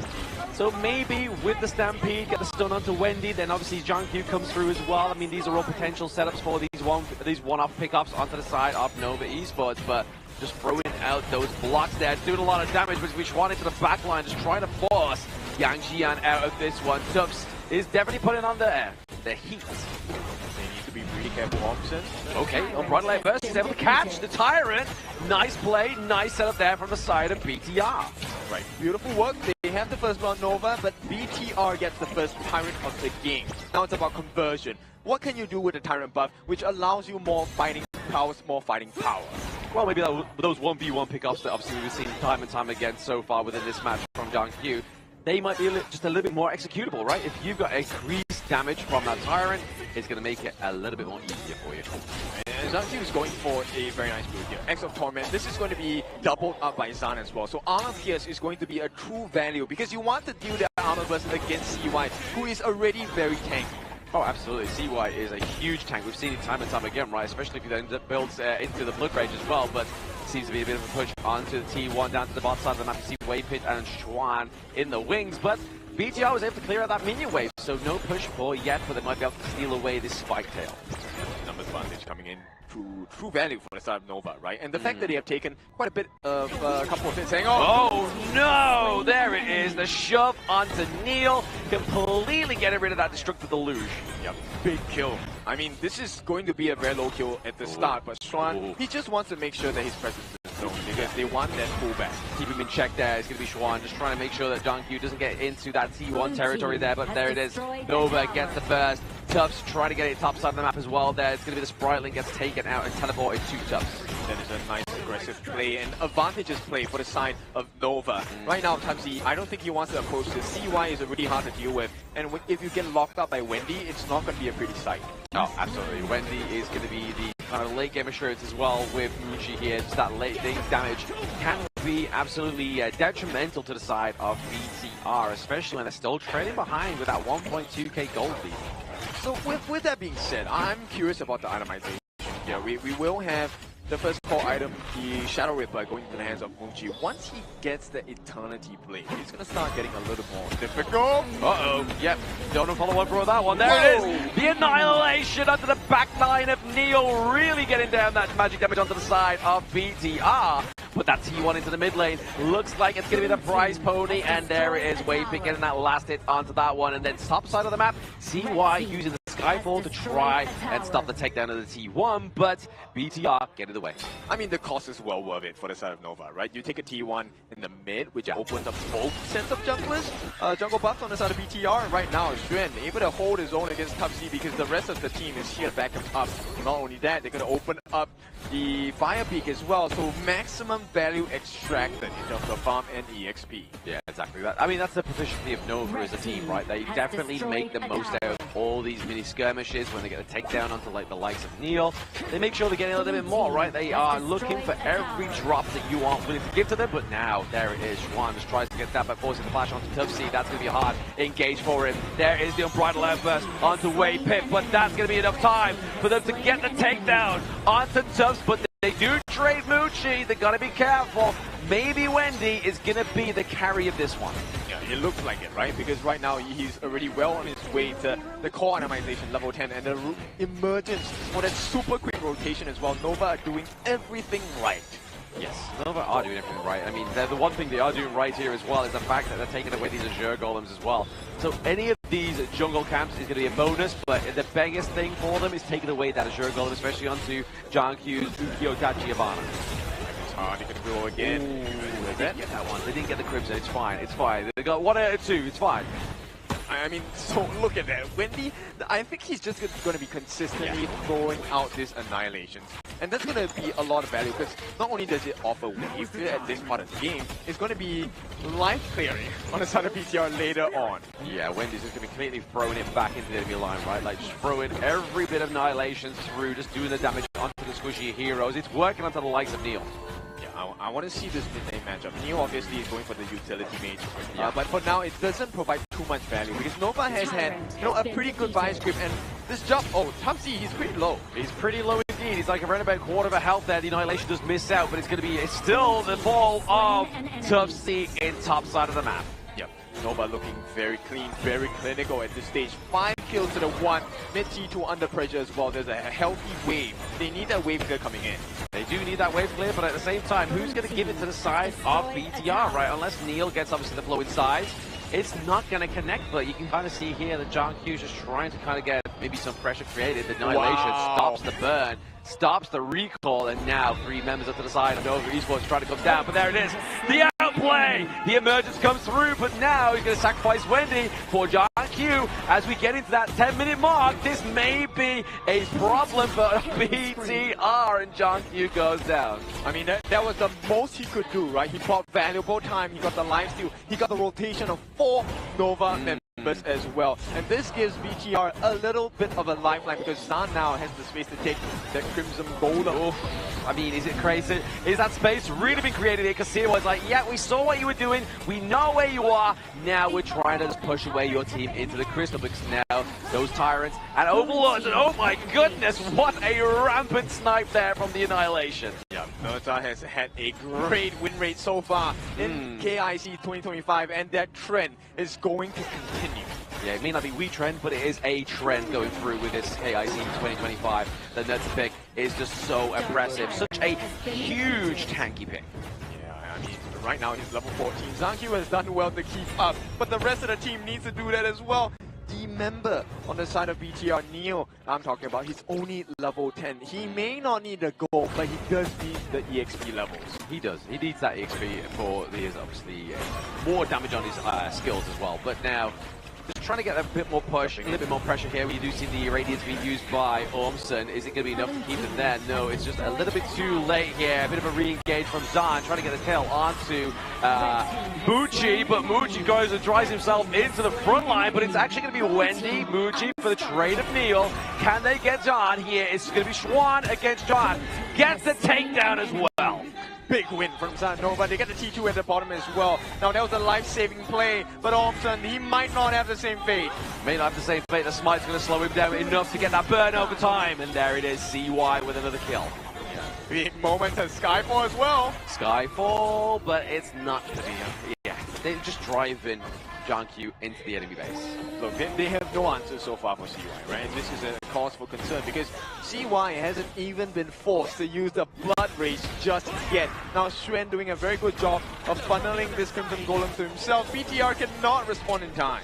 They can't. It's either try and go for the Crimson Golem, which they had no intel on, or kind of just try and get these little bits of gold and jungle resources. But John Q was part of the HOK Nova Esports before CY was included. He's faced his former teammate Schwan and Mucci. The Stars have aligned for their reunion, but not only one will rise from the supernova of this clash.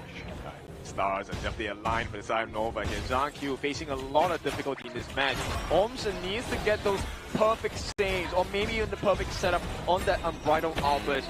Now Ormson has made the choice to take the stun. So far, they haven't found an opportunity to find maximum value with it yet. But here's a cost. Mucci comes in with the Shadow Overlord. Yeah, that's scary, right? The fact that Mucci alone can take the Shadow Overlord, but like you were saying there, Ormson with his stun, Hasn't found any kind of value with it, unfortunately. Yes, we're kind of hoping that they was playing from a little bit more of an advantage, because that's where you take the stun, right? Like, if you can rely on your teammates to get the lead, to push front up, then Orm's can just come through and just kind of use that stun to lock down the likes of either Wendy or Muchi, but it's so far a non-starter. I mean, okay, if you take a look at the previous engagements, BTR do have the ability to fight. They just need a nice setup. They do. They need a nice setup here, but I mean, who's going to give the setup, right? Like, is it the Unbridled Airburst? Is it the stun from John Q? Or is it the Destructive Deluge that we haven't really seen being thrown out and being maximized here by Neil onto the side of BTR? Is still behind by around about 7k gold right now. It's going to be BTR as they lose their T3 down to the bottom side of the map. And there it is, the Unbridled Airburst catches on to 4. But it is going to be Otofs into the back line, trying to put pressure on Tamuchi. But now he flies away, back in. Can he actually get the kill? It looks like it's going to be a no resounding lead here for the side of BTR as they lose one member to none. They threw everything they had, and look at that, another annihilation landing down onto the members of BTR. Now they will be successful in dealing with the Shadow Overlord, but Nova has so much more to offer. They have a lot more hustle to here as well. I mean, pushing these T3s is definitely going to be at the detriment of BTR in this game number 1 right now. It looks like it's going to fall with the help of the Vanguard, and that's it. Yeah, it's clean so far from Nova. CY has been an absolute menace. Oh, there it is. CY just trying to lead the charge, trying to shove the members of BTR out of that crystal as they wait for the minions to come through. Vanguard at the crystal right now. Can BTR hold it off? No! Nova takes game 1.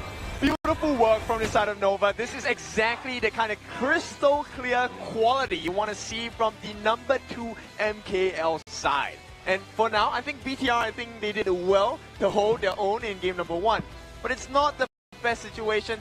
But let's see, the comeback is still a potential. It could be a potential here for the side of BTR, but like you were saying, yes, there were little glimmers of hope within that one. Like, there were trades, they were focusing the right members like Muchi and trying to get Wendy, but it was just too much. Like, having CY on the Nurtzer was just too much of a problem. I think the curious thing about this game is the fact that, look, Zan actually at multiple times of the game, he was ahead in farm against Muchi, but because they couldn't take the perfect team fights against Nova, then, you know, that they kind of got thrown away. And when Nova finally went for the fight, it was at moments where, number 1, Zhang Q was already out. He was trying to get his health back. He had to go for the dealing with the split push in the mid lane, the top lane, while they're trying to duke it out with like 5 members of Nova healthy, ready to battle with. And oftentimes when we see CY using the Skyfall on himself, he can really generate value on towards the cross map, getting the minions, getting a kill on towards Top Z, I think twice. That really snowball him as a individual hero on that Nurtza. And when fights were to come, 5v5s is still in the strong suit coming in for the side of Nova Esports, and all the macro rotations, every bit of buff, every bit of towers taken away from the side of Bigetron by Vitality has resulted into them being very reactive in a sense. So they did get a kill on towards Wendy in that bottom side, but sacrificing Zankyu in that stead allowed Nova Esports to completely take the Shadow Tyrant with no contentions. Yeah, like, CY has to be the MVP of this game, right? Look, the amount of damage that he tanked was scarily huge. At the same time, I think CY has been watching a lot of movies last night, because the way that he walked off, explosion behind your back, and, you know, someone falls, he just leaves, and there was no answer. But you couldn't blame them. Look at the damage that CY took. 65,000. And Xuan as well, 76k. The two of them soaked up every single possible answer that came out from BTR. And you talk about the reason why CY is so rich on that Nurtza as well. 12,000 gold in terms of the total gold here. It is the reason as well. Xuan, the moment laning phase is over, he's like, I'm out. I'm just going to be Muchi and Wendy's bodyguard. I'm going to do all the face checks here. CY, you take all the resources and you dive the backline for me. Yeah, and Wendy was very clinical in this game as well, right? Every single annihilation, even if it didn't kill, it dealt damage to the side of BTR. So they were never really in fighting form before Nova was, before being able to take on Nova. And Nova was, it's fine. I will oblige. I will take the fight now when you are at half health. Yeah, exactly. I mean, it wasn't always getting the kill like you said that game, but it was just always kind of starting something, or it was just kind of just running down either the minion wave or running down the enemy team, right? Like just getting the damage done, and then you saw the likes of Xuan just kind of going for a re-engage, just try and get that finish off. Yeah, but there was signs of excellence coming in from the BTR team fights.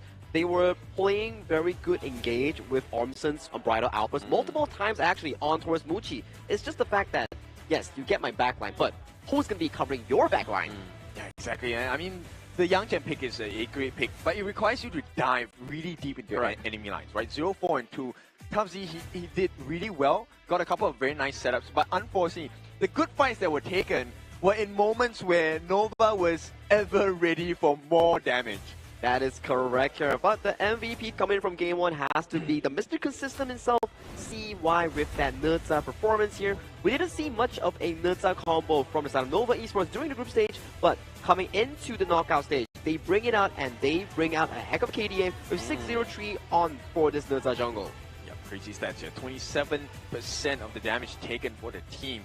And you know what the craziest part is? 27% damage taken. It never looked like he was going to fall once. No. Oh, never. Not once. And he didn't even have the blood rage at that point as well, right? Like, that's crazy.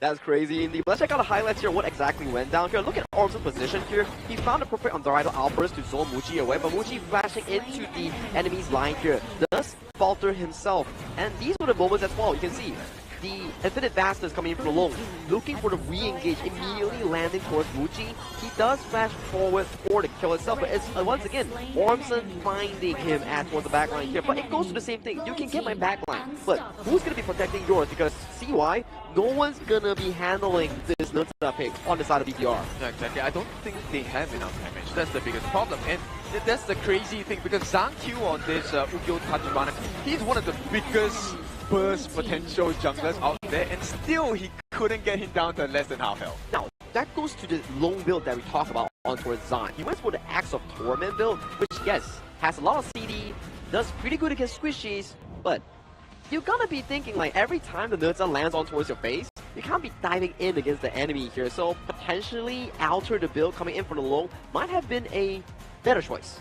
Right, so this is the expected start for the MKL representatives, right? Yep. Nova, definitely, I think game 1, they will always think that they will have it in their hands. They have made that a reality.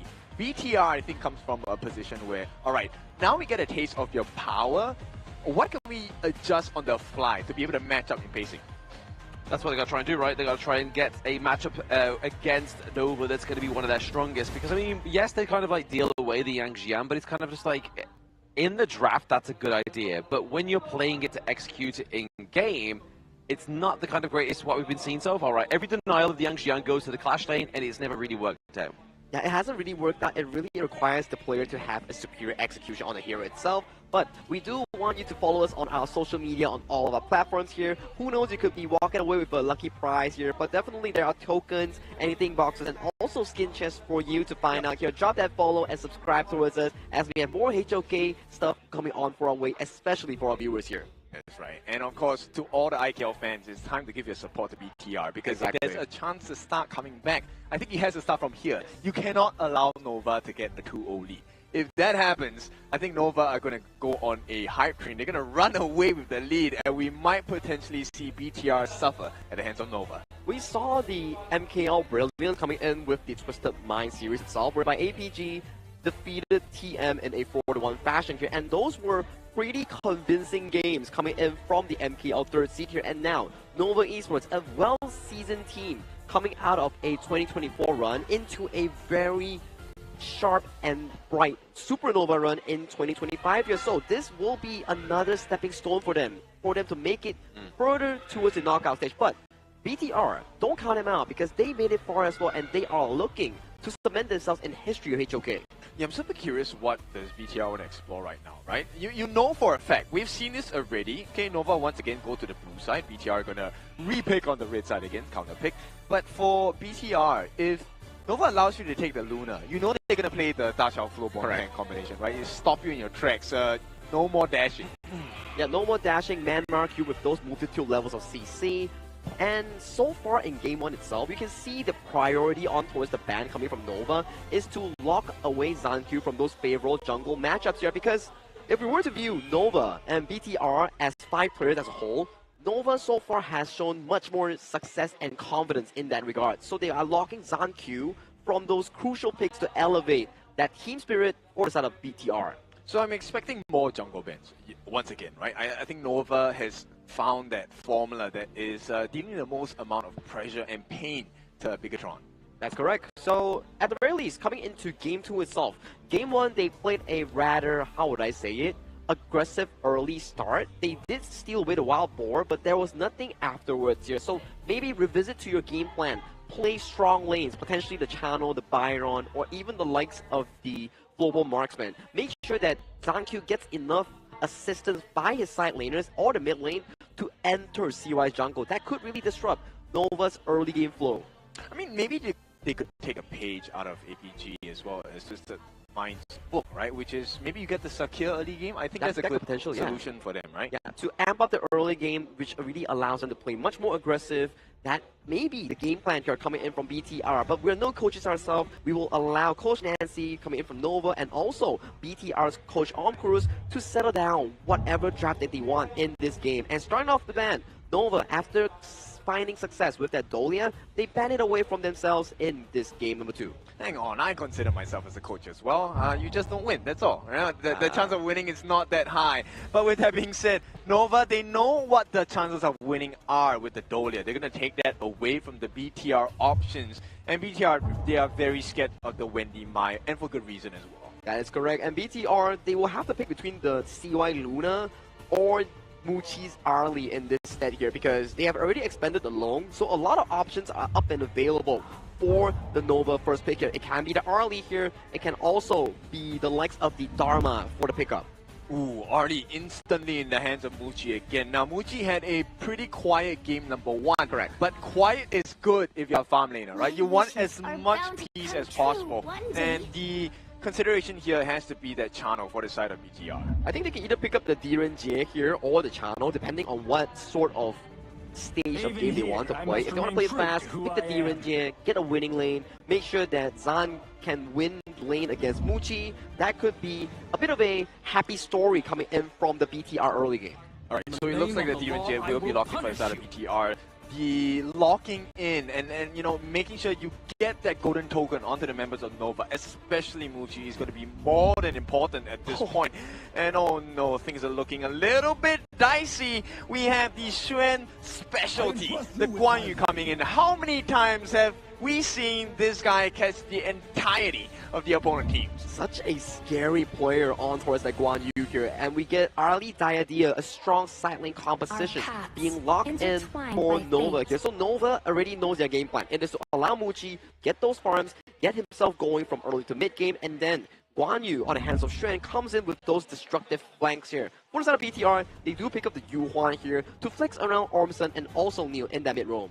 Okay, I think BTR, in the second half of this ban, they need to ban out the Yixing. The Yixing will work wonders against the BTR lineup here, disallowing their Dharma Truth Mantra if they get caught inside. At the same time, for Nova, I think taking out tank jungler is going to be very important here. That's correct. For, at the very least, Nova, like the Yixing you mentioned, potentially has to be locked away here. You don't want the super wombo combo lineup here with the Dharma, Yixing.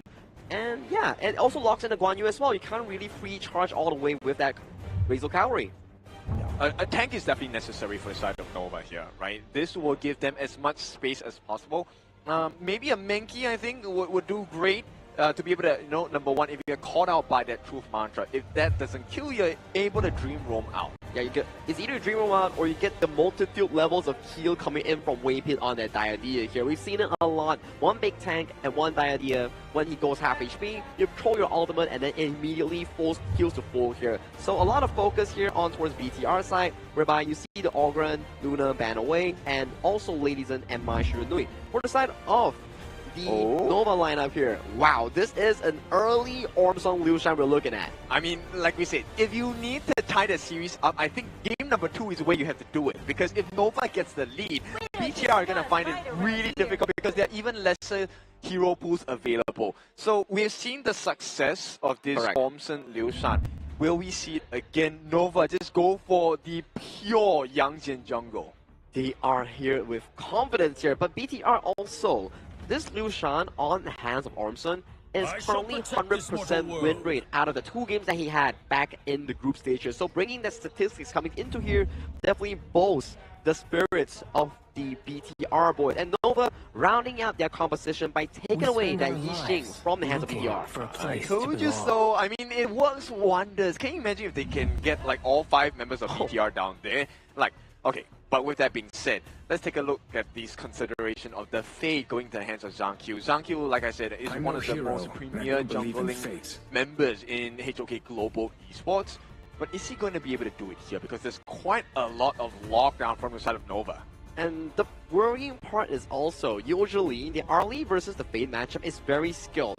If the Fate jumps in, the Arlie needs to be able to react. It's a reaction game. Can the Arlie push you away from the wall? Can the Arlie react away from the Fate assassination? So it's like the cat and mouse game that we talk about with the Fate and with the Arlie here. But the key point for the Nova is that they have this Diadea that can really lock down these high frame assassins. That's one thing. The second thing about that pick of the Diadea is the fact that it neutralizes the heals coming out from the Yuhuan, which is a super pain point. Neutralized in a sense where you can get the ultimate heal, but then you get hit with the Destiny Encounter. Essentially, your healing is reduced, you know. I mean, the damage is pretty high around the Destiny Encounter, and then you can just like scale infinitely on that roamer. So 1 point on towards the Diadea, it makes a lot of sense to pick it up with a solo tank. That's one particular pain point. The second pain point is if you're caught by the Razor Calvary. Oh yeah, that's definitely Neil true. cannot heal you because he has to follow you and you're separated instantly. It's free food for the side of Nova if that happens. That is true here, but we will have to see the execution coming in towards line here as we are going into Game 2 between Nova Esports, currently leading the series 1-0 against Bigetron by Vitality. This is a best of 7 series. First of 4 takes the series for their hands. First to 4 is a tough one to be in. I mean, Nova now could be very well halfway there. All they have to do is to finish this game with a win. BTR though, do not be mistaken. They have a pretty good chance with this one. It all comes down to Top C. Can he get the truth over to the side of Nova Esports? And we get into the Gorge as we see both teams lined up with their draft. This is Game 2 with Nova on towards the blue side and for the red side, Bigetron by Vitality looking to equalize this series. Yeah, I mean, Kim was obviously alluding to this when we saw the series come through, right? That Ormson is going to be locking in that Lucian at some time. But before we do that, to fight with the Lucian, you have to play in the CD key, just fight to redeem the Gilded Feather skin here. It's only going to be a trial, but you may as well just go and get it anyway. Try it for free.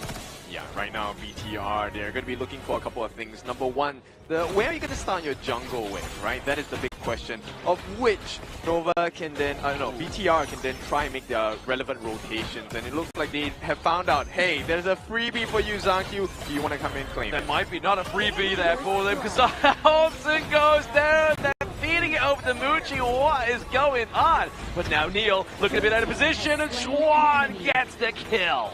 Big start for the side of Nova, and this is going to cost them a lot more, Zangyu. Oh no, Zhang Q, he gets locked on, knocked up, but he's able to escape there thanks to the parkour. But can Ormson save this Azure Golem? And the answer is no. That's going to be a huge blunder to BTR. Yeah, man, look, while all of that was happening, CY wasn't even there. Yeah. Wendy gets his hands on the Azure Golem, and now Zhang Q is left in tears here.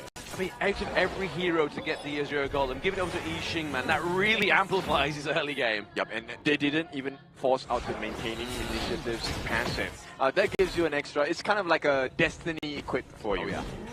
Exactly. It's just going to be kind of like, you don't have to kind of rely on usually taking liberties like sparingly. You can kind of just throw it out because you have your mana regen, and then obviously the cooldown reduction as well from that Azure Golem is definitely going to give Wendy a stronger suit into this one. And Zhang Q, I mean, without that, like, his mana reduction, man, it's not looking too good. Yeah, it's a difficult position to play from, right? I mean, ideally, you want to take that kill for your side from Wendy, but that's not going to be possible. CY is already here. CY is at level 5, going to level 6 soon. Zhang Q just hit by. Oh, nice there. The little heart seal is going to heart link, sorry, is going to keep Waypit alive in that one of dodging out that mournful tempo. And they're showing you high quality gameplay. I'm talking about Nova here, right? The lane freezing coming in is so valuable right now. Zan is already behind, but because of the lane freezing, he's going to lose even more EXP against Muchi.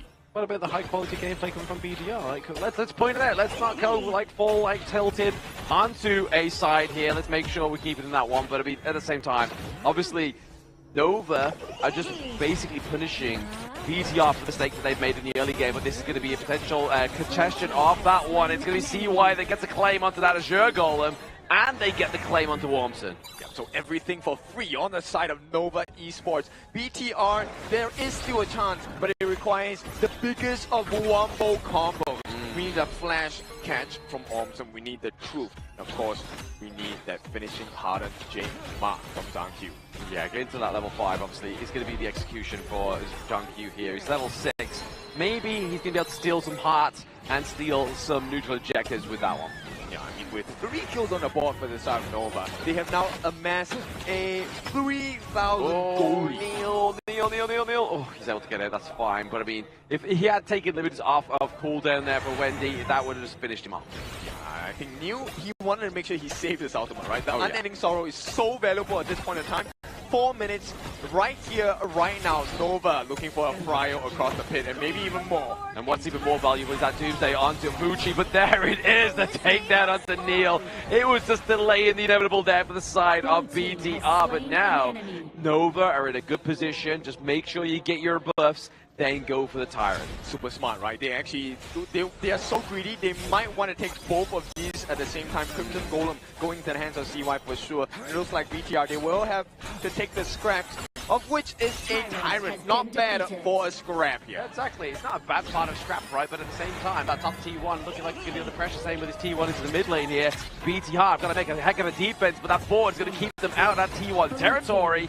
Nice play here by Nova. Schwan over the wall. The damage went through there onto Ormson. It's just too much because Mucci has the Doomsday. How fast was Nova? Yes. And at this point, I mean, BTR, you know this is a difficult position. CY. There it is, true Pantra. I mean, it may be a little bit of a saving grace here. CY gets taken down by the heart of Jade Steel. Okay, so that's a nice shutdown for Zhang Q that recovers some gold, gives him some chance to re-evaluate the options to match the levels. But Nova, they're definitely still ahead. When you went, I thought you were saying that someone was triggered on the gorge there.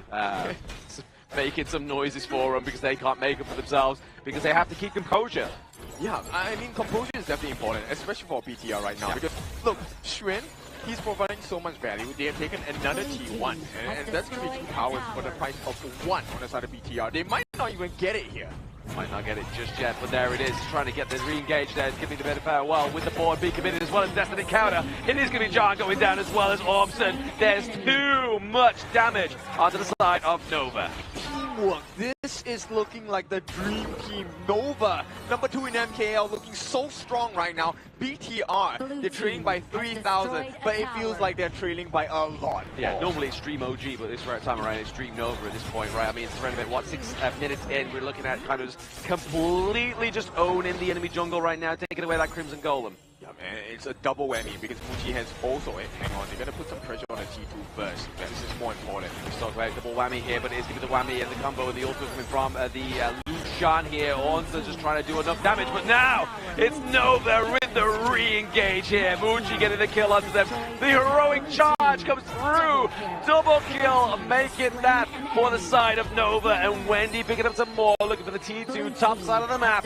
This is looking like a quick game. You wanted the wombo combo? Yes, we wanted that, but it's Nova who strike first. Zhang Q though, he does not know there is danger nearby, and he makes a safe decision to TP back home.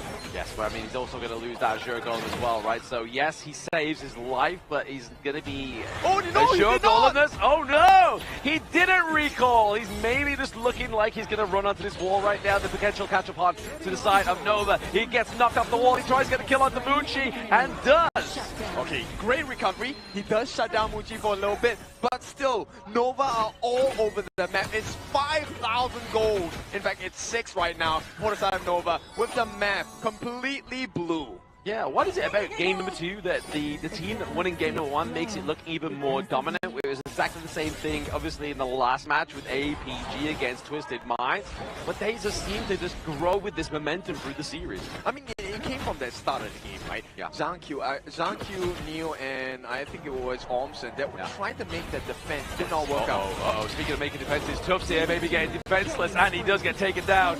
Ultimate board catches onto Zhang Q. He cannot get the Hardened Jade Steel. It's going to be the unending sorrow, but there may be a sorrow coming too soon here for the side of BTR Neil, but he gets out alive. Yeah, they're looking for more. Wendy with those skill shots down there, actually catching out Ormson quite a bit. And Ormson is meant to be the tank, right? Yeah. When Ormson is not tanky, Nova are able to just stretch to them. And BTR right now, they need a lot more.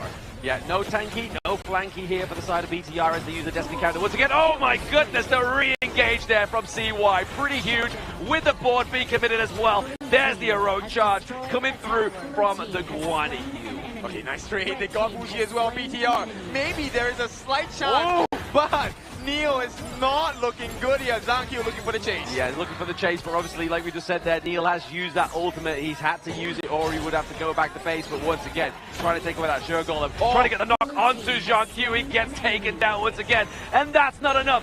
Swan with the denial out of the base, and now we're looking for some more onto Zhang. Baby, it's just like, hey, let's not get too carried away. Yep, it's 8,000 gold though for the side of Nova. I mean, at this point, Nova can do no wrong. And right now, we'll take a look at what kind of strategy BTR is going to try and come up with, right? This gold disparity, yes, is looking so scary for the side of Bigetron. Oh, yeah. But there is a chance, but it needs to be super perfect, right? Everyone needs to land their skill shots in the correct synergy as well. Ormson needs to get multi-man catch. They need the stun from Neo as well. They need Tusk to get this ultimate truth mantra. And then Zhang Q needs to come in and finish the job with the Hardened Jade Mark. All of this sounds pretty straightforward, but with the goal lead and itemization need they have on the side of Nova, it's not going to be easy at all. Absolutely not. I mean, at this point in the game, we are getting to that 10-minute mark, right? So now, Nova, yes, they've had a very solid early game, but maybe now at this point around, they could try and turn this around in some fashionable sense here for BTR, maybe by trying to contest one of these Shadow Overlords or Tyrants. Look, 10 minutes coming in, Muji just got the Eternity Blade. It felt like he had that item way long past the goal. And at this point, double buffs for the side of Nova. CY has the Crimson buff, Muji also has it. And look at the speed that Nova are doing this. This is how fast the game has been for the side of BTR. Yeah, Muji just doing so much damage onto the Shadow Tyrant there. It's going to be a nice little takedown, but now it's going to be a bit of farewell onto Zhang Q. It's not going to be enough damage though. It's just going to kind of drive him back into the base, keep him away from the team fights for a little while. And do you know why Zhang Q is having such a hard time? The slow from the Radiant, Wave Pit also has a latch on with his passive, along with the bit of farewell as well. Zhang Q cannot make it out, so he cannot even show himself. Exactly, it's very difficult. If he shows himself, he's just going to get locked in, but at the same time, Neil there to take a lot of damage from Schwan, but he has the ultimate off cooldown as well, so if he does try to go for another re-engage, he has the unending sorrow. Yeah, man, and Shen is just going to operate on his lonesome self, right? And that's all they need. Oh my goodness, that was a bit over-aggressive there, just trying to get a takedown on the D-Ranger. But now, it's going to be Schwan with the re-engage here, just pushing them out of the crystal. They don't have a minion wave, but there is one due any moment. And he's still alive, that's the biggest thing. CY here, they're looking for the finishing blow. They are looking for it, they're going to take down onto Zhang Q with a board being committed as well. Really separating the side of BTR. They try and get the troop, but it's not going to be enough. It doesn't hurt, and game number 2 crystal goes to Nova. Another big win for the side of Nova, and the truth did hurt. It was not enough. Nova looking just absolutely perfect in game number 2. Absolutely flawless game number 2 coming in from the Nova boys themselves here. Very dominating fashion as well. 10-minute mark, I believe that they were riding on almost an 8,000 to 9,000 goal lead in this game too. Yeah, look, this game was very difficult. Zhang Q, he was trying to look for options, but for every single door he opened, it was slammed shut by Nova. Oh, straight in the face. Straight in the face, and he had a big mark of the doorknob straight on his forehead there. But unfortunately for the side of BTR, they do lose game number 2. So that now puts a minimum of 2 more games left for the side of Nova Esports, unless BTR come back in this game number 3, which is what Twisted Minds were able to do last one. See why? Look, this is not even his final form. He has so many jungle heroes to offer. We haven't seen his Jing, we haven't seen his Luna. Right now for Zhang Q, I feel like this is the most stressful part about the competition. But thankfully for BTR fans, this is not the end of the journey. We've not seen his Musashi as well. Yeah, ban. Like, they're just target banning Zankyu from minute 1 of the draft to the final moment of the draft, making him feel as uncomfortable as possible. This is why we say, like, they're ex-teammates, because they know him the best. Yeah, exactly. Like, having played with someone else, you know their tendencies, you know their comforts, you know what makes them uncomfortable as well. And right now, they're exposing every weakness, every loophole that BTR potentially has. And we were to see over to this endgame screen, we will see Weighted rocking at 4018 on that idea. If we were to look later towards that damage chart, I think that he is pretty up there high. Yeah, but at the same time, I'm also looking at Wendy, because Wendy's Yixing was great. Crazy. The boss So got down. That's already a miracle in itself. And, you know, if they didn't catch everyone, it doesn't matter, because Xuan is coming in with the fishing net. All right, here's the ball. You're not inside. Let me give you a first-class ticket inside as well. And there we go. And we check out the stats that we were mentioning just now here. Wendy dealt a heck a lot of damage along with CY. 82,000, 63,000 here. But Weighted casually dealing more damage than Muchi and Xuan on that Diadea here. Those destined encounters here with that 100% team fight rate, he was funneling those heals and also that damage against the members of BTR. Which is so scary, because normally when we take a look at the games in KIC, you're kind of like, okay, the farm laner is the one that's dealing with the damage, and everyone's trying to find him. But Muchi was just picking up the scraps, because BTR had to go and try and funnel aggression against the 4 other members. Like, Zankyu struggling against Weighted is not what you want to see. Nah, exactly. No, Zankyu struggling against the support of the enemy team is kind of already a staple to say, like, hey, look, it's clearly not working. They clearly have a little bit more of a headway within this game number 2. And I mean, it shows here as well, obviously, with the gold lead, as well as obviously the Tyrant takedown for both teams. But we're looking at the head-to-head into the mid lane, Wendy against Neil. Yeah, so the value that Wendy was providing was completely different from Neil. Neil was trying to get the damage in and also provide the heals. But as we already mentioned at the start of the game, this matchup is so difficult for Neil, because you have Xuan on the Guan Yu. He's separating the important members into the box that is laid down by Wendy, right? The way C chessboard is such a difficult thing to deal with. And of course, with that being said, this will lead us to the team play allowing for Weighted to be the MVP. This guy was a true menace, and I love the fact that it's Aroma that is an MVP. And on a Diadea itself, KDA of 4018 here, 20% damage taken, 17 damage dealt, with a total goal of almost 8,000 there. Just like what Blam mentioned just now, imagine Aroma walking up to you, popping the Radiance, popping the full spell set, and then you're like, bro, I'm already half health. What's going on here? They fully understand the weakness on the side of Zankyu here, right, on the Fade. They needed him to be the finisher. He needs to come in last. But, you know, BTR, Nova was always consistently saying, no, we will get you all together first. And if Zankyu comes last, he's going to be 1v5. That's correct. And you can see the confidence oozing out of the Nova squad. CY was just like, I'm diving in. I'm going all the way in. Going for those kills here. Even Muchi was just tanking 2 towers in between this, and he was taken out by the tier 3 tower itself.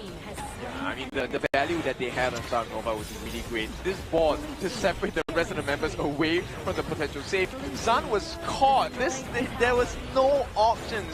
And this is just pure outclass from the side of Nova. BTR, they are a strong team. But when you go up against Nova, you have to be prepared. One of the tournament favorites coming into the entire KIC here. So with this performance itself, they're leading the series 2-0. A bit of a similarity compared to what we've seen so far in that previous series.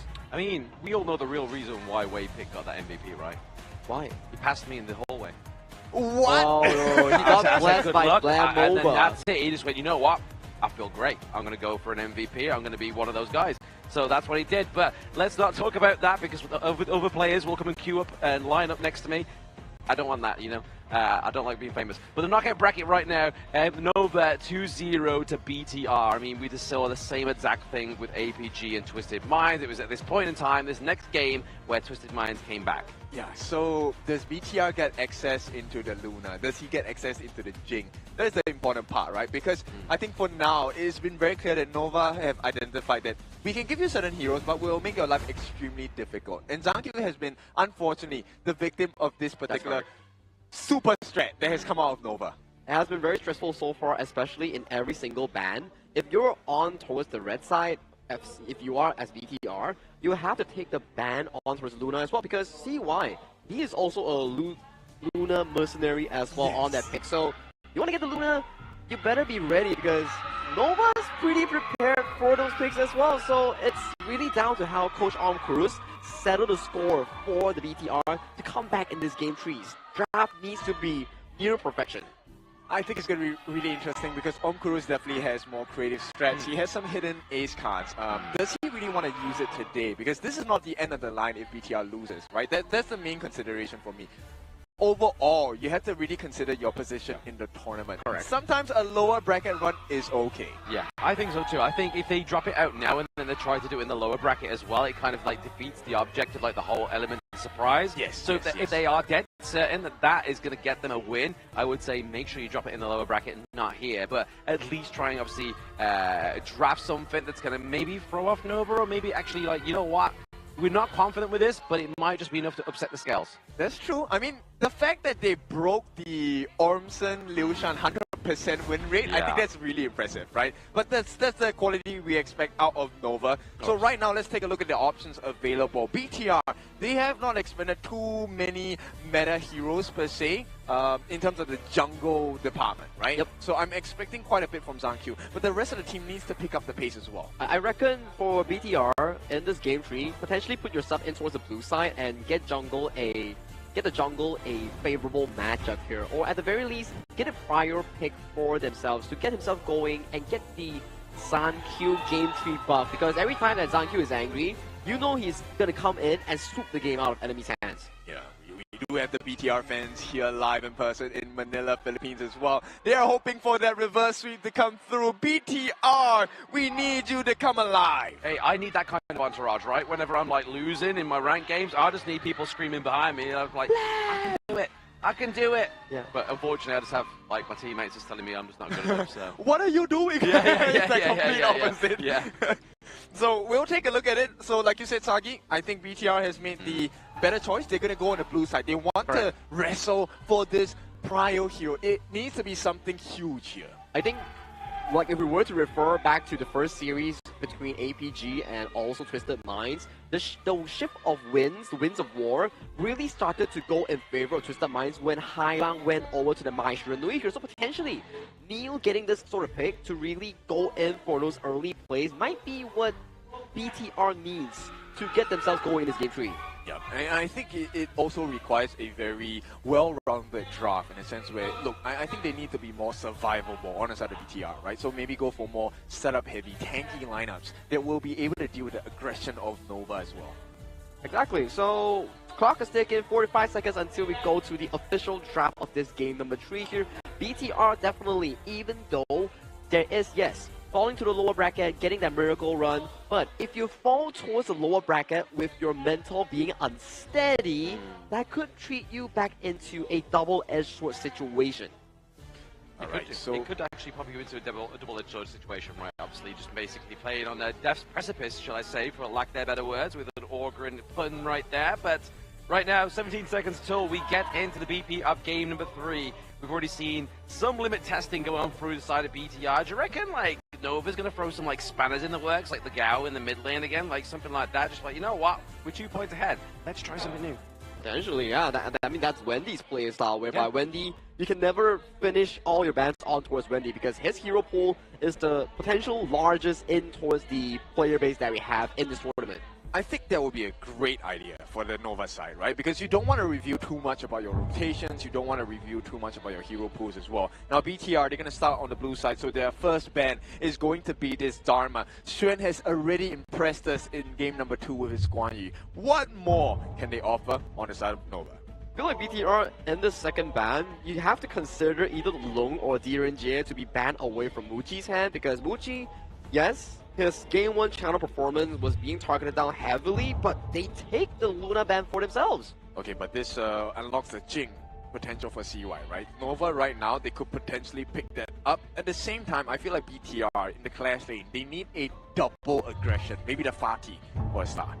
Fati is a start, Byron being removed away, so they are reading in towards the BTR playbook, whereby that's the mindset we talk about here. If Neil can get it going, they could really pull the game back in towards their shoulder. But Nova Esports, that does open for them to pick up the potential pay here on the side of CY. Yeah, they can go like super aggressive early game, or they can go super tank as well. And like you said, Nova, they know exactly what the calculation of counters are. The pay does get locked in the Tigress. The Tiger is coming for the hunt. And there's also the U1 as well, right, if I'm not mistaken, because I remember Nova hasn't expended that U1 in game 1, so that could be a potential pickup to be a flex between mid and Rome coming into the series itself. I think you will pick up a tank here for the side of Nova, right? You want to be able to have this huge wall in which BTR cannot break. Now they're going to try for that better lineup in the farm lane. They're going to pick up the channel for the side of BTR. And this is going to go into the hands of Zan. And with the support roam mortar, I like the idea. You get a lot more control, buys you a lot more time in fights. It doesn't matter if you're behind on goal, because with enough time, you should be able to take down your target. And it's a very aggressive matchup coming in from the BTR lineup with the channel and also the mortar. It's a very strong laning. And again, so far today, Lapu has had a 100% win rate in all the BO7s. Okay, we had one BO7, but that's 100% win rate. So in this game 3, Nova picking up the new hero featured in honor of Kings here with the Filipino hero here. Yeah, Lapu. I mean, if you guys didn't see Lapu in the first series, you're going to see it again, right? And this time it's piloted by Nova. And you can see BTR, they are taking out all of the big burst damage heroes because for now, their lineup is pretty squishy. Yes, and probably Nova has to take away the Ogren ban here as well to limit all the potential counters on Taurus that, but they know about Zankyu. They know him the best. Locking away the Jing, another one of those equal matchups with the pay removed from Zankyu's hands. Yep, on paper it's a 50-50% matchup if it's a Jing against a pay. But when it's in the hands of Zankyu, it is a 90% win rate on the side of BTR. I think he hasn't really lost yet on the Jing. A couple of games, yes, coming in the group stages and right now in the knockouts. I am not sure regarding whether he has lost yet or not, but I have a fond memory of his Jing playing masterclassly against HBSC. Right? So definitely that's something to look out for. Nova picking up the potential Hano for Wendy in that mid lane. So they want to stall this game as much as possible. At the very least, the mid tower won't go down so easily. Yeah, I mean, this is a strat that a lot of the strong teams have already shown us. The Fate Rewind, very adept at reversing damage or even saving and reviving towers when used within 5 seconds of his takedown. Now, what does BTR take there for his jungle here? They have already expended multiple picks here. Charlotte, a very good blind matchup as a lane bully here. No Byron, potentially has to go into the 1v1 matchup with Shuen's Marine as the final pick. So does Zankyu go for the Ogre, but he whips out the Ada here. Interesting though. Okay, tank for tank. I like the idea of this, right? You want to fight long, over a long duration of time. The Ada fulfills that kind of requirement. But you need a lot more damage. This game, Zan needs to play like a monster. And look, Nova, I think they have just out-tanked the damage potential of BTR. At the very least, you want to be bursting the first target in your hands, but think about the Nova lineup here. How do you burst the Long with Infinite Vastness? How do you burst the Ogren, the Hano here with the Fates Rewind? And then, with the addition of this Ambrosia, all 3 carries coming in from Nova draft has a way to build towards safety. The first 3 minutes of this game is going to be very critical for the side of BTR. You need to get a shutdown, you need to get a first blood on either Wendy in the mid lane on the Hano or to Shen on the Ambrosia, because once they hit level 4, that chance is going to dwindle almost down to 0. And Nova's lineup is very late game heavy with trio carries. I think 4 carries at the very minimum as well. Long, Hano, Pei, and Ambrosia here. So that is their late game lineup being funneled by this Pei in that laning phase. But right now, take a look towards BTR. Ata is not just a tank. He's a battle tank like Ogre. If he has sufficient resources here, he's going to be a very beefy boy. So, I mean, it will operate in the same nature as a Nerza, right? He's going to buy time and space for you. Hopefully, your farm laner, your mid laner comes in the damage, and of course with the stuns coming from Ormson on that cannon blast, can they buy enough time? Because you do have the control, you just need to land all of your shots. Landing shots seems pretty hard here, but hey, this is match point on hand here. They definitely need to pull on whatever guns that they have in their pockets here.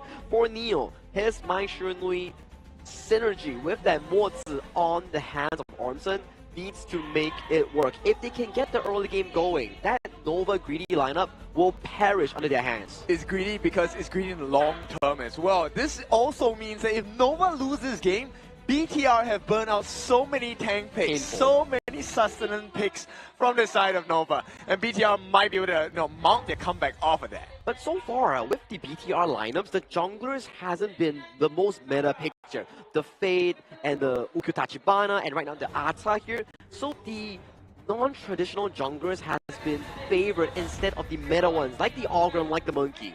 Yeah, Kurus here is trying to bring Bigetron to the super late game. They want to go to game number 7, where you absolutely cannot ban the Jing or the Luna anymore. But to go towards that game 7, they really need to win this game number 3, because this is the series point. If you lose this, Nova will be leading the series 3-0. That will be so much pressure generated, just like how loud the audience is supporting both Bigetron, supporting both Nova as we head towards the boards for this game number 3. Game number 3 comes through here. Does Nova take a 3-0, or do BTR do the dream that TM did in that game and get a point onto the board here? But I mean, with these drafts, it's looking very scary, right? Like you were saying there, Sagi, in the draft, there's potential and a lot of carries onto the side of Nova. Yeah, it's time to leave no regrets, right? Right now it's about the wave clear. We'll take a look at it as the sun is already. Oh no, that's going to be the enhanced help of the Lapu, but still not enough damage from the Muchi. I mean, at this point, this is why it's so scary, right? The second skill flash dash is going to be so adept at getting damage. And look at that, they get the stun as well, and Ormson already at this first minute mark, both of them are suffering. Yeah, suffering as well, as obviously they don't have that minuet coming through, but now we obviously have that season 16 honor passes here, and you can get Seabreeze Sakia for free, and the elite pass gives you the Lubu and Wu Yang combo. But hey, Ormson has got to be careful. He doesn't want to get caught out here with this 3v1-2 down to the bot side. Yeah, BTR, they understand the pressure of that bot lane, right? So it's really nice that they actually make that rotation top. They get the space right now. They're able to save that mid lane wave as well. So Zankyu gets a spike in terms of EXP and gold boost. He does. He gets a spike in terms of those right now, but obviously Wendy's just kind of like helping CY just kind of playing the jungle a little bit faster. I mean, it's not like Pei needs that help, but now top side of the map here, tries to get the dive on Schwan, but he's not going to have any help. Okay, that's great. Xuan actually has to burn his flash. So IKL fans, this is great. Rotations coming in. Zankyu, I don't think he found any steal in terms of value for that, but now he just needs to keep pace with CY, right? But they're on a timer, because the longer the game goes, the stronger Nova becomes, because you don't get to one-shot them anymore. Exactly. It's going to be scary for the side of BTR. They've got to try and curtail this one early if they are looking for a victory here against them. But there it is, the Flaming Palm. Still not enough damage, but it's going to be Xuan trying to get that one alive, using that inbuilt Sage Sanctuary for the Umbrosa. Yeah, but Nova gets a better trade. Look at the lifelines on the side of BTR. They're all falling so low. And now Waypit, while he did have to expend his flash at this point, I don't think it matters too much, right? All he needs to do is to land his second skill, get the stun in, and it will be a very nice position to be in on the side of Nova. Yeah, right now, obviously, they are ahead by around about 500 gold right now, and obviously stealing away those spike-tailed beasts is just going to further that gold lead on the side of Nova Esports right now, but it's going to be that, like, brutal, just bashing and just blitzing of those minion waves top side of the map. Really going to put the pressure on here for them. And one more thing, look, wave clear. Oh yeah, trying to use Ru Engine there, trying to get the knock upon CY. I mean, if they really do want it here, BTR need to contest CY on this Pei. Yeah, well, easier said than done, right? Yeah. Because one of the things that they struggle with on the side of BTR is actually wave clear. They don't really have the best wave clear. And so if Nova gets like a T3 ahead of BTR, it's going to start, we're going to multiply that difficulty.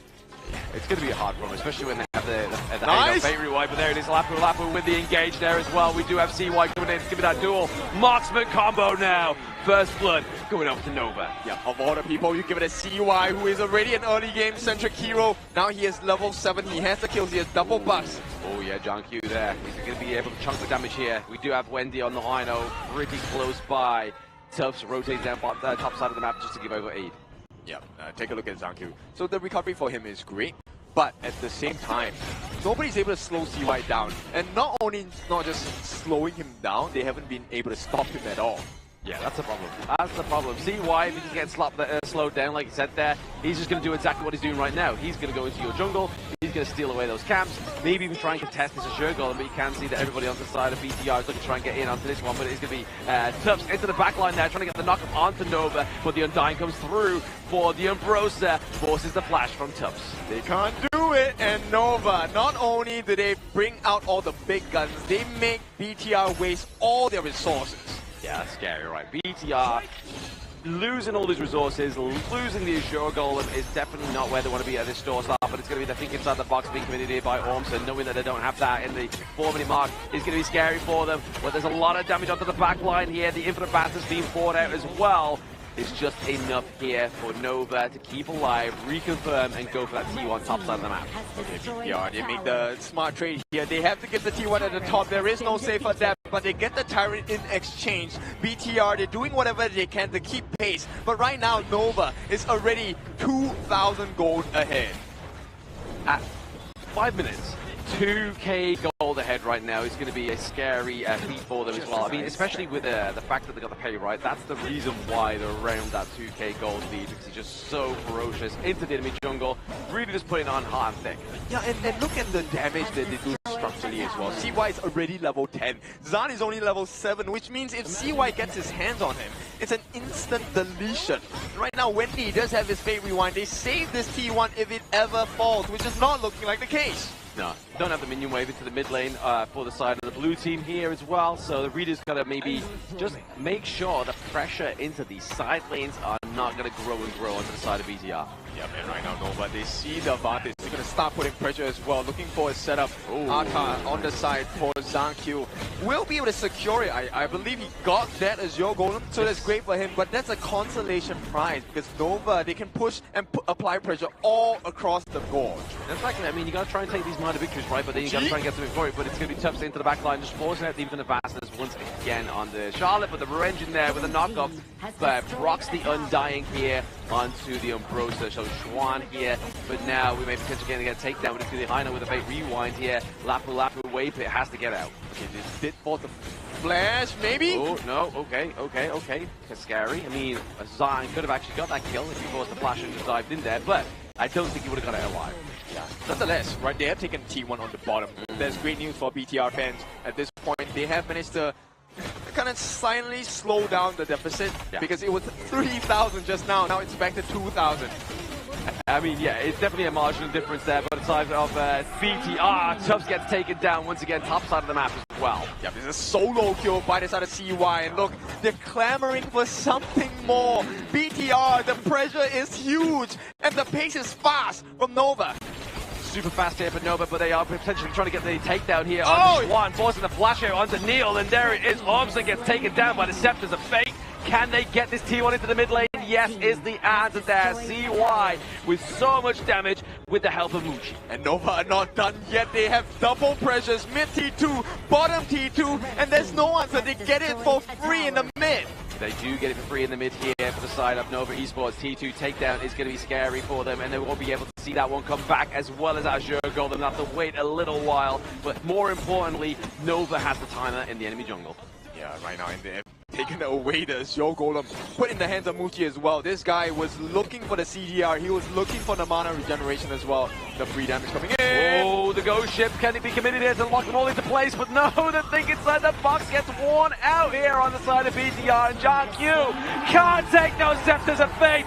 Double kill for Schwan as well, now with the Infinite Vastness, just backing onto the lines of Nova Esports. They're waiting for the minions teammates in top side of the map here to come through. Maybe they can get this team through. Complete heartbreak for the side of BTR because Nova looks low, but you can't finish the job. They have so many ways to sustain, so many ways to get an extra life, and this is just the early part of the game. Let's take a look at the replay here. This beautiful movement, the setup with the ultimate by the Lapu Lapu by Waypit, making it out with a sliver of health, dragging them all together, and the damage output by Wendy, allowing for the dive from Shen on the backline as well. And still, there is nothing that they can do. BTR can only sit and take the damage on the chin. Exactly, just got to learn from that damage, right? But there it is, that ultimate from Lapu Lapu. Once again, Waypit really good here. Let's put in the pressure, slowing down John Q. He gets taken down already. The cannon blast doesn't connect onto anybody, but Tufts here just trying to pressure Nova from approaching the base.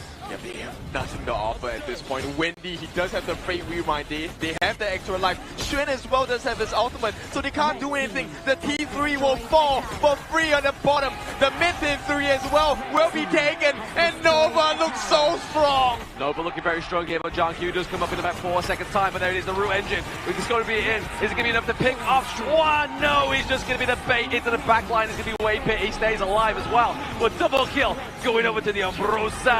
Now, John Q goes down. It's a team ace, and game number 3 goes to Nova. Clinical by the MKL second place team right here. This was a surgery, and this was a quick one.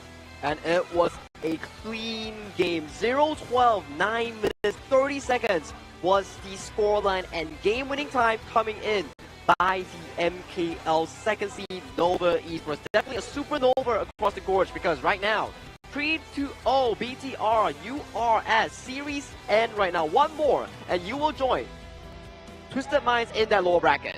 But this is not new to BTR, right? They have been dealt this card so many times. This is, once again, a lesson for the IKL champions. But it's a lesson that is learned with pain, because this one was a complete outdraft. Too many lives on the side of Nova, and too little damage. And which is crazy because it's a mine. How many knockouts did we see Neil get, and still they couldn't finish the job? Exactly, well, it's because it was all kind of like dived into Xuan as well, right? Like as soon as he came in, it was kind of like the Ruenji came through, Xuan had the Undying, basically procced it, and then it was just like too difficult for the side of BTR with the lack of damage. And the number of Undyings that we keep seeing on the screen for Xuan, every time he has it on, he will just push it so aggressively towards the front line, providing vision and room for his teammates to get those towers pushing in. And then if they overextend, we saw how Ormson, when he went in, he's not coming out. He's just staying there, dead body, going back to the fountain.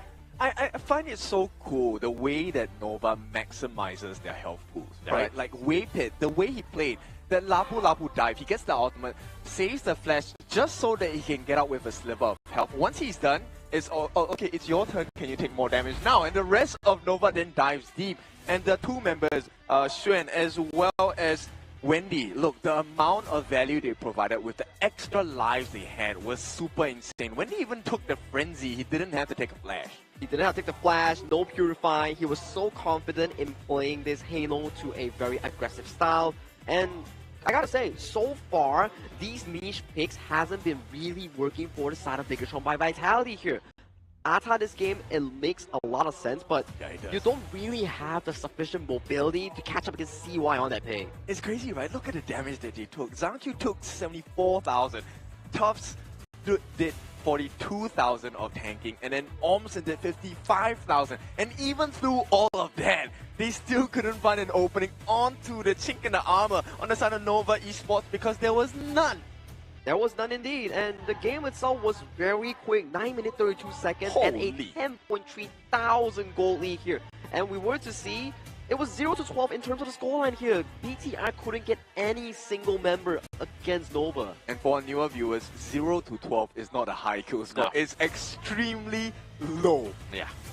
It's extremely low. And 0-0-0 is everything on towards the board, on towards the Nova here. They didn't really take a lot of objectives. They were just brute forcing every single fight that BTR brought towards them, and this chart comparison here between CY and Zhangqiu here. CY is just leading everywhere except for Vision Score. Yeah, I mean, it's kind of like Nova telling BTR, we're going to give you some hugs. And then it became a Brazilian Jiu-Jitsu class where it would topple to the floor and slam them multiple times. Definitely a cuddle down on the floor there in a headlock as well. Just a good measure. But CY there with a 4-0-5. And unfortunately there, John Q with the 0-3. But that's what happens when you play the carry to a tank jungle, right? But MVP is going to be none other than Waypip back to back. There you go, back to back. See, I'm just enhancing my own flavor, you know. Yeah. You saw me in the corridor. He gets 2 MVPs. Lapu MVP, well deserved coming in from Waypip himself. 0-0-10, clean KDA, and he was doing very consistent flash engages with that ultimate here. So for those new players that haven't yet seen the Lapu tutorial video, this hero, spell 1, you swipe in front. If you hold it, you throw your weapon towards the front, and when you pick it up, it bounces the enemy away. Spell 2, you charge in front. That if you prepare a flash, you can extend the charging range. Now, ultimate is the one that we keep talking about here. You charge yourself, and you release an AoE knockup, which is just what Waypip did, charging over the wall and flashing in, getting the double knockup on towards Ormson and also towards Dawn. Yeah, it's crazy because the value of that ultimate is so big from Waypip, right? Not only does it knock you up, it also slows your movement speed. It may not seem like a lot, but when you have a tank, when you have a lineup that just shreds you completely, and with extra health, like the way they set this up is beautiful. Look at this knockup by Neo. How can you tell me that they did not get a single kill off of that play from Neo? I think it was a very beautiful knockup.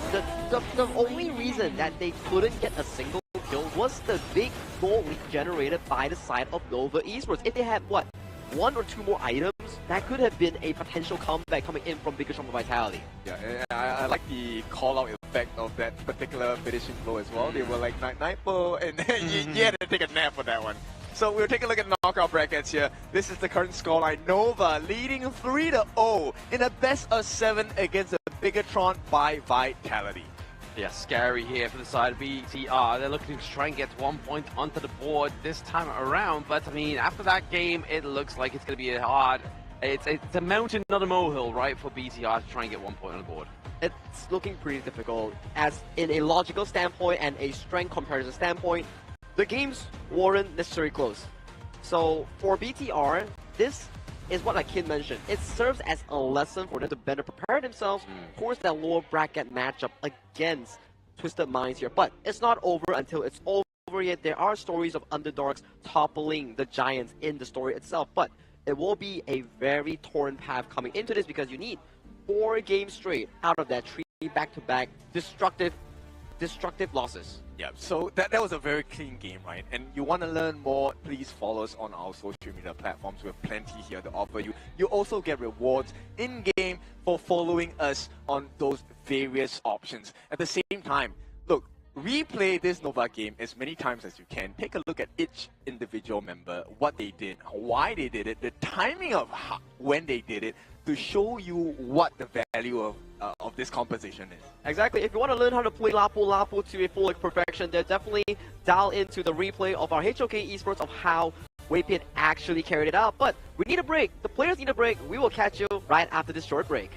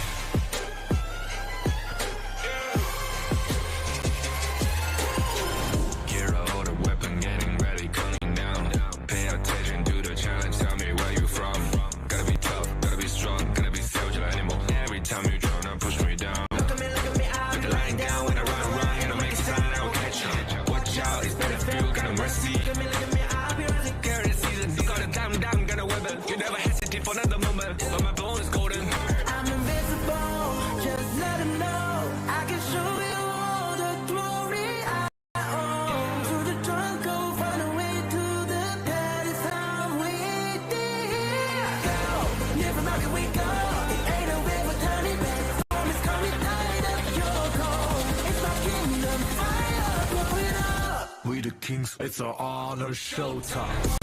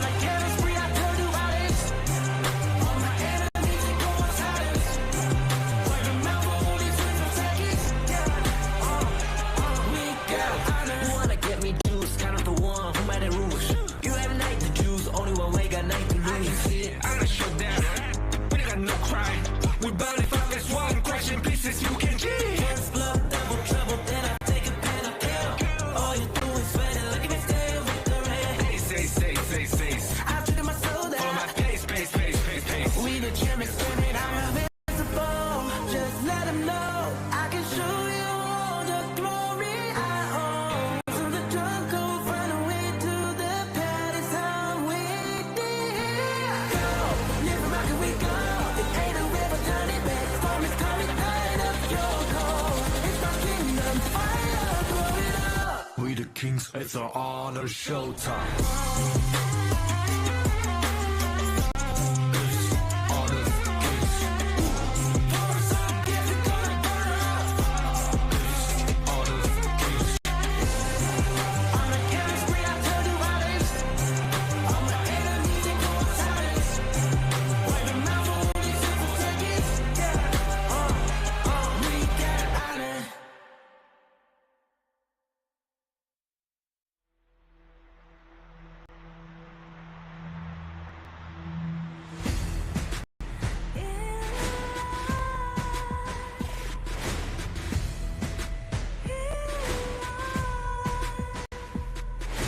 What's a life without its worth?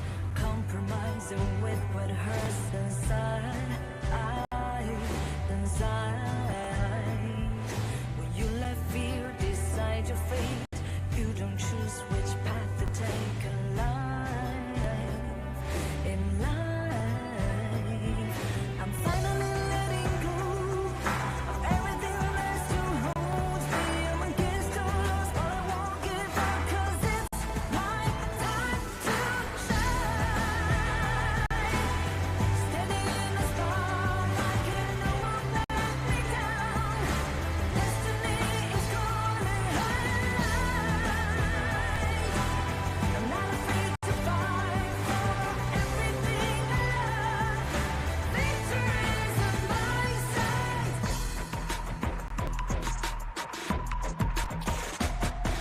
The more we lose, the more we gain. The more that nothing stays the same in time. In time. Can't love ever, can't forget. What you see is what you get sometimes. Sometimes. Gonna show the world tonight. The light that shines inside us. We're against all odds, but we won't give up 'cause it's our time to shine. Standing in the spotlight, can no one back us down. Destiny is calling high. We're not afraid to fight for everything we love. Victory's on our side. Takiki takiki takata. Takiki takiki takata. Takiki takiki takata. Takiki takiki takata.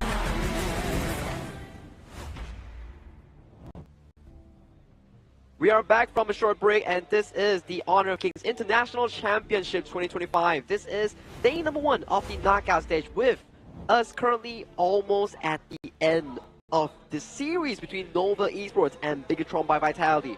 Nova has won back-to-back 3 games in a row, and right now they are at series points against BTR, the IKL champions. And the scariest part of this is not even half of the hero pool that Nova has. They have a lot more to offer. They gave us a teaser in the form of how strong Lapu could be in this game. I think we'll see a lot more of Lapus in the continuing series as well. I feel like the Lapu kit itself, the way that it provides knockup and zoning has been pretty consistent. It's like Zhang Fei using the Unbridled Outburst to zone away junglers from smiting objectives, because when you're knocked up, you can't press smite. So that has been the storyline coming in here with these Lapu plays.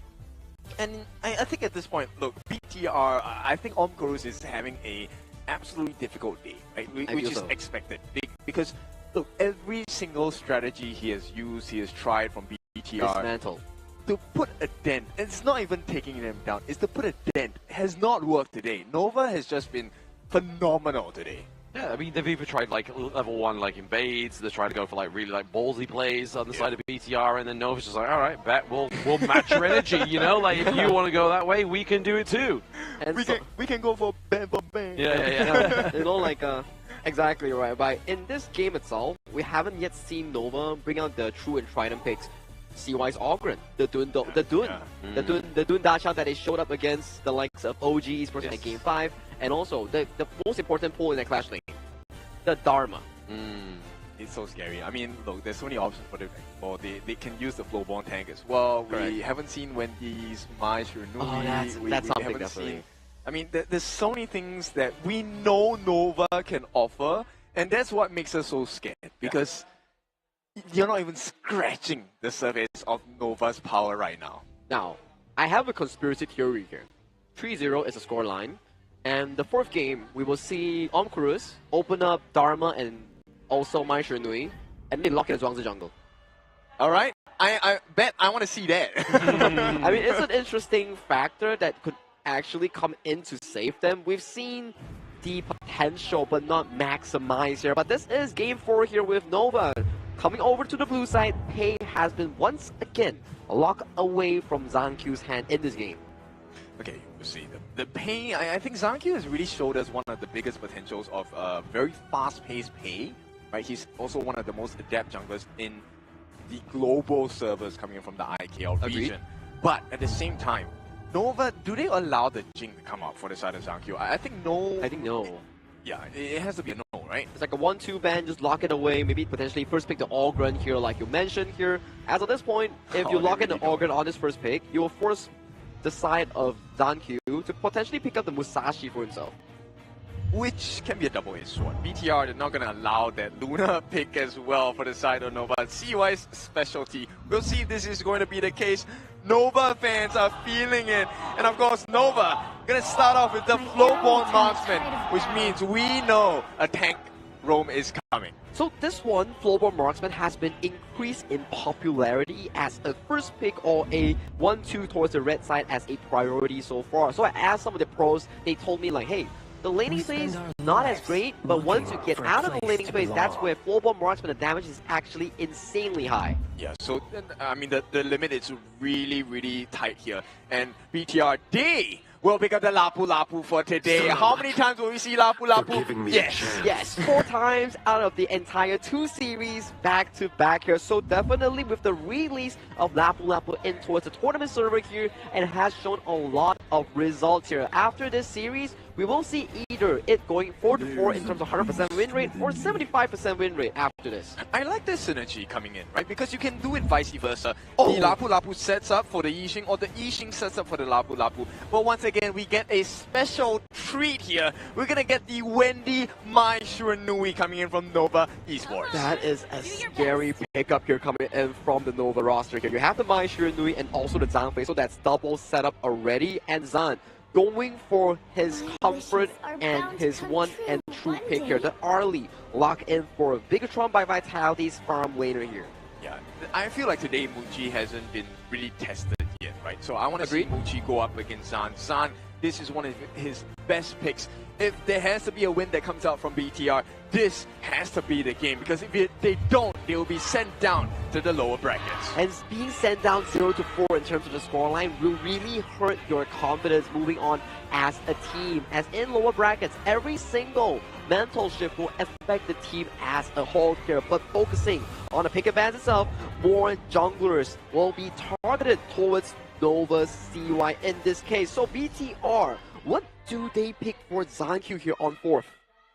I don't know. How much more damage can you deal against Nova at this point? Nova, they are looking at the Fuji as a potential clash encounter here. Taken out. So a little less control because they have plenty. And BTR says it's not enough. We want the Byron in there as well. The Storm Strike might be the lightning strike that switches BTR on. I feel like Nova potentially... Oh, Liu Bang here. What are they going for? What's a good delivery system towards the backline here? It's the Maestro on Wendy. So that's a lot of damage here coming in from Nova that's being generated in that match department. And they double down with a Fade pick. I'm no hero. Now this is really scary because, okay, look, one of Fade's weaknesses is the fact that he is really squishy. So this Liu Bang pick with the Battlefield Command is, yes, it is. It's Kongming jungle. It's a Kongming jungle. But you know what? This Fate, I think, might be the killing blow for BTR. Like it might be, whereby you have so much control and CC in the Nova draft, and BTR is looking pretty good. Wait, Lapu jungle? I don't think so. I don't think so. They haven't swapped up yet, so give it some time. Both sides haven't swapped up the heroes yet, so it will end up with Kongming jungle for Zankyu, yes, and then the usual one. So for the BTR draft, you have no way of invading CY's jungle here. And we saw when you topple the jungle pathing coming in from the Fate, it puts him super behind of curve. But in this game alone, there is no early game centric player that can really impact this Fate's jungle pathing.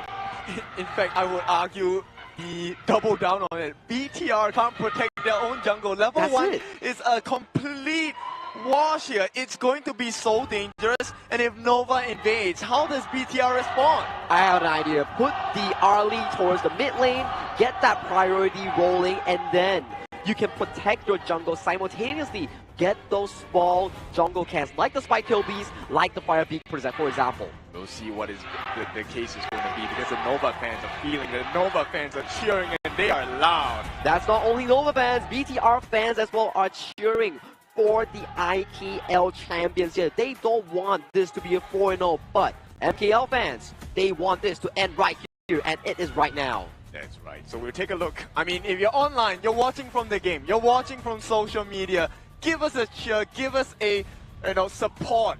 Make sure you want your wishes to come through. Send it online as well. To send it online, I will have to send it towards the gorge. This is game 4 with going to the lower brackets on the line here for BTR. They need to do whatever they can to keep this series alive and available. This is Nova Esports taking on BTR by Vitality in game 4 of the best of 7. There we go. Sagi said it best. It's game number 4. This could be match point for Nova, and the way they have been playing, BTR will have to pull out all the blows here. Ormson started in the mid lane, just trying to get the upset off the Wendy. Wendy is on the Maishuranoi pick. This is going to be something they have to topple. I love this. Ormson is showing us the value of the Lapu Lapu, but right away, no! This is a very uncomfortable situation. Yeah, it is, exactly, especially going with the Glowborn marksman in the early games, right? You get those empowered attacks, it does so much damage. Yeah, and it does piercing strikes. That's the worst part, right? You're able to clear the wave super quickly. Oh, absolutely. It's one of my favorite marksmen to play, to be honest. It's just a very great hero to pick up and play. Not the hardest to play either. Yeah, and I think this is going to be maybe the turnaround condition for the side of Nova, right? Yeah. A tipping point, I would say. Because they have given respects to ZanQ, they haven't really gone for that level 1 invade. Oh, speaking of the level 1 invade though, I mean, there's a lot of action going into the bot side of the map already. I mean, both marksmen and supports are level 2, so no ultimates will come through just yet. Yeah, this one is I feel like we are bubbling, we are simmering right now, right? But once it boils over, the lead is going to be immense for either side. Oh, absolutely.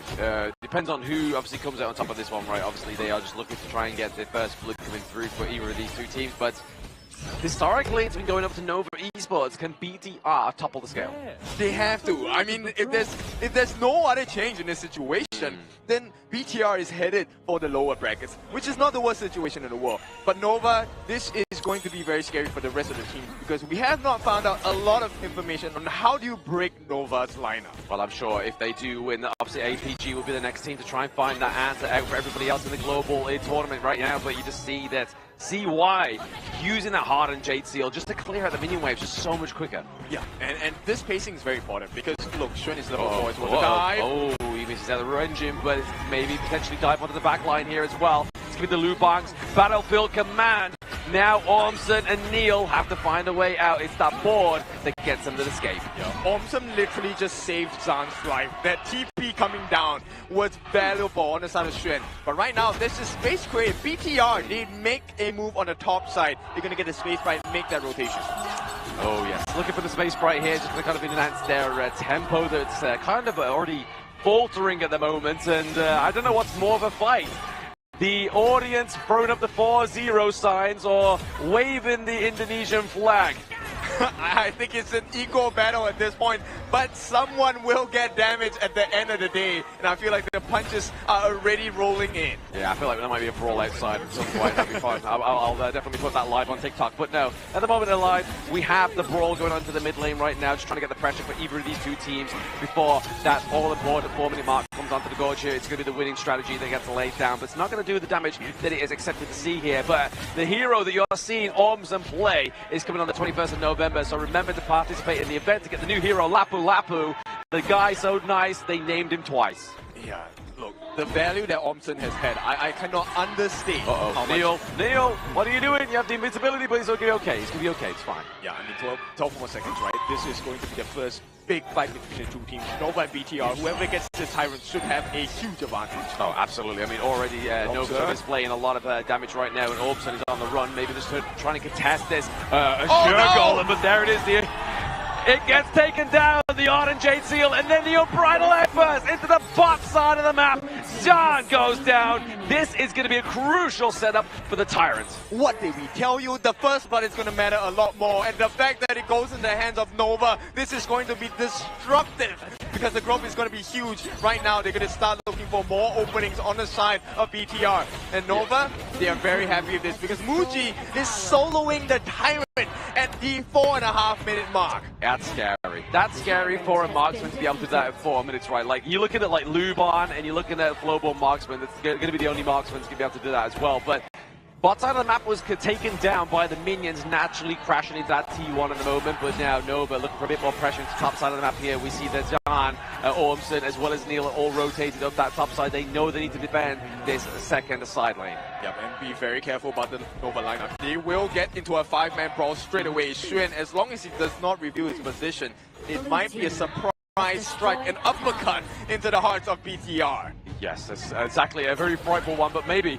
potentially a setup of the quickest match we've had so far with the KIC 2025, but there's going to be the winning strategy. Under the backline, CY is taking that like a champ, and there it is. We see the ultimate from Lapu. Lapu and the Heart of Jade Steel has not been proper into the backline. It's going to be tough. Can he get something for the side of BTR? And the answer so far is no, as the board has been committed. Traps in Way Pit, but that's it. Yeah, but they can't find anything, and that's the biggest difference here, right? BTR, they're trying, they know that they need to shut down CY, but here comes the support as well. The scary thing is Muji's growth has not hit CY! Oh, CY says goodbye as John Q gets the kill there. That's going to be a bit of a confidence boost for the guys over at BTR, but now they get the winning point strategy just to try and do damage onto Way Pit, but he is just so gosh darn tanky. I've never seen this hero being played by Zankyu, but so far it has a lot of value. Level 10 already. He's matching pace with CY as well. And BTR, like we said before, if there is any game to do it, it has to be this one because this is life on the line here. Exactly. Tournament life, not tournament life on the line, but upper bracket life on the line, shall we say here. But John going down to the bot side of the map to get this T1 to try and neutralize that lead so far that Nova has created into the farm lane. Yep, he's trying to play catch up, right? Right now, Zion's at 3.6, but here comes Nova once again, putting pressure onto that Crimson Golem. Oh, there's Crimson Golem, maybe getting contested here. The Heart of Jade Steel is going to, in fact, not actually come through there, and it does. But then Lapu also goes down, but it's going to be tough into the back line right now. With Janku using the winning strategy, the board has been committed as well, but can he get some more? Tufts with the takedown onto Muji and Way Pit, but that is going to be paid back as well onto Ormson, and now Xuan gets taken down. It's so unfortunate. I mean, Zan did get the kill. BTR, they do survive the aggression, but would you really call it a survival though? Not really a survival. That's just kind of delaying the inevitable at this point, but that winning strategy is going to hit Wendy, but it's not going to hit like a truck. You see, take a look at the instant replay here. Very nice board setup at the end of this. They did have to sacrifice a lot life of Ormson here. Nice dive, right? And it was collected by Muji. At the end, this flash by Tubzy was so good. I mean, it was a winning condition for them. And they got one more kill here by Zan onto the Liubang for Xuan. But unfortunately, he had to give away his life. So I wouldn't say that was the best trade, but still, value got it. Yeah, value has been restored here as well. I mean, speaking of restoration, we're looking at the restoration of that goal lead. Started a resemblance, a little bit of an even ground between these two teams. Yeah, I like the fact that Zankyu is recovering, right? This is a huge show of confidence. He does have the insatiable tome already, and this is going to be valuable lifesteal. Nice setup by Ormson here, but they're not going to find much value here because it's just Way Pit. And until they stop that Xuan ultimate, I don't think they're able to take a true 5-1-5. Exactly. I mean, they're just trying to kind of like draw out Way Pit's Unbridled Outburst here. It's going to be 1v1 here with Battlefield Man using the Parasol to go back into safety. There is going to be Zan on the Ali. Oh, but in the mid lane, this is where the true damage will be, right? Tubzy. Oh, hang on. Zankyu, he's trying to use the win strategy, but the body block didn't come through in time. CY took a lot of damage there, but it's not going to be enough to take him down. Way Pit also taking a lot of damage, but it's going to be the Arrow Storm into the back line that's driving away BTR. Oh, I love this. BTR, they refuse to back down. This is exactly what you need to do. Right now, the Tyrant is going to be spawning at this 8 minute and 40-second mark. Right now, Zhang rushed Tyrant this. there. He's going to get taken down by the side of BTR. They get the Tyrant. Is this going to be enough for this next team fight to actually overcome the tide of Nova Esports? I think it's going to be a bit difficult, but they can try. Zhang. Oh, there it is, the Radiance with the unbridled airburst, but there is no catch into the backline. CY is trying to do damage onto Orbson, but now the Stampede keeps Orson away, locks Tubes away from the rest of the guys, but Waypit and Schwan goes down to Zahn and Tufts. They just can't do it, Nova. Maybe this is the time. Maybe it is. Maybe they can contest this, but they don't get the Hardened Jade Steel. But it's going to be that Arrow Storm that stops the progression of BTR into Nova. Okay, so it's going to be an even trade at this point, right? I say even based on the number of kills, but the fact that Zahn got taken down, this is not good news for the side of BTR. No. Wendy here, nice positioning. The information gotten for him is going to be very important. Neil, he has to be careful where he steps in. Ormson is coming in as well. Oh, no. He's on the run, he's looking, he's trying. Wendy's like, no, that was my brush. Get out of it. Yeah, I like this defensive positioning from the side of BTR, right? Yeah. Neil was ready to lock them in the board if that happens. Oh, yeah, exactly. But that's going to be the Arrow Storm being committed here by the side of Nova's Mushi. But Ormson just getting that check, getting that intel onto Mushi as well. Wendy just trying to throw the Kachusans just to do a bit of damage onto the backline of the enemy team right now. Just trying to make sure they don't go and start this Tyrant just yet. Yeah, look, 10-minute mark, this is the Shadow Mirrors, right? So it's very important for both sides to be able to secure this. Neo needs to land a great "the world is my board." If he's able to get the board down, Nova might be in for a nasty surprise. Zhang is close to 15. Oh, unbridled airburst onto 3, but that board going to be committed to actually stop that fight and actually be a disinitiation. But Wendy with Schwan into the backline gets a pick off the Zhang. They're looking for Tufts. That's going to be the front line for the side of BTR being taken down. They're trying to get Neil. Neil flashes over the wall. Oh, they found a small crack and they tore right into the heart of BTR. Zahn here, unable to defend. Wait, everyone is wrapped around. Everybody and their dogs are here in the mid lane, and they get a takedown onto Zahn as well. That's going to be not a team ace because Neil is the only one alive. He has to mitigate this control. Yeah, this is too much from Nova. They are performing surgery right in front of our eyes. 36,000 with the Shadow variant of the Tyrant going into their hands. They have now secured a 4,000 goal lead, and BTR have lost the T2 at the bottom as well. This is a lot of map pressure. Yeah, T1 falling into the mid lane, T2 in the bot side of the map as well as that Shadow Tyrant. This is going to be a lot of damage for the side of Nova to come through here. The Unbridled Lane must catch it on 2. It goes onto Neil. Neil has that passive. He gets taken down as well. The Hardened Jade Steel comes through.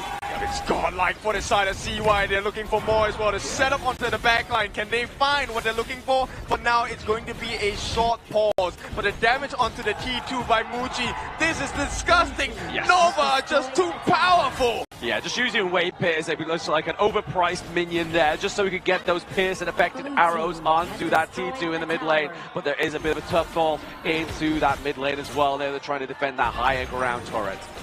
This crack is going to be big. I mean, this is going to be a deep gash into the base. We'll see gash. The Unbridled Air Burst. Not quite got it yet, but they are looking to do damage on Tufts. Tufts taking too much already. That T5, that T3 falls down to the bot side of the map here as well. We do have the Battlefield command come through also here from Schwan. They have no minion wave. BTR have a bit of a reprieve. It's so crazy because the value that Shun is giving is so much. I mean, it saves the lives of CY. You waste the ultimate of Zhang as well, and now you have a bleeding wound on the bottom side of BTR's base. Like, every single notion says that BTR can turn this around. They do have the damage, they do have the setup, they do have stuns, but every single time they try, Nova beats them down again and again. They've got to keep trying, right? I mean, you got to keep throwing stuff at the wall until it sticks, and that's going to be the quote here from the side of BTR. But now, obviously, we have minion waves charging through into the bot side of the map and into the mid there, looking for more high ground turrets. Yeah, I mean, Ormson has been phenomenal in this game so far, right? But for now, they have managed to force out the ultimate by CY here, 100 J mark, but that is going to be a very short cooldown. They get the T3 in the mid as well. It's starting to look like the beginning of the end for BTR. Yeah, just using CY there just to get that range attack damage when he's on the wall, just driving away BTR from those high ground choices. But now Schwan has to use the battlefield command. He gets out alive, but that is going to be the Shadow Overlord taken down as well. And look at that, they pull BTR all the way to the bot. They get the space for the Shadow Overlord. And right now, BTR, with the only structure standing in between the crystal being that T3 at the top, it is looking a bit tight here. Very tight indeed. I mean, we have to check that one for ourselves, but at the moment it's going to be at the helm here of Nova. This is Nova's push to lose here. CY doesn't want to get caught out just yet. Yeah, now they're just waiting for the cooldown on the Shen's ultimate here. The battlefield command showing you it is up now that once CY dives in, BTR, this might be the last attempt they will ever have. It could be the last attempt here to try and get a win off of Nova Esports. They still don't have any kind of privilege for the side of BTR right there, just literally trying to defend their crystal to the best of their ability whilst we wait for the Shadow Vanguard to come through. There's two members to set up, right? We have the Wendy knockup, we also have the Wave Hit out. We'll see. And of course, if CY ever feels ballsy enough, he can dive right in the heart of BTR. They've got there it is. Base. The final T3s do fall here for the side of BTR. Nova, Waypin, using the unbridled efforts, catches up to none, but the Stampede comes through here as well. The Wolves might both be committed, but it's not going to be enough here. The pressure onto Nova is minute as they push the crystal in game number 4, and Nova take the win into the upper brackets. It's a clean sweep for the side of the number 2 seed from MKL, Nova Esports. What a way to end the first day of knockouts. Surgical destruction on towards Bigetron by Vitality. First 3 games, every single movement that has been dealt on towards the boards by BTR has been dismantled coming in from the Supernova, and right now in game 4, it looked neck and neck in the early game, but the execution on the Mai Shiranui and the Liubang combo was so darn crisp, and CY's fate was the most cleanest I've seen out of the tournament. Yeah, I mean, KIC 2025 really has had a lot of surprises for us. Once again, we congratulate the winners, that is Nova Esports, in this 4-0 sweep against their rivals here, BTR. But IKL fans, do not be disheartened, do not be sad, because this has been a lesson that is super valuable and super deep. Correct, whereby today Bigetron lost. It means that they go towards the lower brackets to face off against Twisted Minds for the opportunity in that lower bracket run. And with Nova winning against BTR in a 4-0 fashion, they do advance to the upper semifinals, and it will be an MKL versus MKL matchup featuring Nova against APG. I think a lot of people will be happy with that particular match. Oh, yeah. Right? But then the lower bracket looks to be a very tough run. I mean, if you make it out of the lower brackets, I think, and you win, that would be your best story ever, because the battle has been super tough so far. Oh, absolutely. I mean, TM's down there. They're the first team to make it into the lower bracket. So if they were to kind of climb their way up, I mean, they have defined the impossible odds when they lost against OG Esports for like the past, like, how many series. And then when it mattered the most, they won. So I don't think TM's, you can count them out. Definitely not. Definitely and not. You know what? What the scary thing is, regardless of what happens in the schedule, you will meet another MKL team. That is correct. This is a very scary notion for anyone traversing in this lower bracket run. But for now, we celebrate the winners. Let's take a look at this setup by Nova. Crazy good. 9-1-3 on towards CY, 2-0-10 on towards Wendy here. And Xuan, I remember you guys were talking about his battlefield command, which is the ultimate of Liubang, has been really on point in multiple of these occasions and saving Wendy and CY. Yeah, it's a big crazy game. And I think the MVP has to go for CY at this point, right? The decision making, it's so scary because on the side of Nova, it rarely is individual play, super good. It's an entirety. The whole of Nova operates like one hive mind. Yeah. And take a look at the damage. Muji, because of the success of CY, who is dealing 113 damage, K damage by the way, Muji dealt 128, got the final hit on the crystal as well. Everything going in favor of Nova Esports. It's why I love the Flowborn marksman, man. Like, it just does so much damage, especially in the early game, especially against like squishy heroes like the Arlie. I mean, yes, you have the Parasol, and yes, you have the Maple Dance to kind of cancel out any kind of projectile, but when it's piercing, it's going to hurt a hard amount of times. But this time around, obviously, we did see a little bit of trade with the Tyrants onto the side of BTR, but 14 kills to 9 is still quite considered a low kill game. That was a low kill game. It was.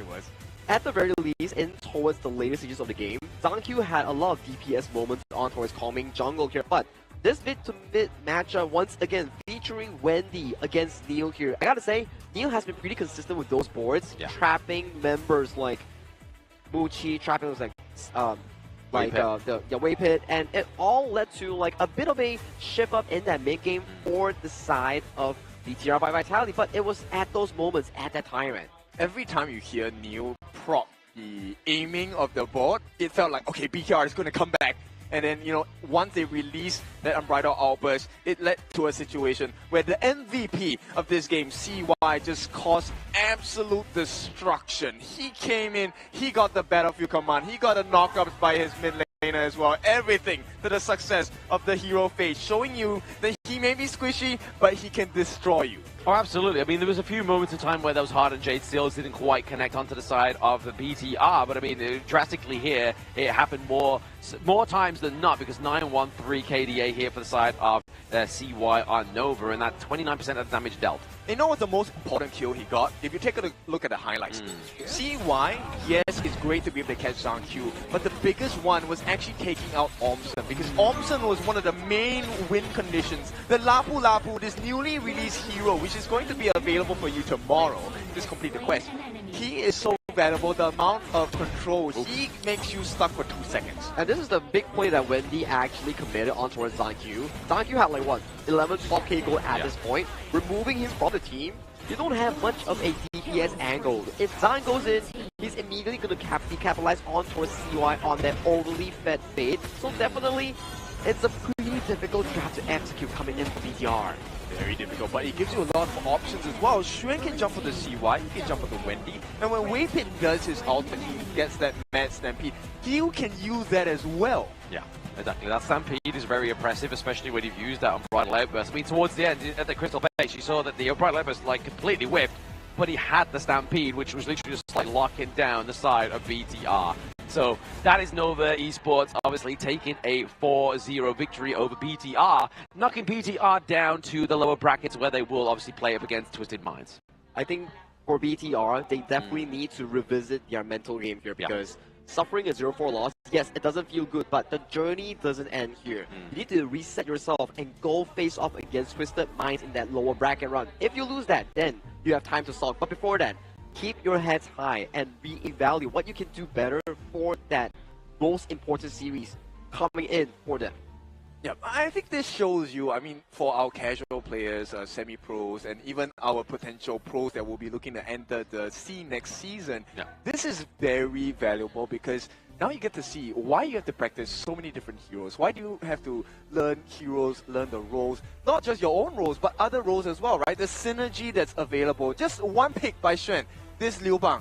Look at how valuable it is. Now you have so many options, you know who to jump at. And communication. We didn't get to see this yet in KIC2025, but I think it's going to be, just follow us on social media, go and learn the lessons.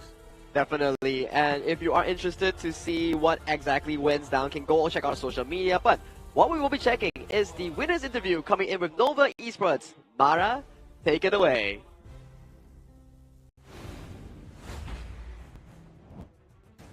Nova is showing us their strength in this competition. Congratulations, Waypit. Xuan, the 4-0 Waypit, was that something that you predicted even before the game started?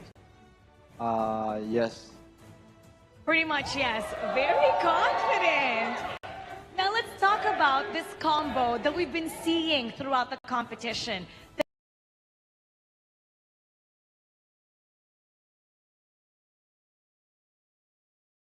The Dolia Neza pick. Now, why do you think these duo combo exist in KIC 2025? Because it's very easy to play, and Naja with 2 Audi is very OP. Very easy, very OP, and I'm sure everyone watching will use this combo a lot more in our RG. Now, Xuan, you've defeated your former teammate, Zhang Q, but you know what? He's one of the top players, rising players right now in KIC and in the HOK. So what would you like to say to him, because you've just set him down the lower bracket? Any message for him? Zhang Q is a good player. I'm sure he can do better. Very nice words to tell Zhang Q, and I'm sure that he'll take it to heart and he'll want to climb up. Now, Wei Pit, up next in the upper bracket semis. Once again, you're going to be facing Alpha Gaming, another Malaysian team, and they never defeated you in an international tournament or a single series. Is there anything that you would like to say to them? Good luck. Enjoy the game. I think it will be very interesting. It'll be very interesting, and no matter what, for sure you will make Malaysia proud. And of course, Xuan, what would you like to say to all the Malaysian fans, all the Nova fans? Sure. Terima kasih atas sokongan kepada Nova. Kami akan terus berusaha untuk menang. Malaysia boleh. Malaysia boleh. Wait, but can you translate it for us? Thank you for support us. We will do better. Malaysia can. I don't know what's better than that, because you guys are so phenomenal. Once again, congratulations, Xuan. Congratulations, Weipit. Congratulations to Nova, showing us how it's done here in KIC 2025, raising the standards in the international stage. We're going to be talking about what's happening next, so we're going to head back to our casters. Lead the gorge.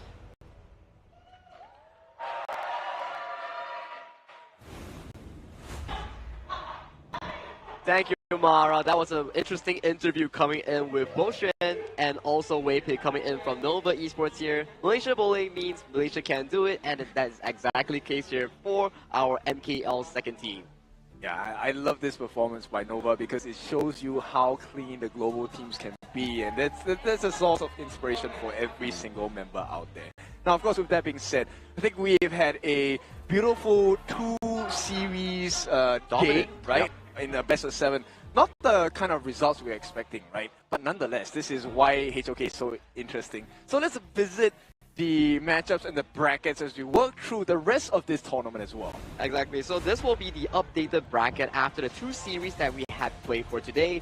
Nova Esports defeated BTR in the 40-0 fashion and advanced to the upper bracket match 7 semifinals. With them will be APG, who defeated KMW's Final Hope Twisted Minds, advancing themselves to meet Nova at that upper bracket. But take a look at the lower bracket here. Match number 5 will be featuring BTR against Twisted Mind for tournament hopes and elimination lines on the 22 November. Yeah, this is going to be a very important matchup, right? Oh, yeah. BTR and Twisted Minds, I don't know if they've ever met before. I don't think so. No.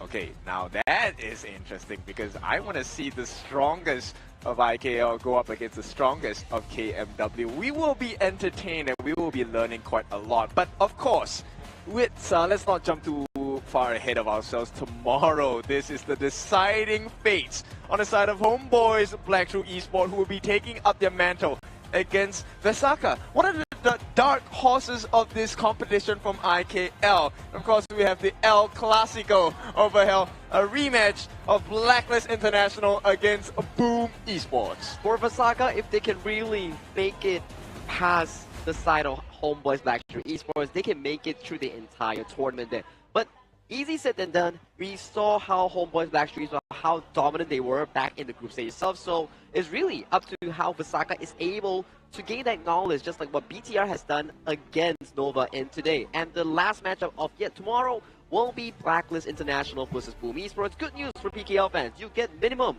1 team, maximum 1 team, to that semifinals, which is top 6 finish. But you will have to sacrifice one of your homeboys to that lower bracket. I like the fact they use homeboys and sacrifice. I don't know if that's going to be the case. I mean, the Saka fans definitely want to sacrifice the homeboys back to esports team to get the IKL hopeful into the next stage of the tournament. But with that being said, I think we are in for a very fun day tomorrow. But definitely, that was all the series that we have today with MKL teams reigning supreme in a much more dominant fashion in a 4-1, 4-0 for both APG and also Nova Esports. It has been a great day. My name is Sagi HOK. Along with me is Kindofu and Bland Moba. This is day number 6 of Honor of Kings KIC. We bid you good night and goodbye. See you tomorrow. As one story continues, another must begin anew. 2 teams have been sent down the lower bracket to survive another day, while 2 move forward in the upper bracket. But tomorrow, it'll be bittersweet matchup. In front of the home crowd, it'll be Philippines versus Philippines. Rivalry between hometown heroes. And rivalry will be the theme of the day, as we'll witness the classic Indonesia versus Malaysia matchup. So you better not miss it. I'm Mara Aquino, and you've been watching the Honor of Kings International Championship 2025. Keep it good vibes, everybody, and we'll see you tomorrow. Have a good night.